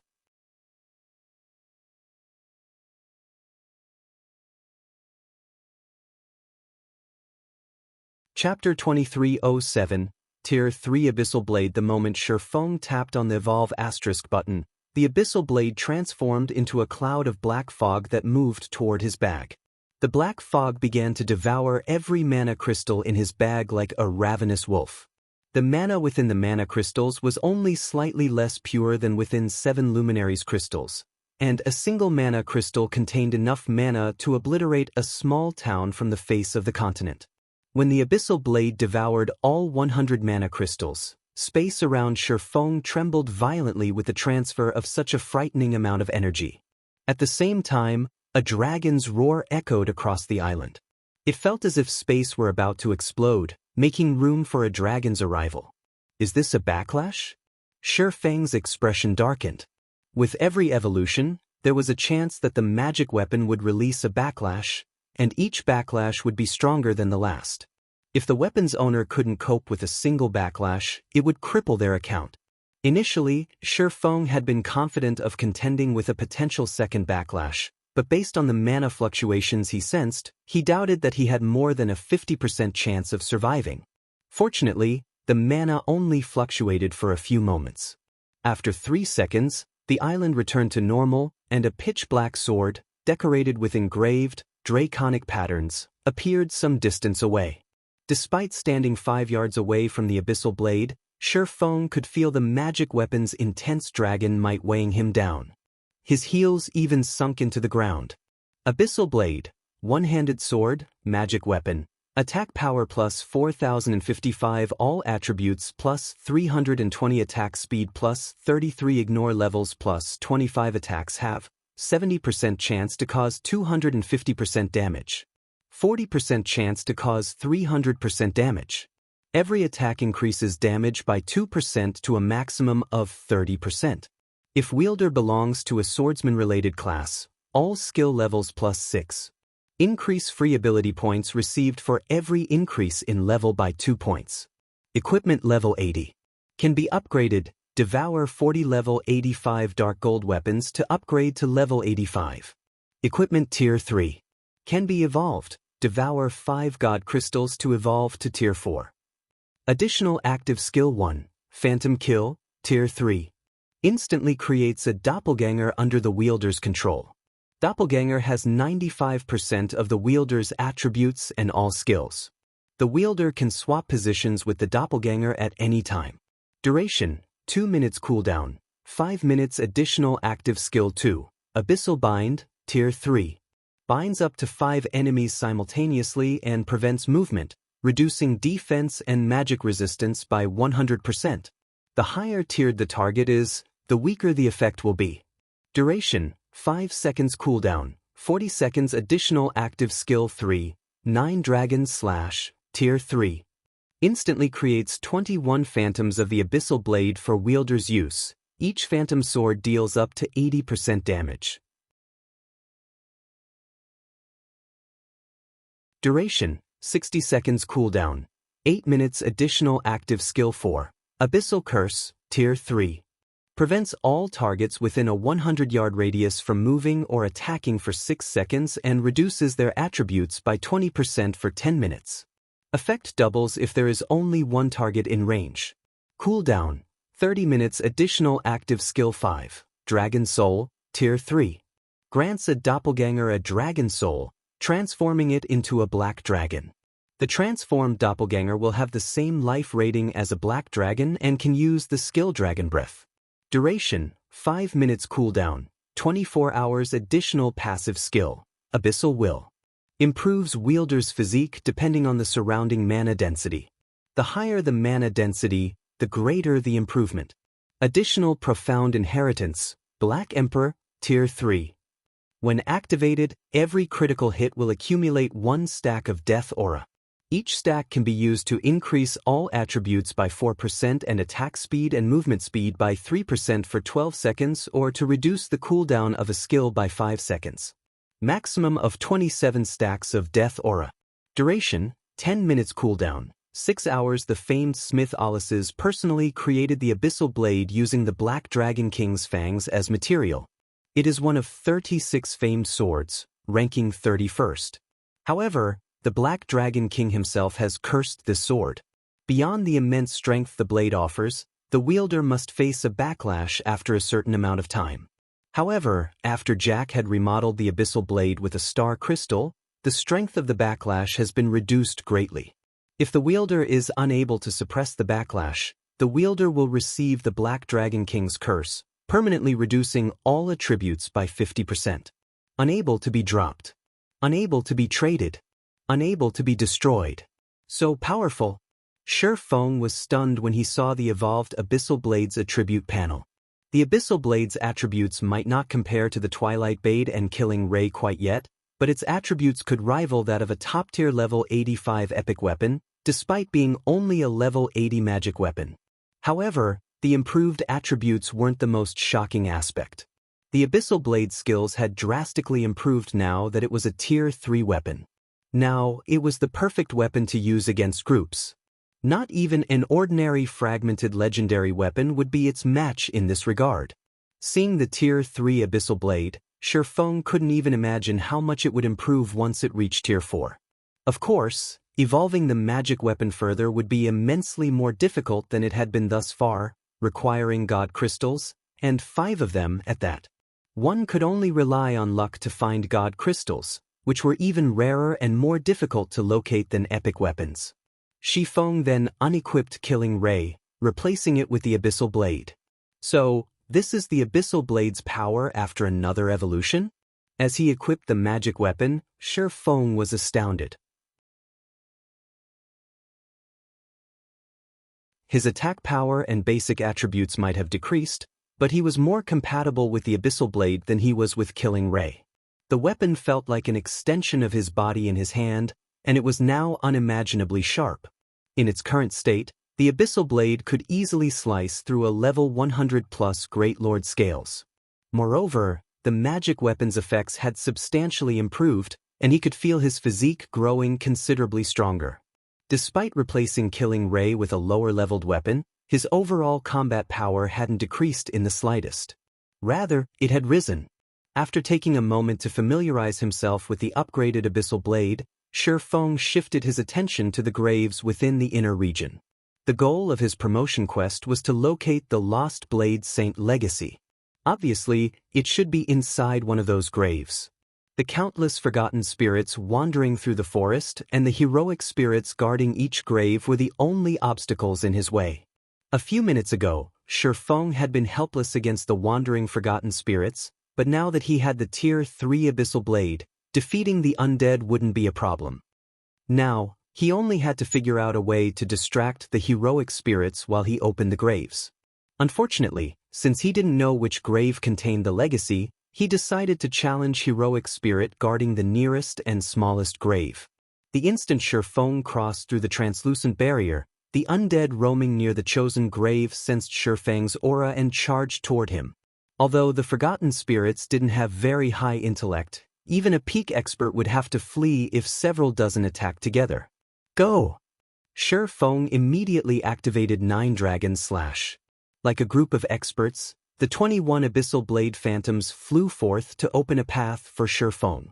Although each phantom only possessed 90% of Shi Feng's strength, the attribute was just as high as an actual level 100, Tier 3 players.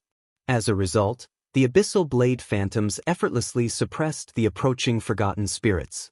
With one exchange, the phantoms shoved aside the several dozen undead, allowing Shi Feng to reach the small grave. This is a resting place for the dead. The living have no place here. The spear-wielding Tier 3 heroic spirit guarding the grave bellowed as he thrust his spear at Shi Feng. Forgotten heroic spirit, undead, Tier 3 Berserker King, level 10 HP 54, 000, 000/54, 000, 000. Although the heroic spirit did not have a lot of HP, he employed an advanced combat technique with that simple thrust, causing his opponent to ignore the weapon unconsciously. Moreover, the attack contained peak Tier 3 power, easily enough to repulse level 100+ Grand Lords. If this attack struck a Tier 3 player, they die instantly. Witnessing the heroic spirit's strength, Shi Feng lost any confidence in defeating the undead. Fortunately, he didn't actually plan to fight the heroic spirit. Shi Feng responded to the attack by using Phantom Kill, sending his doppelganger forward while activating Defensive Blade to block the strike. Shi Feng then rushed toward the grave. The moment Shi Feng touched the grave, a prompt window appeared before him.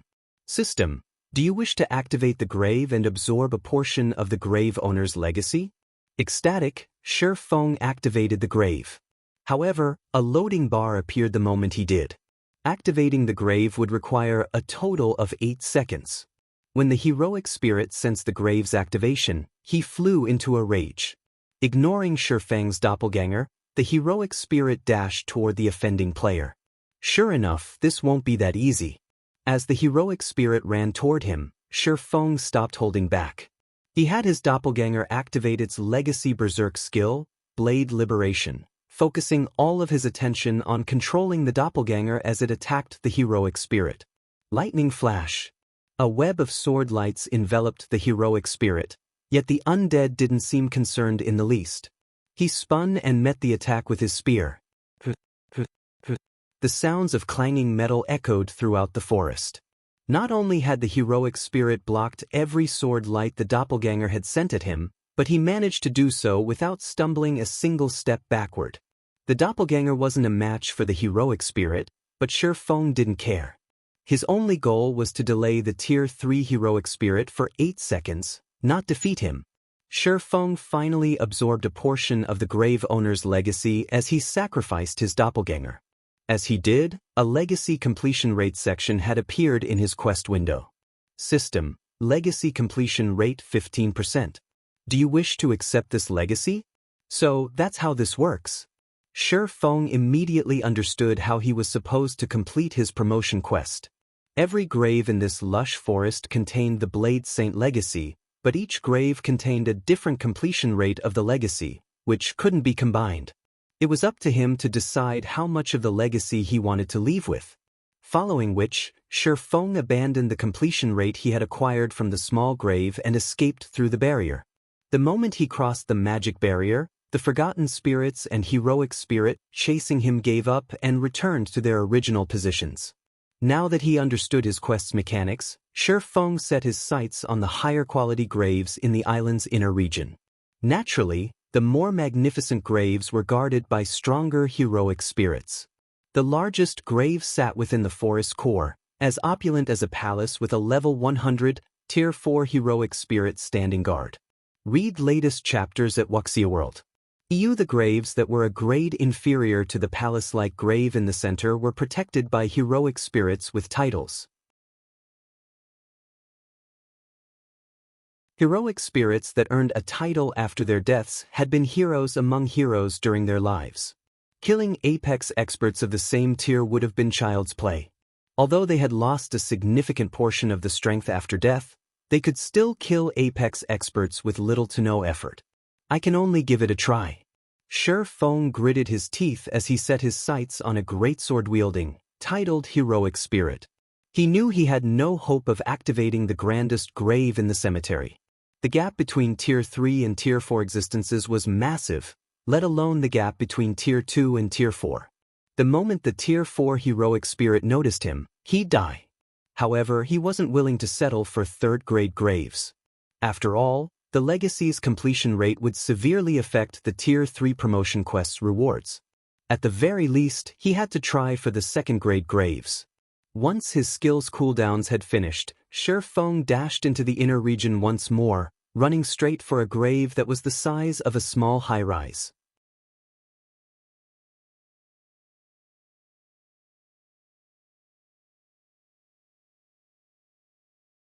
Chapter 2308 Abyssal Blade's Might. Shi Feng's target was near the center of the forest.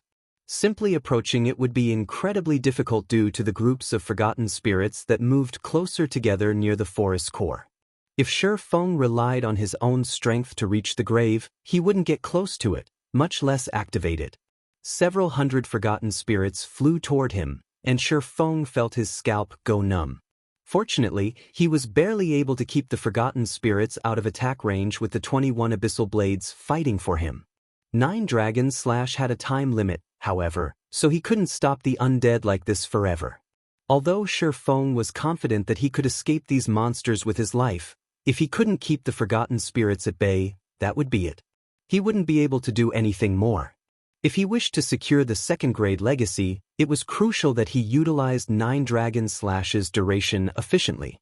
It took me 42 seconds to reach this grave, which is about as long as I estimated. Glancing at 9 dragon/'s remaining duration, Shi Feng breathed a sigh of relief. I should be able to activate the grave within the remaining time. There were 2 reasons that Shi Feng had passed up the highest-grade grave.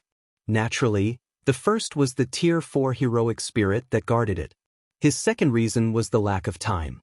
Reaching and activating the second-grade graves within 9 dragons/'s 60-second duration was his limit. Before Shi Feng could catch his breath, the silver-armored, greatsword-wielding heroic spirit that guarded the gravestone abruptly opened his eyes. A faint, red barrier then enveloped the gravesite, decreasing Shi Feng's basic attributes and physique by 20%.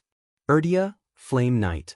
Heroic Spirit, Tier 3 Berserker King, Level 101 HP 78, 000, 000/78, 000, 000 A domain. Shi Feng's expression darkened as he stared at Erdia. Shi Feng had assumed that Erdia had the strength to instant-kill Tier 3 players, But he had never thought that the heroic spirit would be this powerful. Erdia might not have a lot more HP than the heroic spirit he had fought earlier, but he was definitely much stronger. Purely regarding basic attributes, he had to be 30% stronger than the forgotten heroic spirit. In combination with its domain, which only Tier 4 NPCs and above could grasp, Erdia could squash Tier 3 players like ants. I commend your bravery, adventurer. Over the several millennia I have stood guard, you're the first to dare approach in search of the Blade Saint's legacy. I hope you can offer some entertainment, Erdia leisurely commented. Unlike the forgotten heroic spirit, which had attacked immediately, he joked around like a player as he slowly approached Shifeng. Seeing this, a chill crawled down Shifeng's spine. They might be dead heroes, but heroic spirits weren't considered NPCs in God's domain. Because of this, their intellect shouldn't be as high as NPCs. However, that was obviously not the case for Erdia. This was also the first time Shifeng had encountered such an intelligent heroic spirit. Seeing that Erdia was already 50 yards away, Shifeng activated the Ring of Gospel's miniature world and Ring of Brilliance as a precaution. Unfortunately, Shifeng could tell that wouldn't be enough after the two skills had taken effect. He then activated Blade Liberation to bolster his basic attributes further, and at the same time, he activated the Twilight Blades Twilight of the Gods and Twilight's Shadow, splitting into 8 clones. With Twilight of the Gods and Blade Liberation active, Shifeng's physical doppelgangers inherited the skill's effects. Now, every one of his doppelgangers had the strength to rival Grand Lords of the same level. If 8 level 100 Grand Lords worked together, they could even take on a level 100 mythic monster. However, before Shifeng could control his doppelgangers, Erdia vanished, reappearing before Shifeng's clones. The heroic spirit brandished his flaming greatsword, sending 8 crimson sword lights at all 8 doppelgangers. Shifeng's doppelgangers reacted quickly, intercepting the attacks with their swords. However, the moment the crimson sword lights met the doppelgangers' blades, the impact threw them over a dozen yards before they slammed into the ground, their swords humming. Each doppelganger instantly lost over 20,000 HP. A bronze combat technique? Shifeng's expression turned grim when he saw the outcome. Extreme Slash. Although Erdia had only executed 8 extreme slashes, 1 fewer than Miracle Dragon's 9 extreme slashes, Erdia's mastery with the technique was far greater than Miracle Dragon's. He had mastered the advanced combat technique until he had upgraded it into a bronze combat technique. This was a Tier 3 heroic spirit that could use bronze combat techniques. No one would have believed Shifeng if he had told them about Erdia's abilities in his previous life. Some might even mock him for his stupidity. Heroic spirits might have once been heroes, but they weren't anymore. They particularly lacked intellect and weren't even a match for ordinary NPCs regarding this aspect. Seeing a heroic spirit execute an advanced combat technique was already quite impressive. Most Tier 3 NPCs couldn't even master a bronze combat technique, much less a Tier 3 heroic spirit. And yet, the impossible had just happened. After repelling the 8 doppelgangers, Erdia shifted his gaze to Shifeng's main body. He executed Flame Charge, transforming into a fiery meteor as he flew toward the swordsman. Based on how this flame charge appeared, Erdia's skill completion rate should be 99% or 100%. Shifeng didn't dare take Erdia's charge head-on. If the heroic spirit had already thrown his doppelgangers, he could definitely send Shifeng flying. Shifeng activated Phantom Kill, summoning another doppelganger and having it activate Blade Liberation and Defensive Blade to intercept the approaching Berserker King. If he died during his Tier 3 promotion quest, he'd have to wait a long time before he could challenge it again. It was a risk he wasn't willing to take. However, the moment Shifeng's doppelganger activated Defensive Blade, Erdia cancelled his flame charge and thrust his flaming greatsword into the ground. Dozens of fiery blades arose from the dirt, flying toward the doppelganger. Tier 3 skill, Storm Garrote. Defensive Blade's block counts were exhausted in an instant. Seeing this, Shifeng had no choice but to focus most of his attention on his doppelganger and executed Sword's Orbit. When the galaxy of stars and the flaming blades met, both attacks shattered. Although the doppelganger had successfully blocked the attacks, it had been forced to stumble over a dozen steps backward. Moreover, each attack had devoured nearly 10,000 of the doppelganger's HP. With just one skill, Erdia had dealt over minus 200,000 damage. As they kept the forgotten spirits away from the gravesite, the abyssal blade phantom's duration continued to decrease, and Shifeng's doppelganger couldn't keep Erdia distracted. It began to make Shifeng even more nervous. If he activated twofold berserk, he could hold Erdia off, but he needed to activate the grave with his main body. There was no point in trying to distract the heroic spirit himself. He intended to reserve absolute domain for his escape from this place. Even if he activated the grave and obtained the legacy contained within, he would fail his quest without it. Your doppelgangers are quite good, but this is as far as you'll get, Erdia declared, chuckling when he realized Shifeng's doppelganger had survived his storm garrote.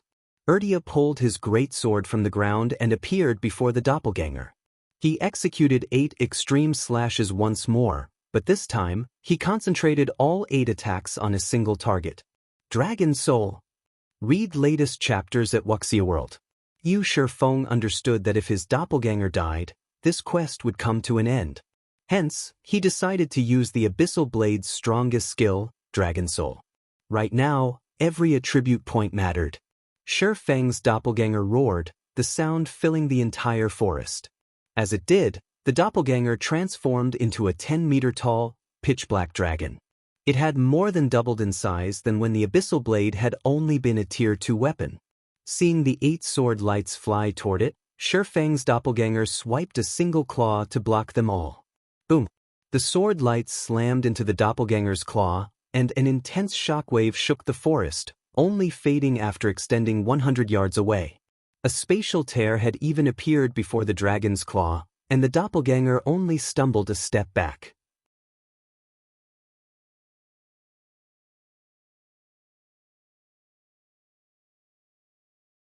Chapter 2309, Blade Saint Legacy secured so strong. Shifeng was surprised to see his doppelganger only lose a little over 5,000 HP after receiving Erdia's 8 extreme slashes. Although his doppelganger had already been quite powerful with Dragon Soul active, nearly invincible among beings of the same tier, it had grown even stronger, especially its strength and defense. In these 2 attributes, his doppelganger could practically rival Tier 4 mythic monsters. Moreover, the size of the black dragon's body afforded Shifeng plenty of advantages. Before the black dragon's 10-meter-tall frame, Erdia looked like little more than a small animal. The doppelganger wouldn't have any issue stopping the heroic spirit's attacks. However, Erdia didn't pause after his attack failed. He immediately appeared before the black dragon's head, his flaming greatsword transforming into a colossal pillar of fire. Tier 3 taboo skill, Burning Sword. When the fire pillar completed its transformation, it stretched across 100 yards. The black dragon looked tiny before the flaming weapon, and Erdia swung it down on the doppelganger. Not even Shifeng could escape the pillar's range, much less the black dragon. Don't think I'm so easy to kill. As the fire pillar descended, Shifeng had his black dragon use Dragon Breath. Unlike the Dragon Breath skill from his Heavenly Dragon's Breath Ring, the black dragon's ability was the real deal. According to legend, a Tier 5 Dragon Breath could vaporize an entire city instantly. The true Dragon Breath was easily more powerful than any taboo skill or curse, essentially rivaling divine arts. The black dragon opened its maw, and a horrific amount of mana concentrated between its jaws. In the blink of an eye, a pitch-black energy ball as large as a small house had taken shape, and as the black dragon released a deafening roar, the energy ball reformed as a pillar of pitch-black light, firing toward the heroic spirit's pillar of fire. Boom! The dragon breath and burning sword slammed into each other, creating a shockwave that shook their surroundings and didn't dissipate until it had spread 500 yards away. At the point of impact, space had crumbled, forming a black hole. It felt as if Armageddon had begun. Sure enough, the true dragon breath is far more powerful. Shifeng could not help but be astonished when he saw Erdia being sent flying. Shifeng had only hoped that the black dragon would stop Erdia's killing move. He hadn't actually expected the doppelganger to win that exchange, dealing over minus 30,000 damage to the heroic spirit. Erdia wasn't in danger of dying after losing 30,000 HP, but it was enough damage for the black dragon to hold the heroic spirit's aggro. Now, Erdia's focus had turned away from Shifeng's main body. Taking advantage of this opportunity, Shifeng charged at the gravestone. System: do you wish to activate the grave and absorb a portion of the grave owner's legacy? Without any hesitation, Shifeng activated the grave the moment the prompt window appeared. Like the previous grave, a loading bar appeared when he activated. However, this loading bar required 12 seconds, rather than the 8 seconds the previous grave had required. Shifeng celebrated the fact that he had decided to keep absolute defense in reserve.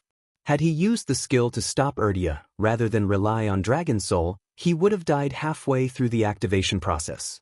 Unfortunately, the instant Shifeng activated the grave, Erdia went berserk. Ignoring the black dragon, the heroic spirit dashed toward Shifeng. Only a little over 100 yards separated Erdia and Shifeng, and a titled, Tier 3 heroic spirit would only need a few steps to cross that distance. However, the black dragon intercepted Erdia near the halfway mark, using its massive frame to keep the heroic spirit away from Shifeng.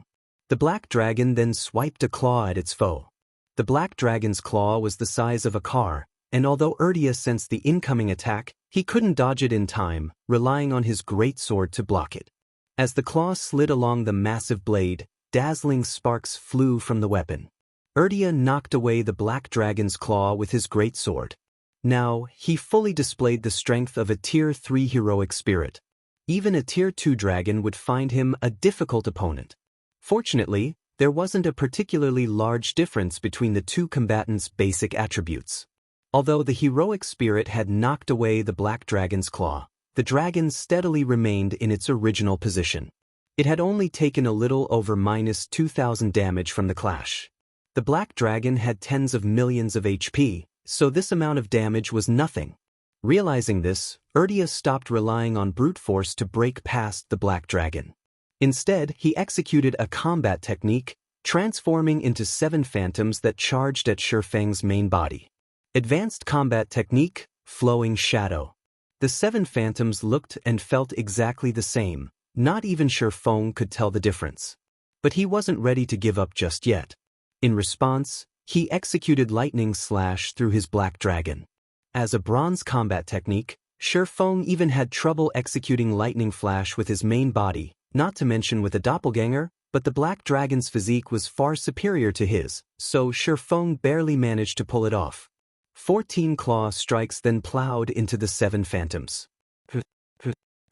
Metallic clangs echoed through the cemetery as Erdia blocked all 14 strikes. The black dragon lost over 30,000 HP and stumbled a step back, but it had achieved its goal and stopped Erdia's advance. Only, Shifeng had paled from the effort of executing Lightning Flash with the black dragon. It consumed so much concentration, Shifeng could feel a wave of exhaustion wash over him. He had expended significantly more concentration when executing the bronze combat technique through the black dragon than when he used the technique himself. Of course, Erdia hadn't given up. He executed Flowing Shadow again, trying to reach Shifeng. With no other options, Shifeng continued to rely on Lightning Flash to stop Erdia. Every time Shifeng executed Lightning Flash, a considerable portion of his concentration slipped away. By the time he executed the technique for the 6th time, he felt mentally lethargic. However, he still needed 5 more seconds to complete the activation process. By the time Shifeng executed Lightning Flash a 9th time, his complexion was as white as paper. He felt a stinging pain in his head, and the world seemed to spin around him. Now, he couldn't even control the abyssal blade phantoms to stop the swarming undead. A large number of forgotten spirits flew toward Shifeng, and Erdia circled the black dragon, appearing before Shifeng's main body. The heroic spirit swung his flaming greatsword down on the swordsman. 8 extreme slashes. Read latest chapters at Wuxia World. 8 massive sword lights appeared and threatened to devour Shifeng completely. When the 8 sword lights were only an inch away from him, Shi Feng gritted his teeth and activated Absolute Domain. Golden, divine runes immediately began to appear on his body. As the 8 sword lights crossed that final inch, they came to an abrupt halt against the divine runes, unable to touch Shi Feng. With Absolute Domain's protection, neither Erdia nor the Forgotten Spirits could harm Shi Feng. Needless to say, they couldn't stop Shi Feng from activating the grave either. System, legacy completion rate 85%. Do you wish to accept this legacy? You're tuning in to the Wang Lin's Journey YouTube channel. Don't forget to subscribe and join us on this journey to catch the most captivating stories.